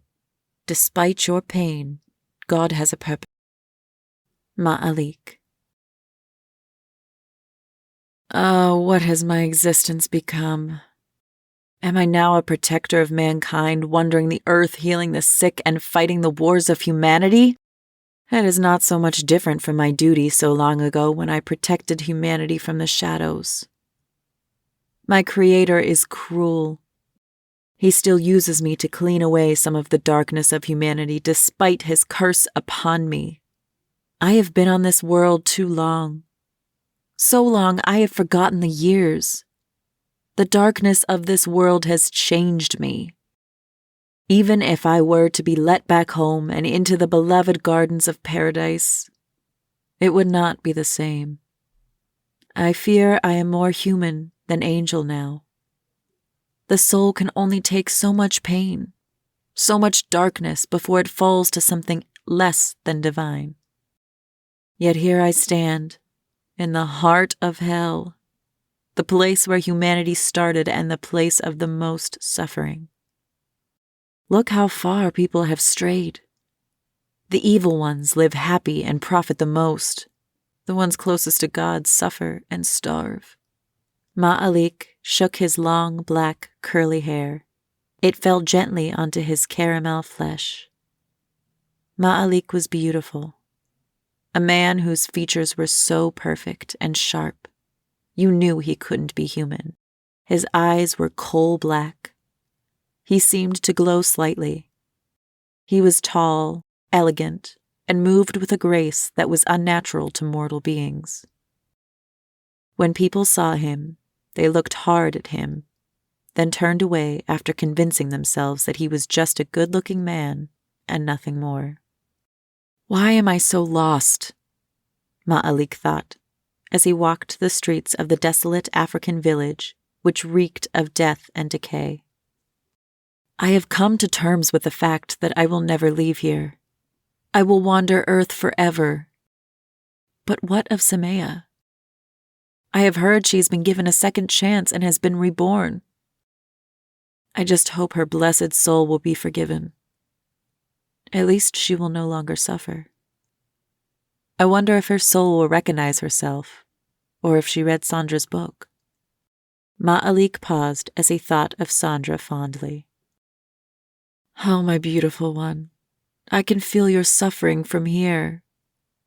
I miss Sandra so.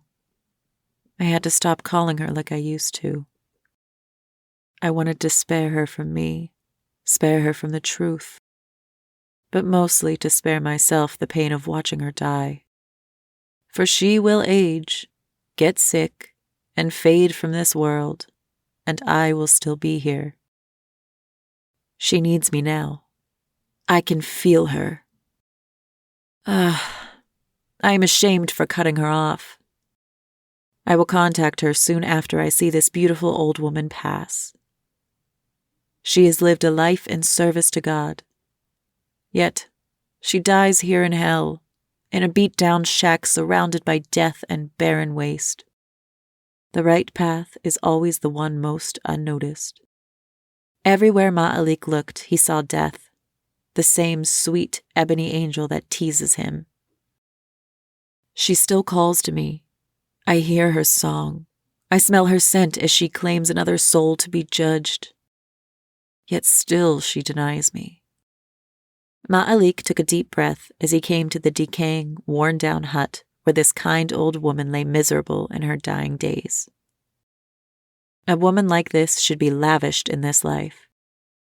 Yet the Creator rewards the wicked in this life and punishes them in the next. Yet the kind and good-hearted who serve faithfully and sacrificed suffer the most in this life, testing to see if they are worthy. Yet I have served my whole life since the dawn of time. The first I question, I get thrown into a mock hell amongst the mortals. But then man are the Creator's chosen, and the Creator loves them over all, so they have every chance to please Him. I can smell her. The poor woman. My aching heart weeps for her. I could already see my love standing beside her, smiling down at the woman's gentle face. Someone else was here too. She was a young woman with a soul much too old for her. She was special, yet seemed haunted. Ma'alik? She asked.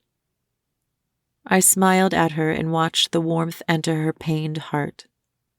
I knelt beside her, the old woman I had been seeing for the past week. I kissed her on the forehead.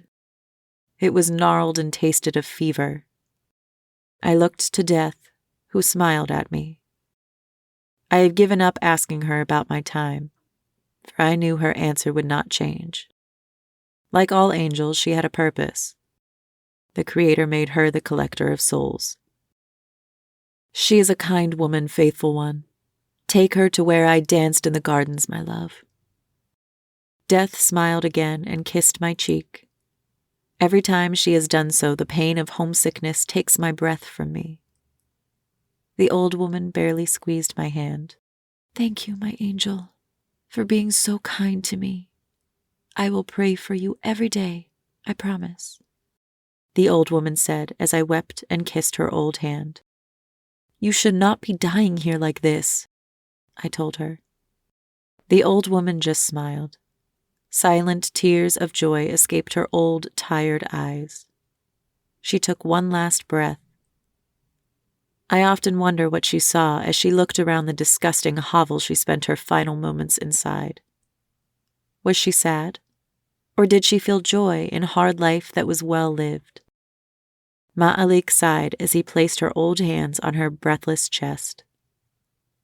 He covered her up with the ragged remains of her old blanket and sighed deeply.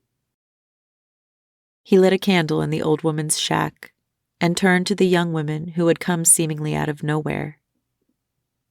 It was the very last place on earth you would want to be. He turned to her and could tell she was gifted. He could see it in her eyes. She had a timeless look for someone too wise for her age. She trembled. She was terrified. It was not the fear like one fears death, but the fear of one's life's meaning being answered. This child has felt such loneliness only to feel something else in her heart, a heart that pumped pain as well as blood to her body. Please sit, child, and tell me what's on your heart, Ma'alik said. The women all took a deep, shaky breath. They cleared a space in the old shack and sat down. She stared for a moment at the kind old woman, then turned to Ma'alik. Shorna.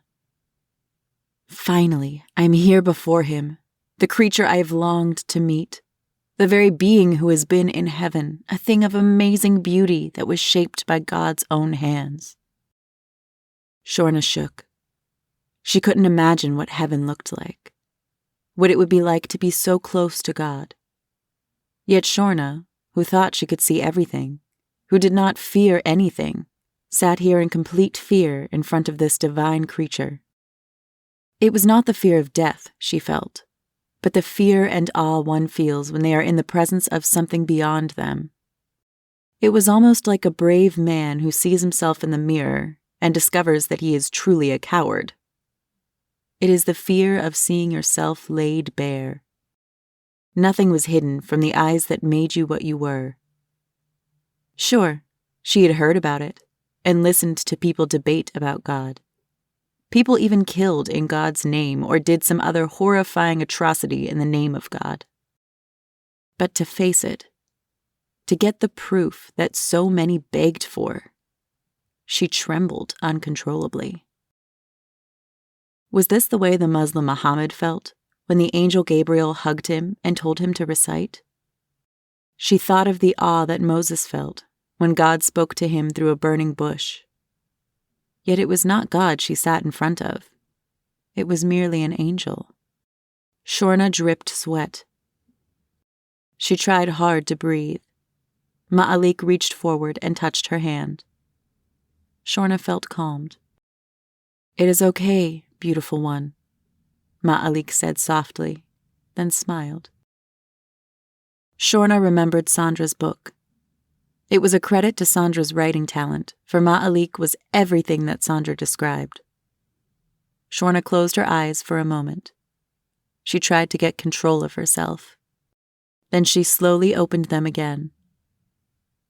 "Why does God hate me? Why has he cursed me so?" Shorna asked calmly, but her heart beat like it was trying to escape from her chest. Ma'alik sighed as he stared off for a moment, as if lost. Only the sound of Shorna's beating heart pierced the eerie silence of the night. This remote African village was as silent as death. It made sense, though, for death did not hide herself here. Everywhere you looked, you could see her in the eyes of these poor people. "Beautiful one, if I knew the answer to that, I would not be so tormented. The Creator is beyond us all, mortal," Ma'alik responded. Shorna hung her head defeated and disappointed. She couldn't even find the strength to cry. Ma'alik struggled to find words to help her, for he had felt the same despair as her. He was lost and cursed as well. He remembered the countless times he had cursed the Creator. "Maybe we can search for the answers together, for it seems the world has rejected you as it has me," Ma'alik said. Shorna smiled. "Ma'alik, forgive me, for I have come here to mislead you. But I just can't," Shorna said. She felt a knife in her heart. Ma'alik smiled at her gently, as if he did not care and had forgiven her before she even agreed to this mission. Shorna sighed and revealed, "Semia is alive." For the first time in centuries, Ma'alik's face looked mortal. If one's face could show the dying of the heart, Ma'alik's expression was like the death of 1,000 hearts. He felt real, mortal fear. This emotion was a mystery he has never really felt. For the first time, the tears that were never far away refused to come. Would this be my time? He wondered. Has my father truly forgiven me? He closed his eyes and saw the fading image of his garden. He heard the faint song of the angels that sang for the father, the soft touch of death's hand. He sighed. Semia, can it truly be you? He wondered. Shorna felt so guilty for the pain she caused this divine creature. She read your story, Ma'alik. She of all people would recognize it. She found Sandra and is with her. Ma'alik looked up from his hands suddenly. He stared deep in Shorna's eyes. Shorna cringed.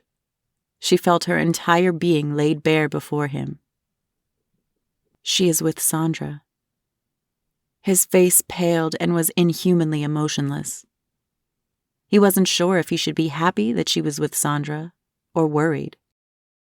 Ma'alik had never seen the hellfire, but he has seen the result of it.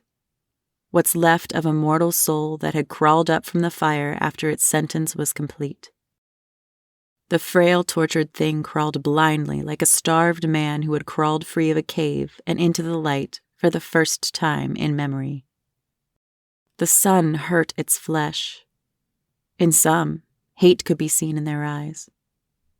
In others, just lifeless horror as they searched for the well whose waters would restore them and erase their pain and let them see the joy of paradise. What was Semia? Was she one of those pitiful creatures? Was she reborn? Did she look the same? When Ma'alik did not respond, Shorna closed her eyes. I was supposed to use you as bait so the watchers would trap her. Shorna stopped to steel herself. I've read the book, Ma'alik. Whatever Semia was, she is not that now.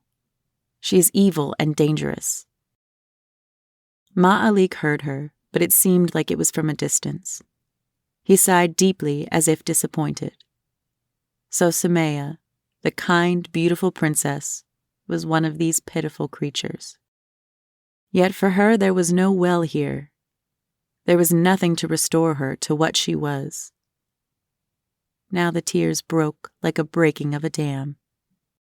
Oh, my dear Semia, what have I done to you? He wept. He paid the mortal's plan to catch him no mind, for he knew no mortal could harm him. He would destroy an army of mortals in an hour. He wondered if Sandra was in danger. He knew he had to go. He had to see Sandra, but most of all, he had to see Semia.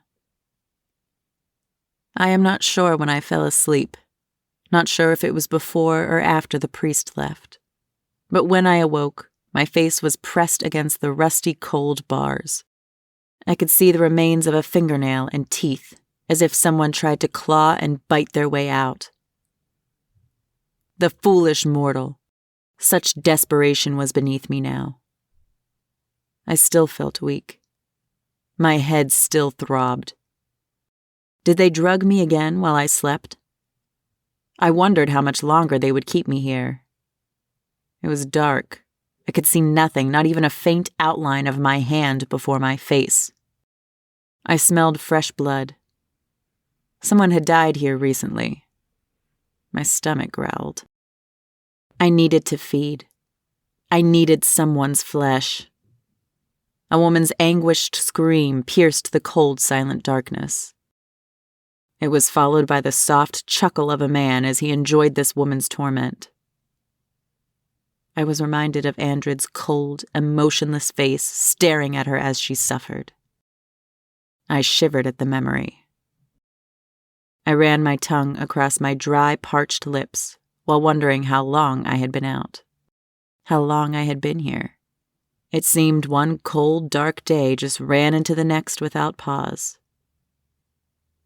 I heard a door scraping in the distance, then the heavy footsteps of someone coming closer.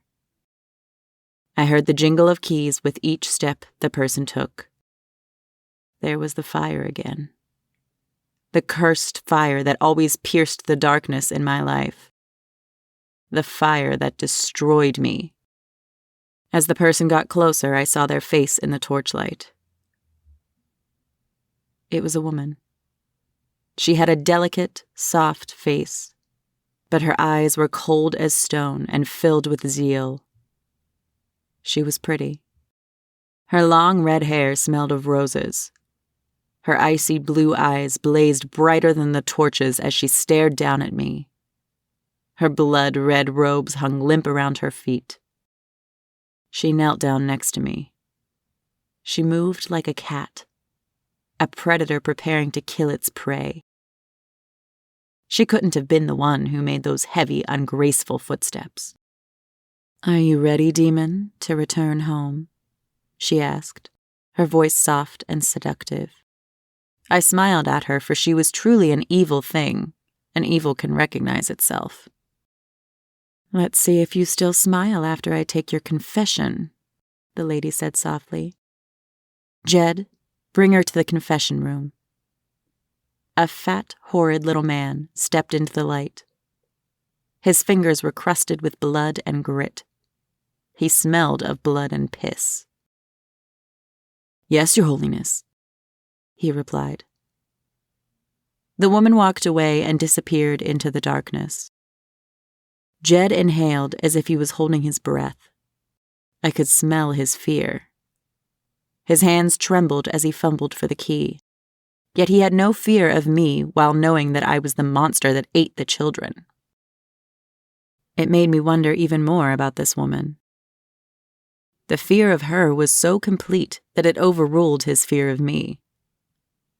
Jed smelled like a sweating pig. He found my cell key, his torchlight flickering. "You stink of fear," I said to him. He paused and looked at me. He never looked in my eyes. I could hear his heart pounding in his chest. He opened my heavy iron door. It scraped hard against the concrete floor. It was clear he wasn't going to answer me. "You know, Jed, I'm going to kill you after I kill that woman," I said calmly. I could smell his fear growing. I almost felt sorry for this pitiful creature. Almost. He unbound my manacles and picked me up roughly. He slung me over his shoulder like I was some sort of plaything. I still felt so weak. This vile poison kept me from being able to move. I could feel everything. "Do you really think you can kill me, Jed?" I asked him. He smelled of rot and decay again. He ignored me and carried me into a crude room that had all kinds of torture devices. Different spikes and hooks could be seen everywhere. He laid me on the table, which was still wet with fresh blood. He strapped my hands and feet to the table with iron manacles. The thought that they were going to try and torture me was laughable. I imagined their faces as they tried to kill me and failed. Then what would they do? I relished the thought of what I would do to this whole town after I regained my strength. "You can leave now, Jed," the woman said in a seductive voice. Jed nodded and shuffled out, closing the heavy iron door behind him. The lady came and stood over me. She smiled, her perfectly white teeth flashing. She had the beauty of a cadaver. "So, Semia, we can make this quick, painless, and easy for us all. Or we can do this the way the church demands," the woman said, grabbing a rusty, crude-looking sickle. She ran her pale finger over its dull blade. I smiled at her, mocking her pitiful attempt to scare me. She shrugged and put the blade to my neck and cut through the collar of my shirt, tearing it open so my breast and stomach were bare. Still, I smiled. "Shouldn't you tell me your name before the foreplay?" I asked. The woman flashed her smile again, amused. "You have no fear, I see," the woman said. She placed the blade of the dull sickle to my left nipple and pressed slowly until it drew blood. I felt a stab of pain, but still made no sound and did not flinch. This seemed to aggravate the woman. She dug the blade deeper in my flesh and pulled it back quickly, slicing off my left nipple. I laughed at her, mocking her as my wound closed and my nipple grew back. The woman seemed startled.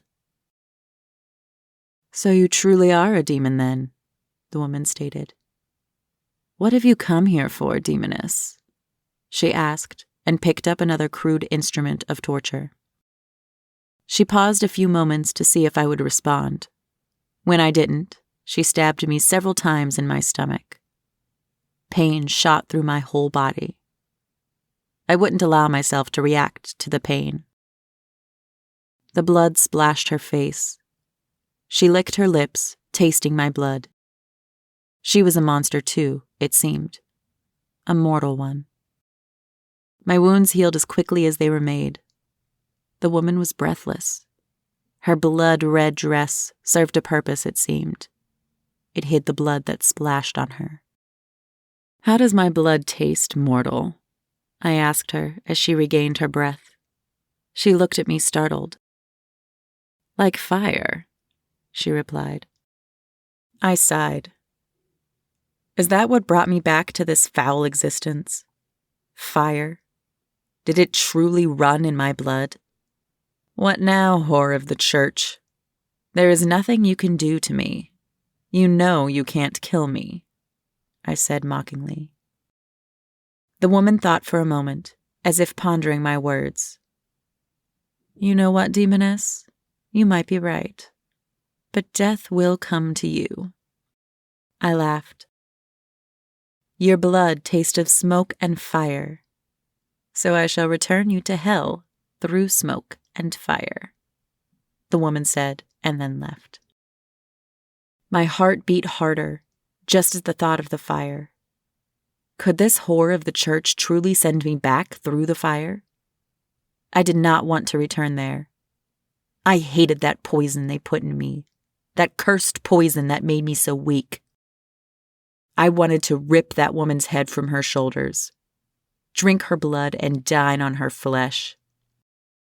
There was something strange about this woman, something not right. I heard the heavy footsteps again. I knew that fat, greasy oaf Jed was coming. His footsteps seemed hurried, urgent, as if he was excited. I smelled him before I saw him, his normal odor of sweat and piss, the smell you would get from laying with pigs. His breath became ragged as he came into the room and saw me laying there, my breast bare. His eyes shined like a pervert about to get his first stolen look upon a woman. This man disgusted me, this foul, horrid Jed. He walked up to me slowly, a foul smile on his face. His hands were fat and dirty. His fingers were stained with blood, and only God knows what else. I shuddered with disgust as he put his hand on my bare stomach. It trembled slightly as he moved it to my breast. His leech-like tongue licked his dirty lips. I will kill you, Jed, I said to him softly. His smile broadened. He shook his head and ran his fat fingers across his throat, telling me I was to die soon. He tried to laugh, but all that came out was a dry, hollow wheeze. He placed his ugly, fat hand on my inner thigh. I bet his heart was as fat as the rest of him. It beat hard and seemed tired like an old man that could barely walk. I could smell his blood as his heart beat and pushed it through the rest of his grotesque body. He moved his fingers closer to my sex. I strained at my bonds. If only I had my strength. If only this poison would run its course. If you touch me there, I will make your death slow and painful, I said, my tone hard. Jed paused for a moment, so his slow, pitiful brain could process my words. After a few moments, he shrugged and removed his hand. He unbound my hands from the stone slab and bound them tightly together. He did the same thing with my feet. He slung me over his shoulder like I was nothing and walked down the long, dark hallway. His stench was overwhelming, and his skin was greasy. It made me shudder. I wondered where he was taking me until I heard the shouts in the distance. It was the shouts of hundreds. I saw sunlight as the hallway ended into a staircase. How long had it been since I had seen the sun? He walked up the stairs. I bounced on his back like a sack of wheat. The sunlight hit me. The light was so bright I could not see. I could hear the shouting still. I could smell the fresh air of an overcrowded town. One voice above them all struck like thunder. Here the demoness comes, the eater of flesh and children. It was the voice of the woman in red. The crowd seemed to hush as they saw me, all ragged and filthy, being carried on Jed's back. They looked at me in awe still. Here I was, defeated and weak. These mortals who were here in the hundreds still feared me. Just the thought of their fear made me smile. The crowd parted as Jed walked me to the gallows. The woman in red, whose name is still a mystery to me, looked down at me. Death was dancing in her zealous eyes. Jed walked me up the old wooden steps. I wondered how many poor souls had walked these worn steps, heard them creak as they ascended to their death. The gallows were old. I could smell the shit and piss stained in the wood. Or maybe it was just Jed that I smelled. The rope was worn but seemed strong. Jed set me roughly on my feet. I was still weak from that foul poison. The woman in red turned to the mob. "Don't fear this hell-spawn whore. The power of God holds her at bay," she said, her voice strong with conviction. The power of God. This woman was a fool. She didn't want them to know it was a poison so strong that it would destroy a mortal in seconds. "See the feared demoness who ate the flesh of your children? Do you see her reduced to nothing?" The crowd roared at the woman's words, reminding them of how monstrous I was. Their fear was replaced with anger. Rocks and rotten food were flung at me. Cries for my head erupted everywhere. I, the feared demoness, was reduced to a pitiful young girl in their eyes. "Now, by the will of Christ the Son, we will send Satan's whore back to the flames where she belongs." The woman's powerful voice hushed the crowd. Soft cries of "Save us!" could be heard as the people turned to her to save them from me. I sighed, disgusted with these weak mortals. If I had my strength, I would destroy them all. Jed moved roughly over the floorboard that would give way when they pulled the lever. Jed stepped back and stood at the front of the crowd smiling at me. The headsman stepped forward and wrapped the noose around my neck. My heart pounded, for I hated to be hung. I knew after the hanging came the fire. With the fire came the pain. Sweat trickled down my dirty forehead and into my eyes, causing them to burn. "See how she trembles before God? Don't fear this demoness any longer, for she is powerless," the woman roared. The crowd roared its praise back to her. Some even mustered up enough courage to spit at me. The noose was rough around my neck. The coarse hairs of the rope dug into my flesh. I swallowed hard. I heard someone weeping. The voice sounded familiar. Then I saw his soft eyes. Father Thomas wept for me. He alone, out of the crowd, wept for me. I could not believe it. Someone cared enough to weep for me. Semia the monster. I laughed slowly at first. The crowd hushed, and I turned my gaze to the woman in red. My eyes were ablaze. She cringed. For the first time, I smelled utter terror in her as she met my gaze. "Foul whore of the church, I will kill you and all who mock me. I am a goddess who is weakened by your foul mortal poison. I'll kill you all this night and feast on your children." My voice sounded like thunder as it escaped my lips. The once brave mob was frozen in fear. "Hang her! Hang her now!" the woman screamed. The control she once had was gone. Someone pulled the lever. The floor beneath me gave way. The rope around my neck tightened as I began to strangle. My face bulged. I knew it wouldn't be long until I blacked out.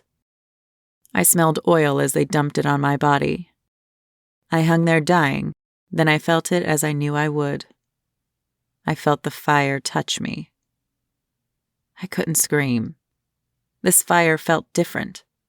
It felt weak. The pain was hardly felt. "Even the self-proclaimed goddess can die in the fires of Christ," the woman shouted. The rope burned away in the flames and my body fell. I lay still as the pain covered me. My flesh would heal only to burn away again. The woman stood above me with victory in her cold eyes. She enraged me. Slowly I stood. The fire blazed all over my body still. Before the woman could move, I jumped on her. Her screams of pain were like a soothing balm to me. The fire burned her. Without thought, I ripped her head from her shoulders and threw it into the screaming, terrified crowd. Her blood splashed on my face and made the flames hiss. I jumped on Jed and ripped his grotesque body to pieces. I roared loudly, and many froze in terror. I ripped everyone I could find apart. Soon the blood of the crowd put out the flames that burnt me. I destroyed the city that night just as I had promised. I murdered any and everyone I saw. I ate the flesh of countless children. I decided then and there who my enemy was. It was who was stopping me from becoming a goddess. The church. I would destroy them. I did not need an army as long as I could avoid that accursed poison. I would destroy the church and destroy Christianity. For a moment, Sandra did not move. She just sat there, absorbed in the imagery of Semia's story. It's the writer's curse to be able to see things so vividly. Every horrid detail played out in her mind as if she was watching a movie. This story was so different from the others she had written. For in the others she had control. She was the goddess of the world she had created. Most of all, she knew her stories were not real and could never be. Only within the pages she wrote did they exist. Semia's tale, on the other hand, was right here before her. Semia's story, with all of its horrors, was real. It almost made her want to gag. Semia just stared at Sandra like she enjoyed her discomfort.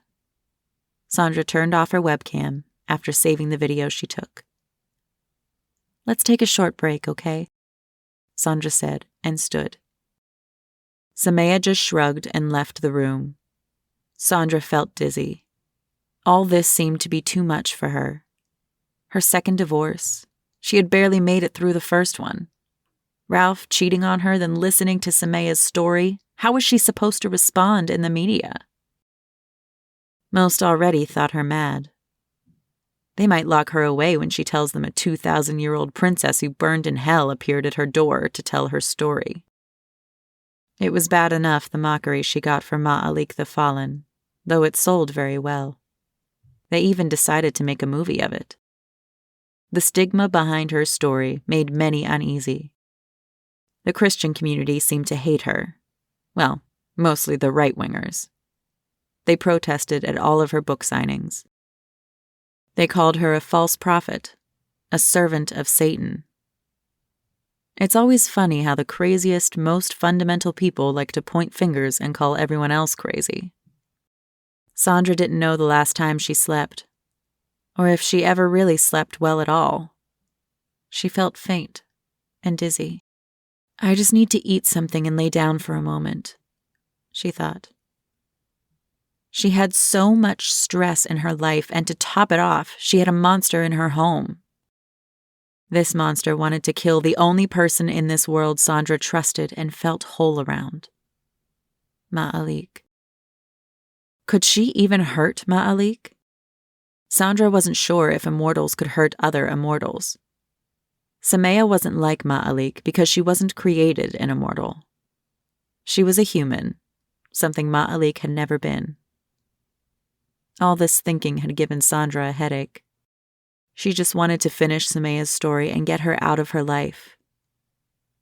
"I need you more than ever, my angel," Sandra said softly as tears blurred her vision.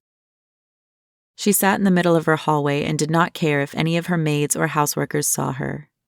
She wished she had Melissa's strength, the will to be a ruthless bitch like her dear friend was. Sandra just didn't have that in her. She sat, weeping. She was rich beyond belief and famous. She was known around the world. Yet she was alone. She had no children, and it seemed like she never would have any, now twice divorced. Maybe after I finish Semia's story, I will just disappear for a while, she thought. Find some place and just forget everything. Just let my agent handle things for me. Sandra wept, her whole body racked with her sobs. I used to be as weak and naive as you, mortal. Sandra heard a dark voice she had learned to hate. But pain burned it all away, mortal. There is no harsher way to change one's soul than pain, Semia said coolly. Sandra did not reply. She just waited for Semia to go someplace else. She didn't have to wait long. Semia didn't come to comfort her. Semia was truly something foul. She felt Sandra's pain, her agony. Like flies come to shit, Semia came to feed off Sandra's torment. Semia relished it. She wanted to watch Sandra suffer. Sandra shuddered. What have I done? She thought, as she wondered why she let this demon in her home. Sandra jumped in fear as she felt a hand on her shoulder. She trembled. Forgive me, Madam Sandra, I did not mean to startle you, one of Sandra's maids said. Sandra sighed in relief. Now that the evil one is gone, I wanted to tend to you, the African maid said as she helped Sandra to her feet. Come, Sandra, let me make you some tea. She was a kind old lady. She had worked for Sandra for nearly a year. Sandra loved black people. They reminded her of Ma'alik. Ma'alik, being the only angel she knew, had dark skin, so she figured God must be the same or favor that complexion. She wondered how many old white religious nuts she had offended when Ma'alik the Fallen had come out. She wondered how many felt their world threatened by her book depicting angels as something other than white. Why are you being so kind? Sandra asked. The woman smiled. I was hoping for a raise. Sandra laughed. There you are, ma'am. I was wondering when I would see that smile again. Sandra wiped her tears and let her maid lead her to the kitchen. Besides, if you break down, I'm out of a job, the maid continued. So taking care of you is job security. Sandra sat down, happy to be around such light-hearted company. The other workers seemed a bit startled to see Sandra walk in and sit with them. It's not every day your boss sits and snacks with you. Don't mind me, Sandra said to her workers. They smiled nervously and sat back down. The kind, loud maid brought Sandra a cup of tea. Sandra thanked her and blew on the tea to cool it. So, boss lady, is Ma'alik truly real? One of Sandra's kitchen help asked. Sandra took a sip of her tea and sighed. The maid saw her discomfort and felt embarrassed. We only ask, madam, because we heard you were writing a sequel. I've read your book several times and love it. The woman staying here, is she the real Semia? Sandra took another sip of her tea. It figured that the help would be uneasy around Semia. She never thought that someone would see the connection. Do you believe me? Sandra asked. Well, if that evil creature in your house really is Semia, then we will have no choice, the maid responded. Sandra took a deep breath. It is the same Semia, Sandra responded. The workers got quiet. Sandra didn't know what to think. She thought she would be happy if people believed her, but the fear in her eyes made her feel like a selfish fool. Their fear shamed her, for this was her burden to bear. How much longer will Semia be staying with you, madam? One of the workers asked. Sandra shook her head, for she truly didn't know. I guess till Ma'alik comes, Sandra said after a long pause. The workers shook their heads. Sandra smiled at them weakly. I will tell you that Semia's story will make you cringe, Sandra said as she stood. Thank you for the tea. The workers smiled back at her. Why thank us? It's your tea. the maid replied. Sandra shook her head and went back to her office. She had needed that break. She needed to be around normal, everyday people. She had to get out more. The immortals she had met were all depressing. She was surprised to see Semia sitting in her office waiting for her. "You're eager to finish your story, I see," Sandra said. Semia didn't smile or respond. She just looked deeply at Sandra. "You have no idea," was all Semia said. Sandra put a new tape in and turned on her webcam. "You ready?" she asked. Semia nodded. Sandra pressed record on the tape player and took a deep breath to still. Ma'alik. Ma'alik stared out the window as the plane roared over the ocean on its way to New York. It never failed. Wherever he went, people would stare at him, smiling like he had just given them the answer to their lives. Shorna snored softly next to him. She was truly exhausted. He liked Shorna. She reminded him of Melissa. She was strong and confident on the outside, but inside, she was a mess and so confused. Those who suffered the most pain seemed to be the best people and the most loved by the Creator. Ma'alik noticed Sandra's book was doing very well. He noticed an old woman reading it as he found his seat on the plane.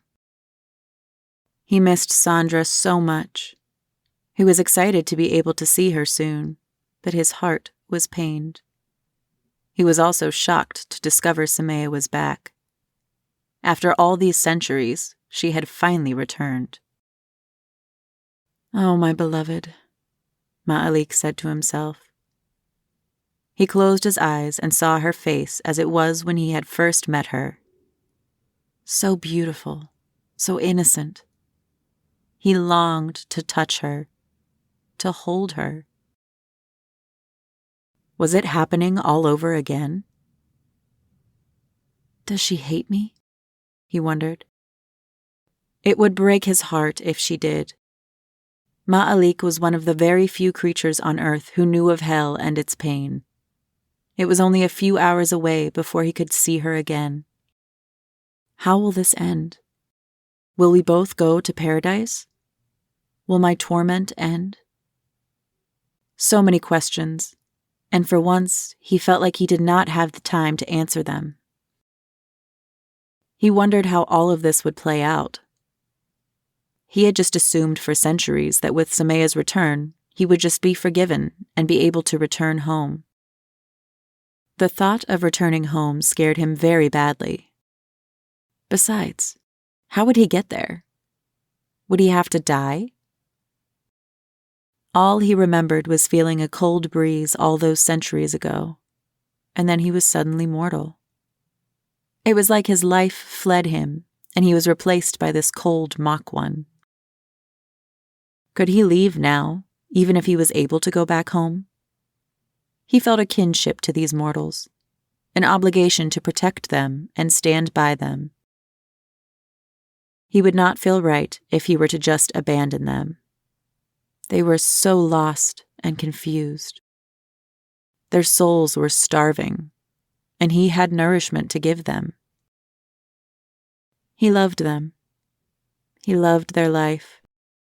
To be able to see such acts of love and kindness in this hell they lived in amazed Ma'alik. But then the warmth and beauty of his birthplace called to him. He longed for it. He longed to drink from the restoring well, to restore any damage done to him by being here on earth. "Oh, Semia, I have finally found you," Ma'alik said as he laid his head back and closed his eyes.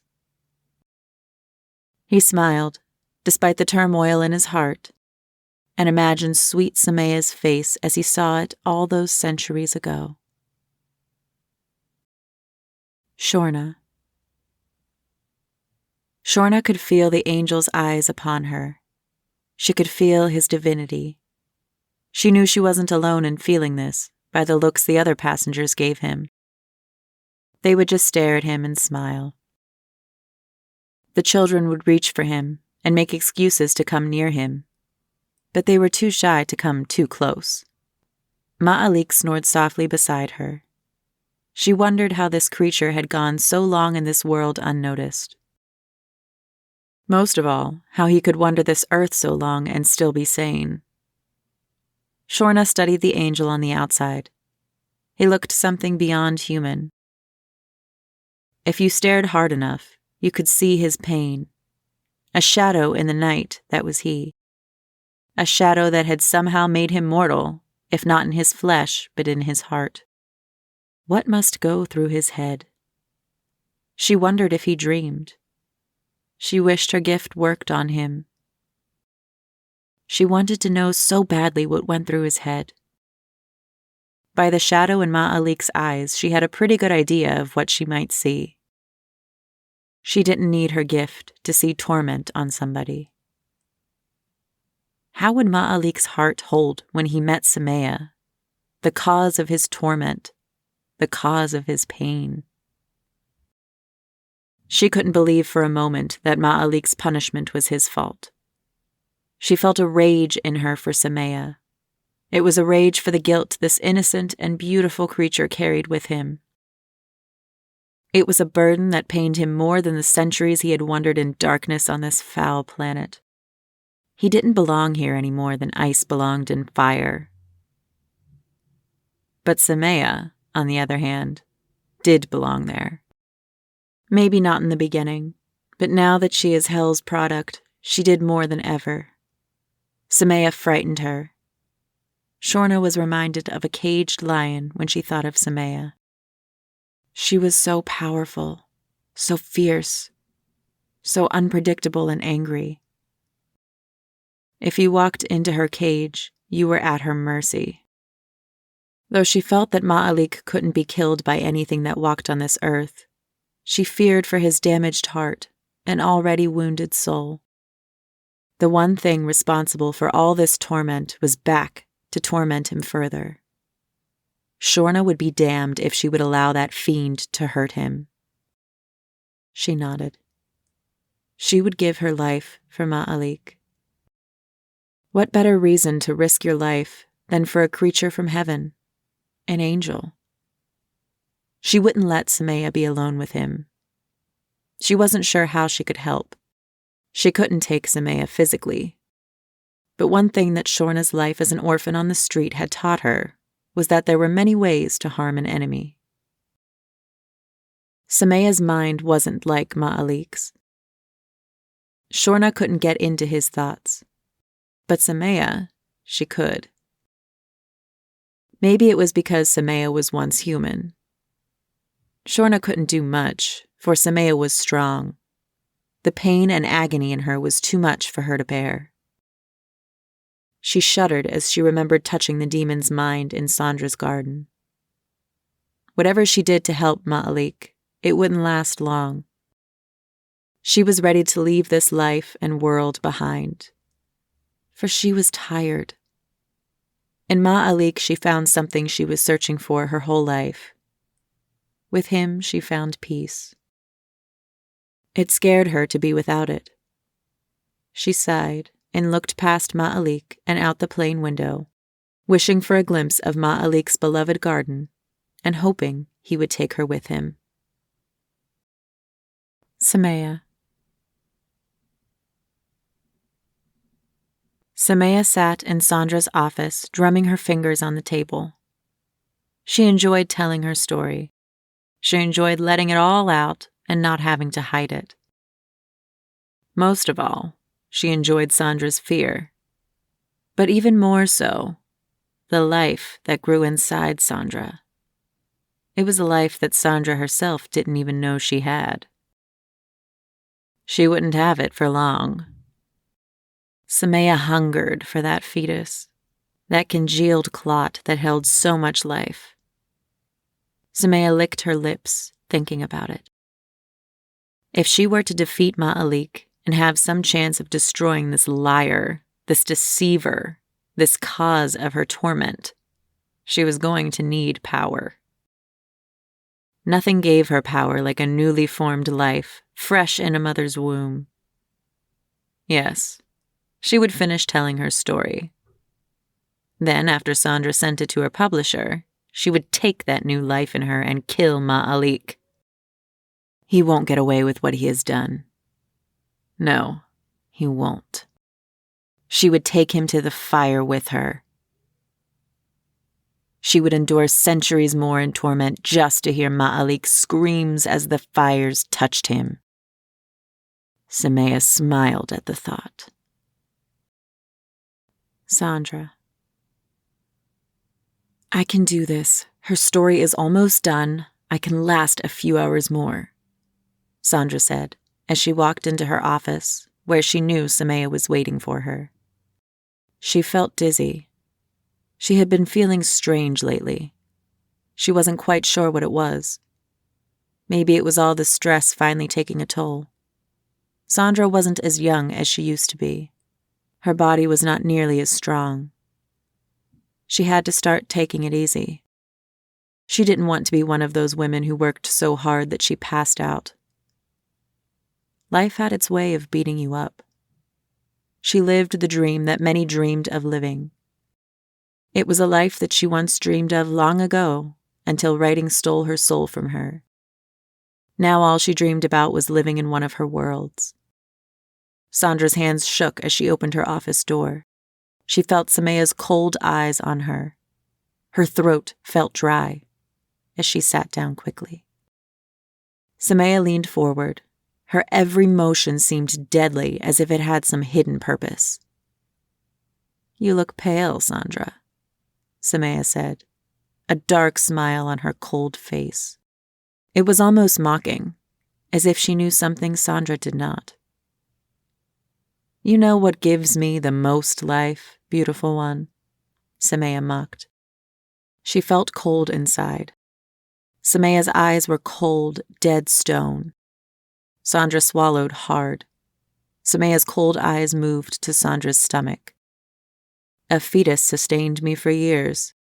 Just one fetus, and I am a goddess reborn, Semia said calmly without emotion. It seemed as if she was describing the weather or her furniture. Sandra felt bile rise up in her throat. Her dizziness hit her in a strong wave. Semia still stared at Sandra's stomach, a gesture that horrified Sandra. Are you ready, Sandra, to put my story to an end? Semia asked. Without saying a word, Sandra turned on her webcam and clicked her tape recorder. She picked up a pen and pad and waited for Semia to begin. Semia. My war on the church lasted nearly 400 years. I started in Spain. It was my whole existence after being reborn. I have been hounded by the church. They were pitiful with their ignorance of everything, even of their own religious texts. Spain was beautiful. Not nearly as beautiful as my beloved Egypt, but close enough to earn a soft spot in what humanity was left in my heart. I used to walk upon the beach, barefoot as the sun set, the waves crashing away the traces of my passing as if I wasn't welcome. The air there has a taste to it that you can't find any place else. A freshness of life. A life that I once had. The people so alive and carefree. My heart yearns to be back there. I miss Egypt very much. But most of its beauty has been erased or destroyed by the accursed church and the ones that call themselves Christians. These creatures were an evil I had to destroy. Though I have murdered countless humans over the centuries, I could never come close to the blood that stains the church and all those who follow it. The horrors they have done to people in some man's name who never even claimed to be God. They called me a monster, all the while ignoring the devil they are. I did not care for their bloodshed. I admired it. They made their mistake when they tried to burn me and anything that disputed the lies they sold to the masses. So I came to the city of Valencia and wandered their streets as the people danced in some celebration. I was dressed in only a thin white slip. I loved wearing these slips as I walked the night. I could feel the cool air kiss my flesh. The breeze would blow the cloth, revealing enough of my upper thighs to stop people as I walked by. They would stare in a trance, not knowing I was a monster, a demon that hid in the body of an Egyptian angel. Of all the reason for wearing this thin cotton slip, they all paled to the love I felt in making this slip red with the blood of those I hunted. The cotton soaked up each drop. I smiled as I walked through the streets of Valencia amongst the dancing, singing throngs of Christendom. I wondered how long it would take me to dye my slip red in Christian blood. I wondered how long it would take me to kill every living soul in this town. I had just feasted less than an hour ago on a woman who barely had new life within her. Her fetus made me a goddess. It gave me strength that would not wane within a century's passing. I almost glowed with power. Lustful eyes of these Christian Spanish followed me. I was ready. A child walked in front of me. A boy. He was a handsome child, maybe 4 years into life. His eyes big and a beautiful brown like autumn leaves. His eyes were full of tears still as he looked at me and held out his hands. "I am lost," he said to me in Spanish. I smiled down on him, kissed his soft black hair, and took his little hand. "Mama!" the boy yelled, as he walked me deeper in the midst of the people dancing in the street. "Papa!" the boy yelled again. No one answered, and no one seemed to care. I stopped the boy in front of a water fountain that depicted St. Paul pouring water onto some poor soul's head. The boy looked up at me with those big, brown, tear-stained eyes, his arms outstretched towards me. What innocence this boy possessed. I wondered if his mother was the woman I had killed earlier, or if he was an orphan. Most likely, his parents being good Christians, they were out drunk and partying and had left their child alone to wander the streets alone and unsafe. Only God knows what may happen to him. I am doing these pathetic mortals a favor. I embraced the boy, and he wrapped his small arms around my shoulders and laid his head on my chest. I patted his tiny head. "You will see your parents soon, I promise," I whispered. The boy nodded his head. I lifted his head from my chest and kissed him on the forehead. "This will only hurt for a second." Before the boy could respond, I tore his throat from his neck. His blood splashed on my face. I set this boy in the fountain, where his blood quickly stained the water. St. Paul now blessed the lost fools with the boy's blood. Screams erupted around me. My heart raced with excitement. I looked down at my cotton slip and smiled at its first stains of blood. That night was a blur. I was drunk off of death and blood. The joy and laughter of the night turned to screams and cries of pain, for I did not like to kill them all outright. Some I let suffer and die slowly. Their suffering was like a balm soothing my burnt soul. I went through the town killing everyone I could find. Then, when that was not enough, I went to every house and slaughtered every person living. Some were sound asleep in their beds, feeling safe and secure in their cult of Christianity. I wondered how the church would react to me slaughtering all their believers and almsgivers like cattle. I was almost done with the slaughter. My cotton white slip fully stained red and dripping fresh blood. I loved how the moonlight made the blood look black. At some angles, my dress even seemed black. It was an hour or so before sunrise. The town was dead. The smell of thousands of dead bodies filled the air and would carry in the wind for miles. The flies already buzzed everywhere. It would not be long before the carrion birds showed up. I stood on top of a hill next to their chapel. I looked down on my work and smiled. I turned to the chapel. I was no fool. I knew the survivors, if any, would flock there thinking foolishly that I, the demon, could not enter. And if I did, the white man they call God would come down on a cloud and destroy me. I laughed as I walked up the chapel stairs. I stopped at the door. I could smell fear in there, a lot of it. I heard their hushed cries as the people tried to calm their terrified hearts, thinking I could not hear them. I, the monster they feared, if only they knew who the real monster was. The God they clung to. The God that sends a good, innocent girl to burn in hell because his angel failed. I tried the door, and of course it was barred from the inside. I sighed. These mortals were pathetic. I just slaughtered their whole city, and somehow they thought a wooden barricade would stop me. I kicked the door and watched it shatter and splinter before me. Screams filled the hushed air. "Jesus, help us, please!" a woman cried. I stood in the doorway covered in blood and waited for their screams and prayers to stop. Then I walked in amongst them. "Where is your God now?" I asked them. Of course, no one replied. "I am Semia, daughter of Pharaoh Taman of Egypt. I was once like you. I was mortal, foolish, and kind. I tried to do good. Then when I died, your God sent me to hell for over 1,000 years," I said calmly and quietly. I knew they were all listening. They were scattered about the church like rats in the dark. "Your God is nothing, and I am your goddess. Any of you that recognize this, I will let live.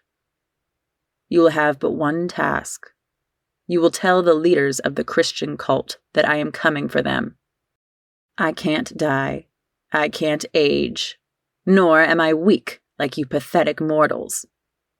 Now is your only chance. Bow to me, the demon goddess, or die here." The people whimpered. Only 2 came forward, a young man and a woman. They bowed before me and kissed my bloody feet. I smiled at them. "At least you 2 will live. You will guide the church to this town and tell them of me." The 2 couldn't talk. They just nodded. "Now witness real power," I said. Then, with a speed defying any mortal, I murdered every survivor in the church and hung their lifeless bodies from the ceiling and threw their insides around the church. My 2 new disciples shuddered in fear and disgust. When I was finished, I turned to them and gave instructions telling them where they will see me next. As they departed to do my bidding, I laid down in the church among the death and blood. I thought of my father and wept. I am not sure how long I slept, but it must have been some time. I woke to the sound of several hundred boots marching towards the church. I smelled of death, blood, and entrails. The gore covered and stained my body and hair. If this was the church's army, then they would be an easy way for me to get to the Pope. I began to weep quietly, calling out their God's name. I could hear them getting closer, but most of all I could smell them. Their sweat, their fresh blood. I was hungry. My stomach growled. I heard them enter the church. I wept harder and prayed to their God a little bit louder. I heard their whispers as several armed men approached me. I could smell their fear, their disgust, as they looked around and saw the bodies of women and children hung from the ceiling. Their bowels hanging from their corpses, their tongues bloody and lifeless, hanging from their mouths. A man vomited. The stench of his vomit was like a perfume to the carnage that was in this church. I turned to face them like I was startled. "Please, I promise I'll do what you say. Please don't kill me." I wept. A man with an air of command approached me and wrapped his cloak about me. "Take her to the priest and have the poor child washed," he commanded. They led me off like I was a suffering victim. If they only knew the truth. I was the devil disguised as the angel of light. They burnt the church down that night. They let the flames consume all the blood and carnage that was there. The army was weary. They told stories of an ancient princess who was cursed to hell by the church, and now she was back for revenge. I listened to their tales and relished their fears as they told it. The burning church on the hill was like a beacon. Horrified people from all over came to watch it burn and be near the Pope's righteous army. I was cleaned and given fresh garments. The priests questioned me about all I had seen. These men, like most mortals, were foolish and blind when it came to women. I sipped hot soup amongst the women surrounded by the Pope's army, which would take me to the Pope himself. The women fawned over me and combed my hair. I was disgusted by them. Their actions made me think of a child long ago who combed my hair. I don't know why I thought of her, but it saddened me. This was an emotion I had not felt in a long time, an emotion I did not like either. I couldn't sleep that night. I kept thinking of that girl and how she loved my hair. I got up while everyone else slept, except for the night guards. I was starved. My stomach growled. I had vomited up that foul soup I had sipped. I needed blood. Young blood. Slaughtering that town had drained me. The women around me snored softly, ignorant in their blissful sleep. I could kill them and eat the youngest amongst them, but that would make a mess and expose me. Besides, why dirty my own bed? These women were used up, their essence gone and their innocence stolen by these so-called men of God that marched in the Pope's army. What a mockery these people were. I left the women's tent and breathed in deeply. Their stench was foul. It was a stench of women that had been spent by men countless times without washing. The mix of sweat and bodily juices gone untreated was a stench worse than death. The cool night air felt good against my skin, like a cold kiss against fevered flesh. They had given me new clothes. They were way too tight. That might have been on purpose, perhaps. The way the men eyed me was amusing. I could feel their lust. They barely contained it. I could feel their eyes drifting from my long black hair to my caramel-colored skin. They would linger on my small breasts and travel slowly to my tiny stomach and waist. I could smell their blood pulsing and rushing to their manhood. I enjoyed their lust. Not for the obvious reason, but for the scent of their hot blood rampaging through the bodies. It made me hungry. Of course, these fool pigs saw my smile and thought only of my flesh, never stopping to see the death that waited for them in my eyes. Men were foolish, simple creatures, so easy to understand. Women were even simpler. They played right into men's hands and used their cunts like gold coins to fuck themselves to where they wanted to be. This world was ruled by sex. I was the world's flawless Egyptian goddess. These foolish brutes, the soldiers, were not my target. Soldiers were ruled by their desires. They were no challenge. I wanted the priests, the so-called voices of God on this earth. They, the scholarly and the pious, the holy men that could not be broken. The only man that I could not break in my centuries was a Muslim man. These Christian sheep were slightly above the brute fools of the soldiers. Yet the soldier was simple. He did his job and enjoyed it. The priest was more savage, more twisted. They were predators. They drew you in with comfort and promise. They made you trust them with all your secrets, made people give them all they had. Then, when they used you up, they left you stranded and helpless with nothing. Left you as a walking corpse, just barely alive. Where would I find such a priest in this encampment full of them? I walked slowly to the priest quarters, where this really old priest had been staring hard at me.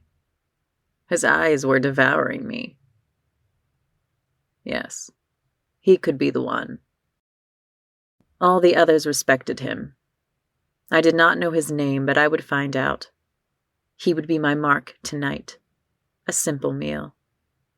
The old ones never sustained me much, but this kill tonight was far more than just food. This kill tonight was to make a point and a statement. There were guards at posts all around the priest side of the camp. They separated themselves, as if they were above the average man, gods among men. I walked to the nearest guard, his smile wide across his dirty face. "You looking for some fun? Then you came to the right man," the guard boasted. I smiled at him. "The eldest priest sent for me," I responded shyly. The guard's smile quickly faded. The excitement that was once in his eyes replaced by fear. I was intrigued. Who was this old priest that I would kill tonight? Who was this ancient man that instilled such fear in men? "Sure, my lady. Right this way," the guard said gruffly and marched ahead of me. The sound of his heavy armor filled the air as he walked with the annoying sound of metal scraping against metal. The guard seemed nervous. I could tell we were getting closer by his rapidly beating heart. We stopped in front of a huge tent that had 2 other guards standing in front of it. The guard that was leading me spoke to them briefly. The 2 exchanged knowing looks and beckoned me into the tent. The tent smelled of incense and parchment. It was dark except for a single burning candle on a writing desk. The only sound was the scraping of a quill as the old priest wrote. I approached him. The old priest sighed. "Why am I being bothered at this late hour?" the priest said, with his ancient back to me. His voice, despite his age, was sharp as ever. "Forgive me if I trouble you. I was told you wanted to see me," I lied shyly and innocently. The priest turned around slowly and looked at me. He did not smile. His face showed no emotion. Only his icy blue eyes betrayed his intent. "You know who I am, girl?" he asked, his tone sharp. I shook my head shyly. "I am the cardinal, a close ear to the Pope himself, so I am closer to God than most men will ever get." So this man, the cardinal, would be the one I would kill tonight. I smiled at his old, gnarled face with a look of utter awe in my eyes. The cardinal's smile was like a deep line cut into thick tree bark. His nose long like a hawk's beak. "I bet you have questions of me. They all do," the old cardinal said matter-of-factly. His old eyes were poring over me. The tight rags they gave me to wear barely covered my body. The cardinal hitched up his robes and patted his old pale knee. "Sit here, my child, and I'll answer all of your questions. Through me, I can elevate your status among men in this world and make you more pleasing to God's eyes," the cardinal promised. His tone was inviting, yet threatening. This man disgusted me. He reminded me of the fire that burned away Semia the virgin princess and gave birth to the monster I am now. Shyly, I sat on his old skeletal knee. I heard it creak like a worn floorboard. For a moment, I thought I had broken his leg. His thin hands wrapped my waist. He smelled my neck. I could hear his ancient heart pounding against his rib cage. "Tell me, Cardinal, what is death like?" I asked shyly. The cardinal looked at me strangely. You are a strange child. You remind me of my daughter. She was just like you, beautiful, young, and thin. Her mind was keen. Unfortunately, too keen. The cardinal sighed for a moment, lost in some memory. Would you like to be my new daughter, sweet one? The cardinal asked, his hand on my breast, teasing my nipple. I bit my lip. Yes, I gasped. He kissed me. His lips were dry and rough like sandpaper. He ran those dry lips across my cheek and behind my ear. Call me father just like she did, he said. I nodded. Yes, father, I said weakly. I felt his heart beat faster. I could smell his blood racing through his old body, hot and excited. Now be a good daughter and do what father asked you to do last time. Father will reward you greatly, he said in between breaths. As he struggled to breathe in his excitement, he gently pushed me from his knee and pointed to the floor in between his legs. I lowered myself to my knees. I pulled his manhood from beneath his soiled undergarments. Not sure if one could classify whatever he had as a manhood. It was old, tiny, and shriveled, almost like a rotted date.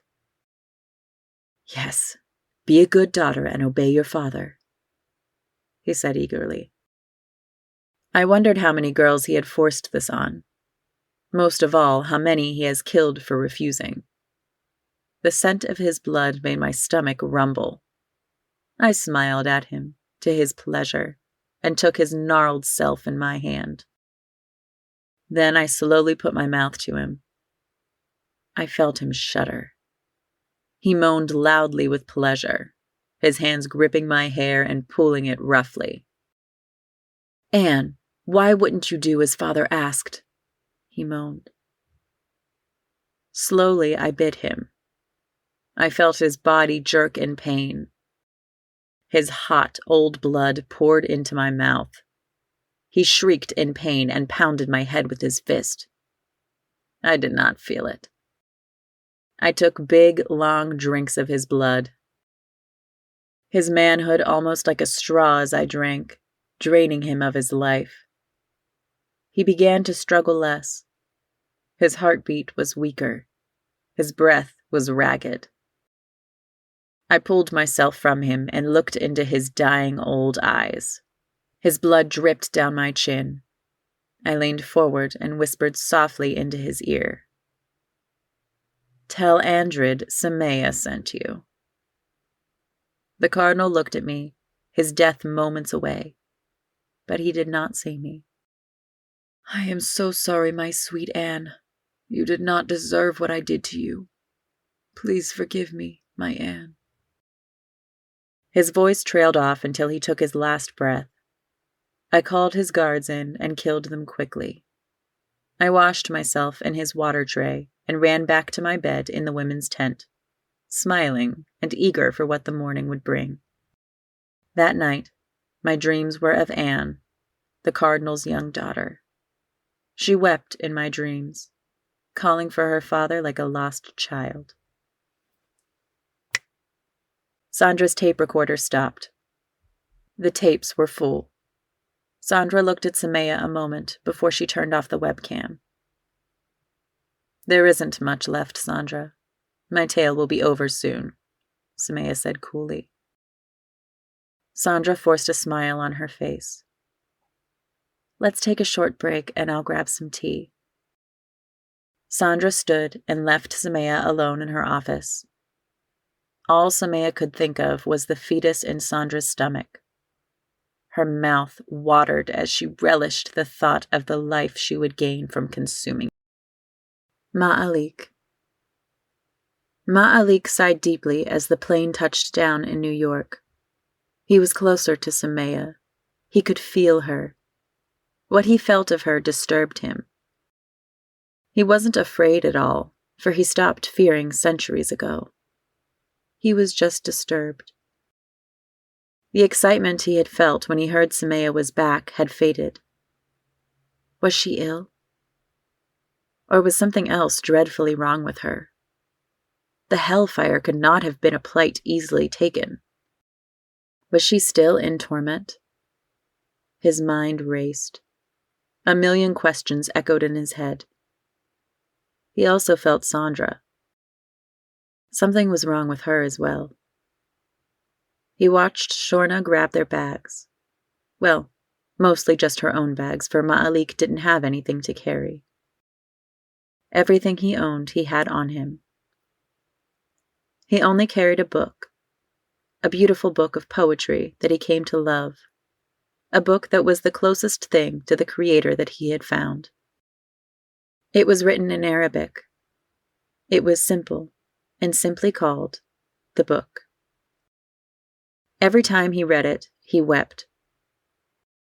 Even though he himself was once an angel, he longed to meet the Prophet Muhammad, the one that Gabriel revealed this book to. Long ago, Ma'alik wanted to be a messenger angel, a courier to the Creator's chosen among men. But Ma'alik was not created for that. Ma'alik loved mankind deeply. He thought of them as children and wanted to be close to them. So he was made a guardian, assigned to watch over them and protect them from themselves. Never to be seen by them, but always watching and influencing them. He had watched the birth of mankind, watched them blunder in the dark and make mistakes. He watched them grow as a race of people.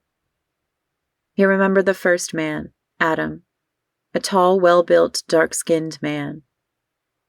His dark skin shined with the Creator's light. Hawa was the first woman. She was beautiful. Her skin tone was a creamy ebony, slightly darker than Adam. Ma'alik loved them so.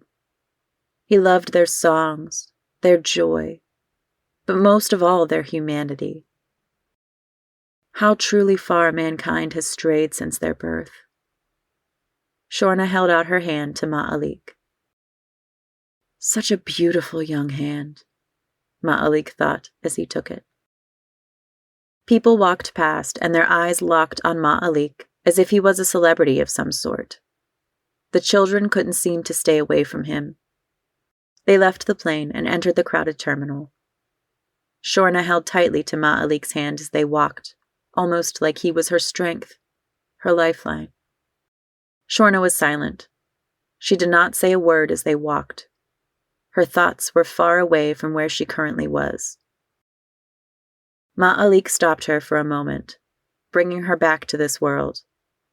He looked at her exhausted and jet-lagged face and kissed her forehead.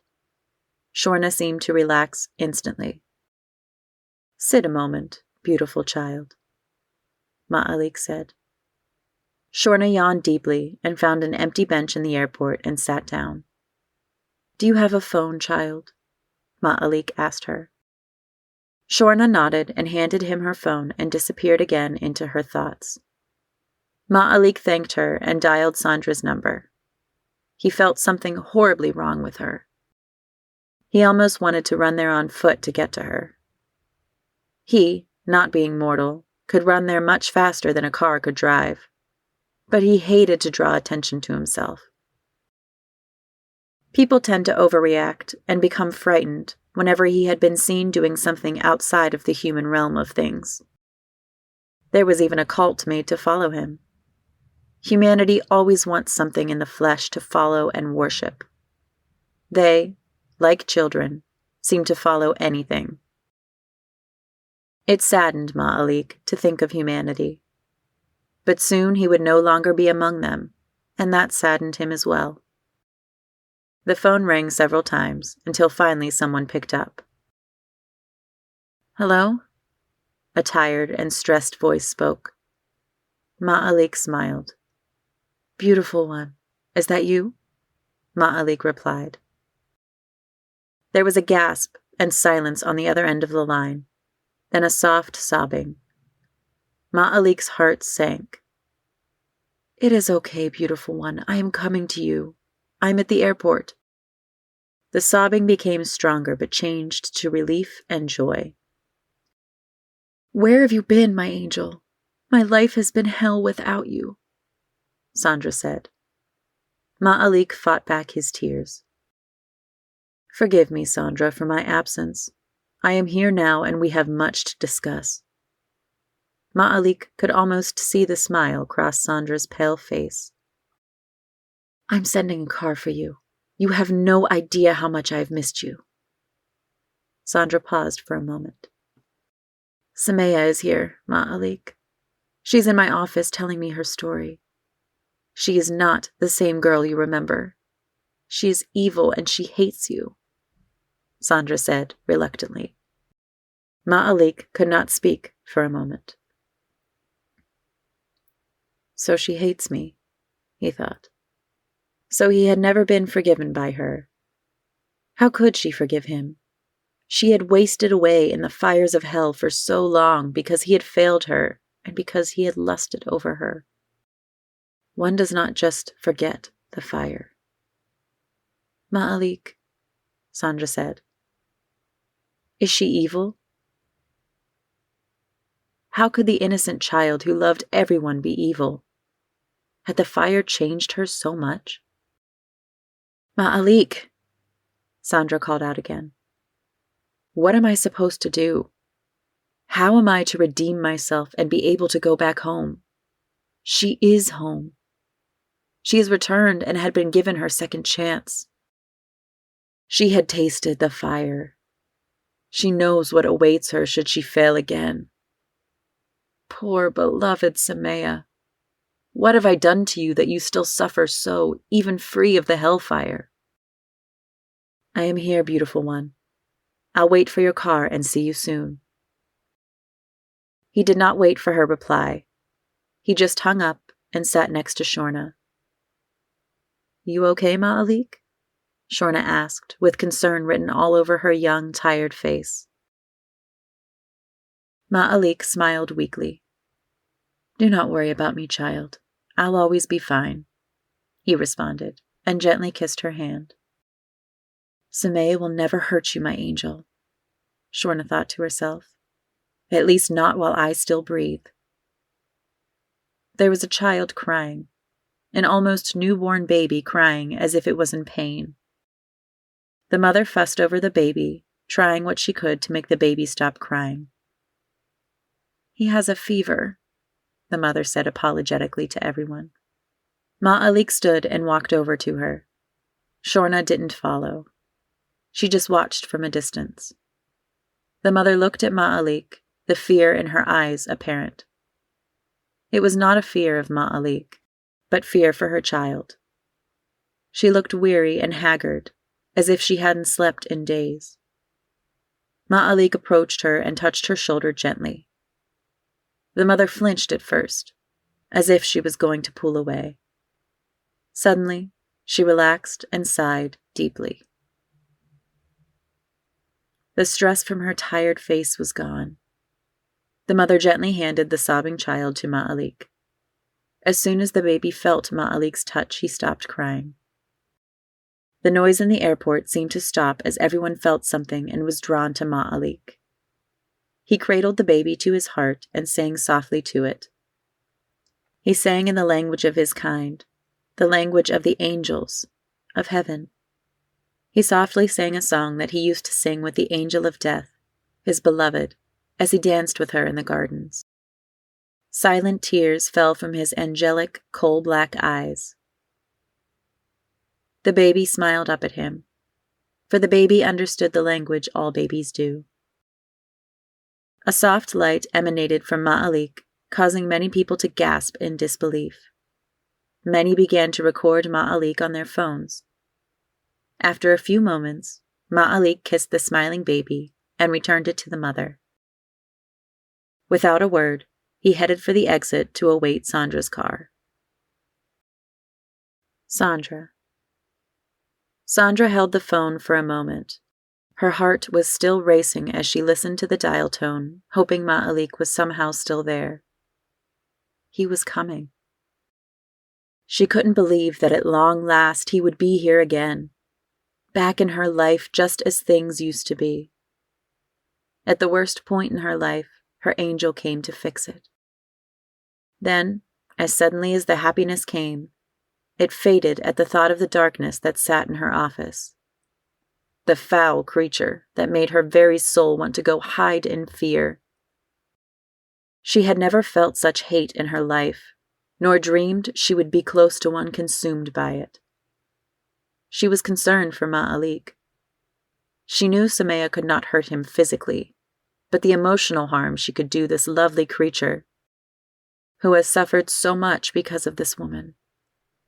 Granted, he made a mistake that cost Semia her life. It was a life that she was already in the process of throwing away anyway. Ma'alik would endure.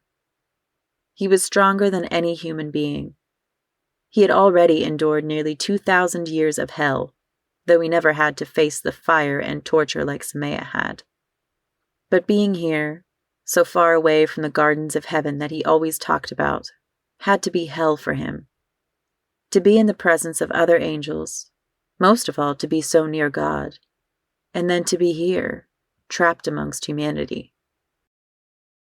He must feel like a bird trapped in a cage with pigs.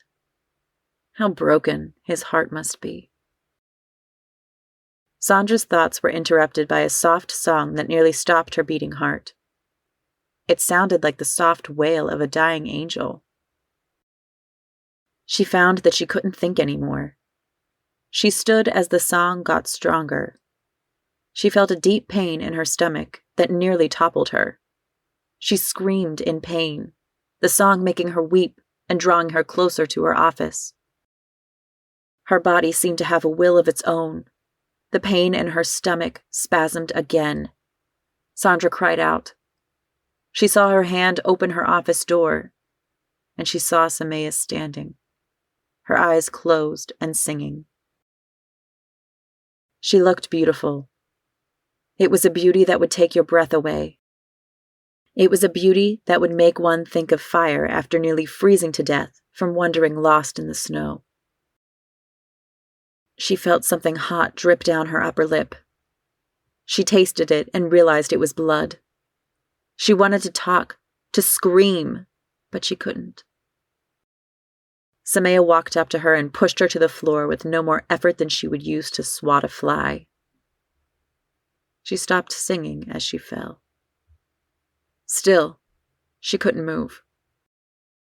She stood above her, looking down on her, smiling like she was some deity. Her stomach felt like it was on fire. What was happening to her? I'm not going to kill you, Sandra, for I need you to write my story, Semia said, smiling and mocking her weakness, mocking her being mortal. The child growing in your stomach, I need. Sandra couldn't breathe. Child in her stomach? What was she talking about? Semia savored Sandra's shock and relished her horror. Sandra wanted to beg her, please, don't take my baby away from me. Ralph's child. Maybe that was why I was so dizzy and throwing up. Tears welled up in her eyes. They blinded her. She wanted to scream at Semia, to kill her to save the baby in her stomach. She had no reason to doubt her. For Semia, this monster, had eaten countless children throughout history. Ma'alik is near, Sandra. I need all the strength I can get to kill him. I am afraid, Sandra. I have killed countless mortals, but never faced one who is not mortal. That foul creature might be stronger than me, Semia said, as she stared at Sandra's tears. She enjoyed this. I have already called an ambulance. After I eat your child, I will dictate the last bit of my story for you. Believe it or not, Sandra, I will make you a great part of this new world I will forge. They say the Creator made this world in 7 days. After I destroy Ma'alik, I'll destroy this world and rebuild it in 5 days. Semia knelt down next to her and rubbed her stomach. She just wanted to die. She wished so badly that Ma'alik was here with her now. You have the honor to watch the rise of a goddess. Semia leaned forward and kissed her on her forehead. Then, before she could blink, she drove her hand like a knife deep into Sandra's womb.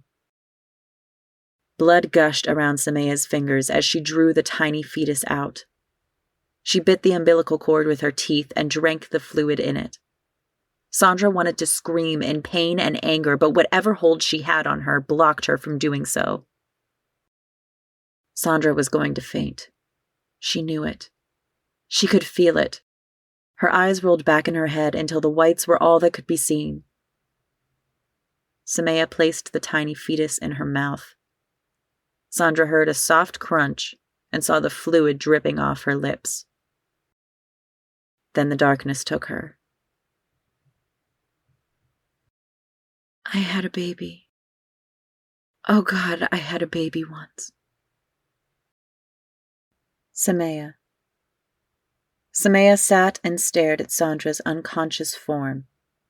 The hole in her stomach still gushed blood. The life of the fetus she just ate still rushing through her. She felt dizzy and strong. She contemplated just letting Sandra die, just another pointless mortal she had no use for.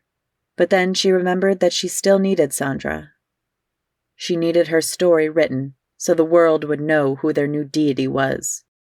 She picked up Sandra's body. Her heartbeat was very weak. Semia could hear the sirens of an ambulance getting closer. Semia wiped the blood from her mouth and carried Sandra to her servants in the main room. Make sure the ambulance gets to her soon. I need her to live. The servants screamed when they saw Sandra. They thought she was dead. They didn't even stop to ask what happened. Sandra's security surrounded her body and turned to question Semia. But Semia was already gone.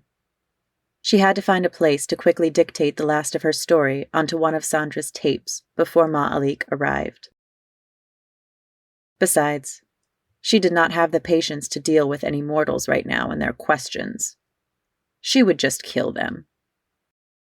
Even though the prospect seemed entertaining, she had other things on her mind. She hurried back to Sandra's office and grabbed Sandra's tape recorder. Semia then hurried to the attic, a huge place in this huge mansion. She tucked herself in a corner, hoping to avoid the mortal police that she knew would come. She was not afraid of them, by any means, but she did not want to slaughter them all yet. She knew if she killed a couple of them, they would send an army of police against her. If she slaughtered an army of cops, they would send their military, and so on. She did not want to be exposed yet. She wanted to finish dictating her story, then wait for Ma'alik. She knew he was close. She could feel it. Sandra's fetus had her overpowered with energy. Semia smiled and clicked on Sandra's tape recorder. Sandra, beautiful one. When you hear this, you will have recovered enough to leave the hospital. I spared you for the sole purpose of telling my story. For like every great ruler, their legacy must be recorded. My father, Pharaoh Taman, always asked me, how do you want to be remembered? And once you discover that, employ a great scribe so your memory does not fade throughout time. He told me that some men never discover how they want to be remembered until they have already let their lives pass and their legacy is already written. You must decide early on how you want your life to be remembered and strive hard to make it so. I can't say my father would be proud of the monster I have become, but he was a good, wise man. Perhaps his memory is what changed my course. After I had slaughtered the priest and the guards, things started to fall apart. My quest to get to the Pope never came to fruition. I slaughtered and destroyed countless churches, countless priests, and countless Christians. Eventually, the church stopped sending armies to look for me. Their armies would never return. Someone would find them somewhere destroyed and their bodies torn to bits. I would always leave a message amongst the dead for their pope.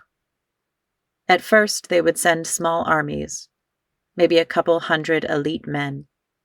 As I killed them, they would send bigger ones, as much as 10,000 men, until finally they just stopped. I'm not sure if they ran out of men to send or if they finally realized they couldn't kill me. They were wasting men's lives and their armies by coming after me. I eventually got bored with killing them. I had a cult, a strong cult of thousands who worshipped me. They did whatever I asked, for I was their goddess. They called themselves the Semians. For a while, I stayed amongst my flock. I protected them, provided for them. In return, they kidnapped children from villages for me to eat. I promised them that I would not eat any of the children of my worshippers. I made a symbol and told them to mark themselves with it, so I would know who they were and who not to kill. Of course, the church would try to invade our lands once they discovered who my people were, but I would destroy them. I had my own army as well. Most of them were soldiers of the church. After seeing me and witnessing my power and immortality, they threw down their weapons and pledged themselves to me. Sometimes whole armies would do so. As always, the church was slow to learn its lesson, so I took my army and destroyed all of the church's strongholds for 100 miles in every direction. Finally, the church left my people alone. I wonder if there are any remnants of the Semians in this day and age. If so, I shall uplift them for their faithfulness. I doubt it, though. I left my people, my worshippers, after a couple of centuries. I had become bored. I told my people I had to leave them for a while and left a high priestess in charge. A century or so later, I heard they had finally been wiped out by the church. I heard that they fought long and hard and made the church pay dearly. The church lost 10 men to every one of mine that fell. They hung my high priestess outside of one of their churches. So I set off to their holy land, Israel. I was going to destroy all of Palestine in revenge for my people. But when I got there, I did not see Christian crosses or white, blonde-haired, blue-eyed devils. Instead, I saw crescent moons and stars, brown faces, Egyptians, Arabs. They were my people, yet different. I walked the city of Jerusalem amazed. I didn't understand the language, but it was like poetry in my ears. The women were all veiled and proud. The men were strong and fierce, yet always kind and smiled. I discovered that they called themselves Muslims. I watched them pray with their whole bodies prostrating themselves on the floor, their foreheads touching the carpet under them. I was truly intrigued. I learned their language in a matter of months. I learned their sciences. I read their holy book, the Quran. I found some humanity again. I found the Princess Semia again. I learned of their prophet Muhammad, peace be upon him, and wept for the first time in centuries. I stayed with these Muslims. I did not eat any human flesh. I hid who I was. It was not hard to hide the fact that I did not age or change as the years passed, for I was always veiled. I loved these people, and thought as long as they don't find out who I am, I could stay amongst them forever. I was fooling myself. I am a monster and always will be. When the church attacked my beloved Jerusalem, my beloved Muslims, I jumped to its defense. I had forgotten that I had to stay hidden. I threw off my veil and took to the field. I slaughtered and destroyed the Christian army. I had arrows and spears sticking out of me. When I turned to my beloved Muslims, they cursed me. They called me Shaitan and Jinn. They threw stones at me and banished me. In my rage for being ousted by the people I love, the religion that had given me peace, I destroyed them. I killed every last Muslim in Jerusalem. I wept in pain as I did it, and realized once and for all, I am forever a monster. I had changed after what happened in Jerusalem. I had regained a small bit of my humanity back. A heart, if you must. I no longer felt the need to destroy the world to prove a foolish point. I guess you can say my anger had faded. The hate I had for Ma'alik was still there, but I was no longer angry at the world. I no longer wanted to destroy it and watch it burn. I had found a new vision. I wanted to rebuild the world, to make it better than what it was. But that is a different tale altogether. For the next 200 years before I found myself in New York and at your doorstep, I just traveled and explored the world. I could go places you mortals could not, for I could not die or get sick. I explored every inch of this world from the jungles of Africa to the rainforests of South America, even the lost lands of China. Sometimes I would find a cave and just wander through it until I had found an exit, or just dive in the ocean and explore the mysteries it held. Oh, did the vast ocean hold some mysteries and sights that make you think of heaven? I never returned to Jerusalem or Egypt. I tried to stay far away from places that caused me pain or made me remember who I once was. I learned something about humanity, Sandra. Humans are evil, vile creatures. For every one good soul, there is a million bad ones. They destroy each other and anything different from their belief system. I often thought about how desperately far humanity has strayed since its father and mother, Adam and Eve. I had lost all traces of Ma'alik. I had just about given up looking for him when I had walked by a bookstore and saw a book titled Ma'alik the Fallen. I almost wrote it off to be just another book written about an angel by some Arab. But the picture on the book's cover was a black man with wings. Angel wings. The picture, of course, was not Ma'alik. But you never see a book with a black angel on its cover in this racist world. Ma'alik would be considered black if he was a mortal. I took a second look at the book, walked into the store, grabbed the book from the shelf, and read the back of it. Still, I didn't know it was about Ma'alik. But I was intrigued. I had nothing else to do, so I started to read it. Not 10 pages into it, I wept. For this was Ma'alik's story, and he loved me. His heart was broken with guilt with what he had done to me. Just as I wept, a rage swept over me. The one I had been searching for throughout all these centuries was within my grasp. Finally, at long last, I would get to confront him and destroy him. I read the whole book in less than an hour. It was a very intriguing read. I must say you are very talented, Sandra. I looked you up, and a day later I was at your doorstep. You know the rest from there. There is more to my story, but it has yet to pass, so cannot be told yet. I can't say my life on this earth was as interesting as Ma'alik's, but still, you now have it. Though I know you hate me, Sandra, for what I have done to you, and you will hate me even more for what I will do to Ma'alik. I know you, Sandra. I know your soul burns with the passion to write and tell stories.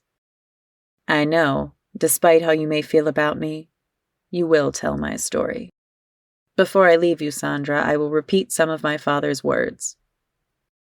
You must choose how you want to be remembered in this life. For when you pass, your legacy will remain etched in time. For that, my dear Semia, is the only way a man can find immortality. Semia stopped the recording and smiled to herself. It felt good to have gotten her story off her chest. Though she left a lot out, it still felt good. She waited until the house was silent, then crept back to Sandra's office and left the tape there. She could feel Ma'alik getting closer. Her immortal heart raced as she walked back up to the attic to wait for him to arrive. Shorna. As they waited for the car that Sandra sent, Shorna called her order, the Watchers, and asked them to be at Sandra's house in force. She bade them to call the big shots and have them be there. After she explained what was about to go down, they were all too eager to come. Shorna had a bad feeling in her heart, a feeling she could not explain. The fact that something was unknown to her scared her. She couldn't see what was about to happen, but she did know Sandra was near death. She wondered if Ma'alik knew about Sandra. Sandra's limo driver arrived with a sign that said Ma'alik. The driver had a look of awe on his dark face as he looked at Ma'alik. "So sorry about the delay, sir. The traffic was tight coming in," he said. Ma'alik just smiled at him and said nothing. He seemed far away. As soon as the driver closed the limo doors, he sped off. Shorna wished she had her gun. She wasn't sure what good her gun would do. She didn't think Semia had ever been shot.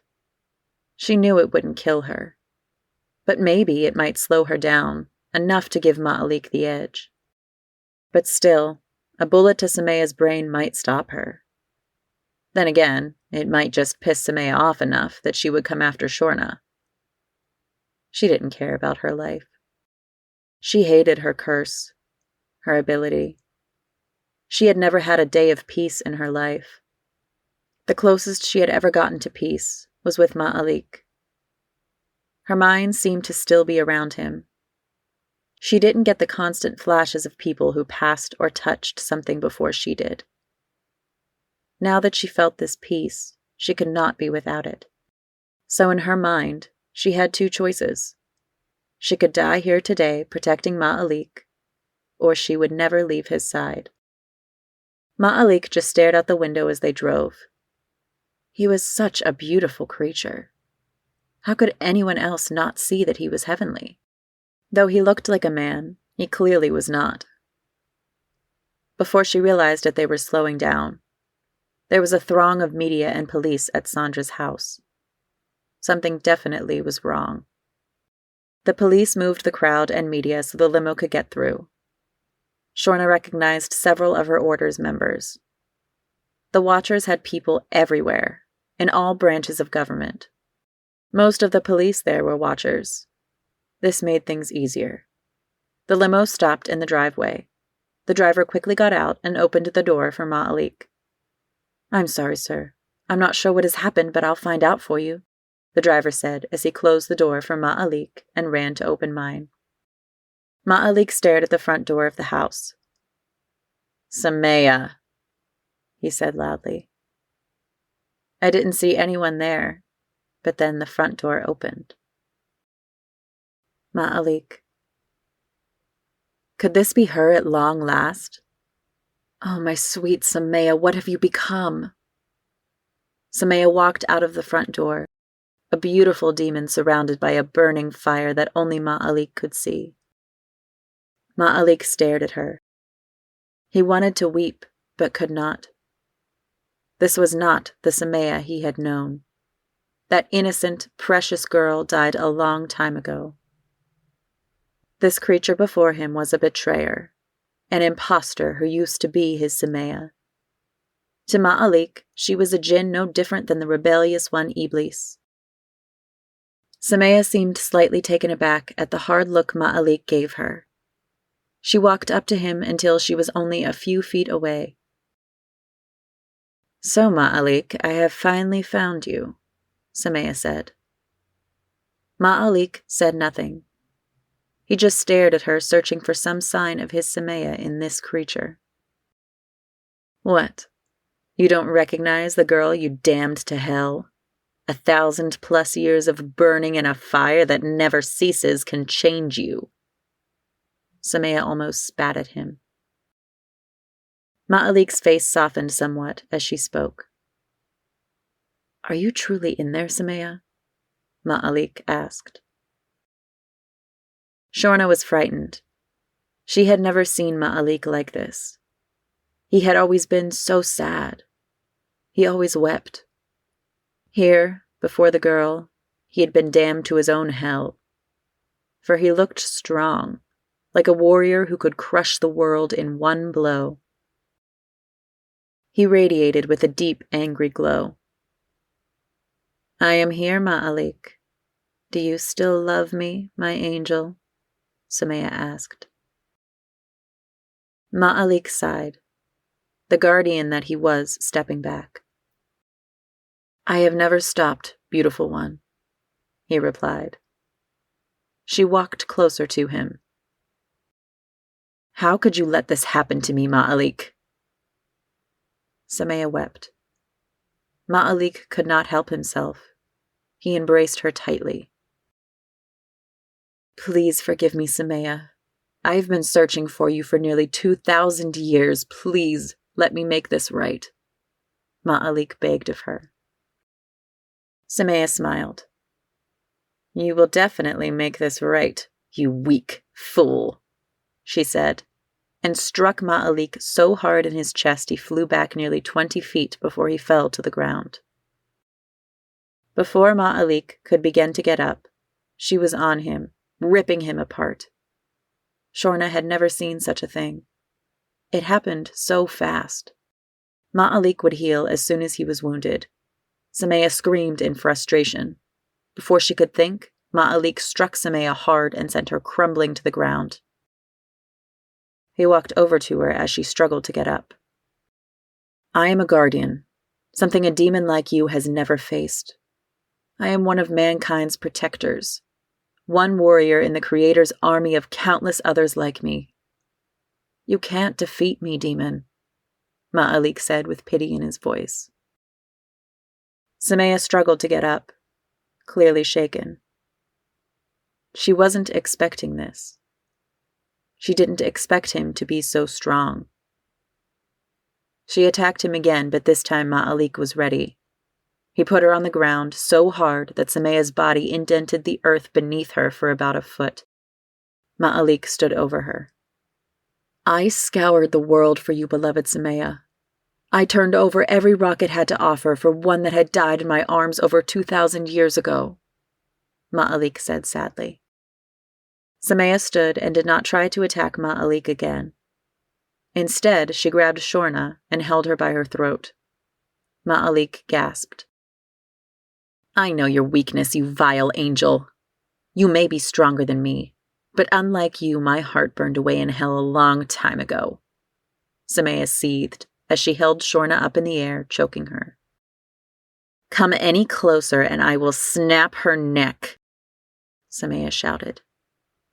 Ma'alik froze. "Please let her be," he pleaded. Semia laughed at him. "Save her, Ma'alik, like you failed to save me. She is choking, angel. Tell her you love her like you did me before you let me die," Semia shouted. Shorna felt the blackness coming. Was this the bad feeling earlier she could not explain? The fear that had plagued her soul since she had met Ma'alik. Death was elusive until it was your time. Shorna figured her number had finally been called. Shorna saw a beautiful, ebony-skinned woman coming towards her. Her eyes so deep, so beautiful. Shorna smiled at her. The ebony woman smiled back.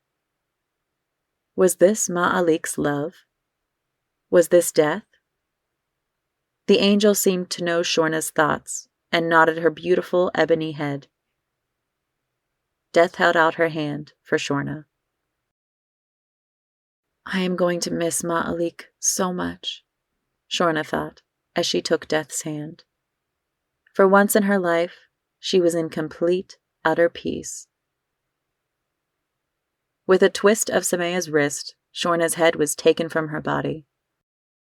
Shorna's blood drenched Semia. Ma'alik fell to his knees, weeping. "She was innocent," Ma'alik said. Semia laughed at him. "You are too weak, vile one," Semia mocked. "You failed to save her just like you failed to save me. You know you failed Sandra, too." Ma'alik looked hard at Semia.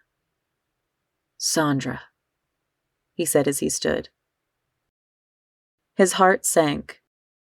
Had she killed Sandra? Before he knew what he was doing, he was on Semia. He pounded her head into the ground so hard the earth shook all around them. He did not stop until there was nothing left of Semia. She was dust in his fingers. Ma'alik felt a hand on his shoulder. A soft, familiar hand. Ma'alik screamed loud with pain. It was a scream no mortal could ever make. "Is this your plan for me, Father? You take everything from me until I am nothing," Ma'alik shouted to the heavens as he wept. The hand squeezed his shoulder again. Ma'alik looked up to see Death, his beloved. She wept silently for him. She pointed. Ma'alik followed her beautiful fingers and saw Semia's soul standing there smiling at Ma'alik. Ma'alik's heart leapt. "You came back for me, my angel," Semia's soul said, a beautiful, sad smile crossing her bruised face. "I forgive you, my angel. I have forgiven you long ago. Please let me go." Ma'alik's heart felt like it was about to burst. He couldn't speak. He could barely breathe. Ma'alik nodded at her. Semia smiled the innocent smile Ma'alik had waited and endured over 2,000 years to see again. Death kissed Ma'alik. Ma'alik turned to look at his love. "So has our father forgiven me?" he asked. "Can I come back home at last? Dance with you in the gardens again?" Death nodded in response to Ma'alik. "You have to make a choice, my love.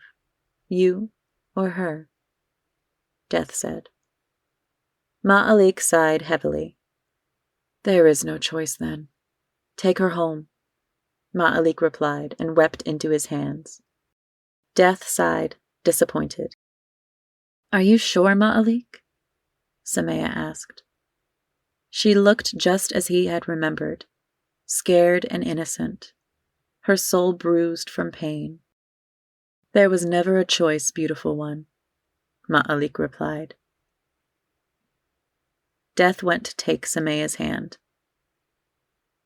"You never stopped loving me after all those years, did you, Ma'alik?" Semia asked. "Not even for a moment," Ma'alik replied. Ma'alik's heart was beyond broken. Death took Semia's hand and looked at Ma'alik with love and sadness. The last image Ma'alik had of Semia, as she last went to rest, was her innocent smile. Sandra. Sandra opened her eyes to a gentle touch. "Ma'alik?" she said softly. Ma'alik nodded. "I had a child once, Ma'alik. I had a baby," Sandra said, as fresh tears filled her eyes. Ma'alik kissed them away. "I am here now, beautiful one, and I will never leave you again," Ma'alik promised her. Sandra smiled. "I had a child once. I had a baby," Sandra thought, as she fell back asleep. It took Sandra several months to heal physically. She never recovered mentally, though. The Watchers took care of everything that had happened at her home. They made it seem as though it never happened. Sandra wrote and published Semia the Damned One. It was her best work. It sold all over the world.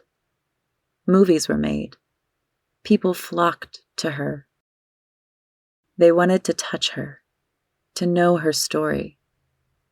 But Sandra wasn't the same. She had nightmares of Semia every night. She sold her home because it felt like Semia. She left everything so she could travel the world with Ma'alik, her angel. He was the only thing left in this life that made her want to continue living. Every night she would wake from her nightmare and find Ma'alik by her side. He would hold her in his arms and weep with her until she fell back asleep. A human heart can only take so much pain.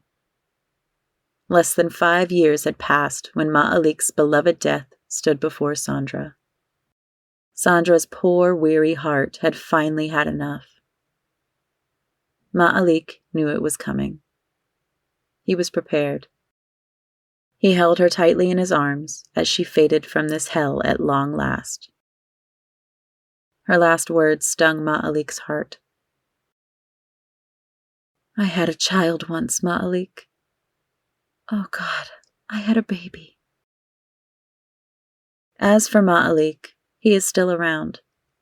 The tortured angel watches over mankind, helping those that he can, healing those that he can. He will be here forever, as long as humanity exists, and maybe even after humanity is long gone from this earth. He will be alone forever. Semia, Shorna, Sandra, Melissa were always in his heart. He was more human now than any of us mortals could ever be, for pain and suffering defines us as humans. It teaches us how to overcome.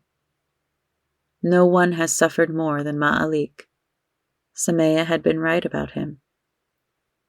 He truly was the fallen. None of you is a believer until he loves for his brother, his fellow Muslims, what he loves for himself. A hadith from our beloved Prophet Muhammad, peace and blessings upon him and his family and Ummah forever. This has been Semia, the Damned. Written by Jessie Macbeth. Narrated by Tessa Markle. Copyright 2013 by Jessie A. Macbeth. Production copyright by Jessie A. Macbeth.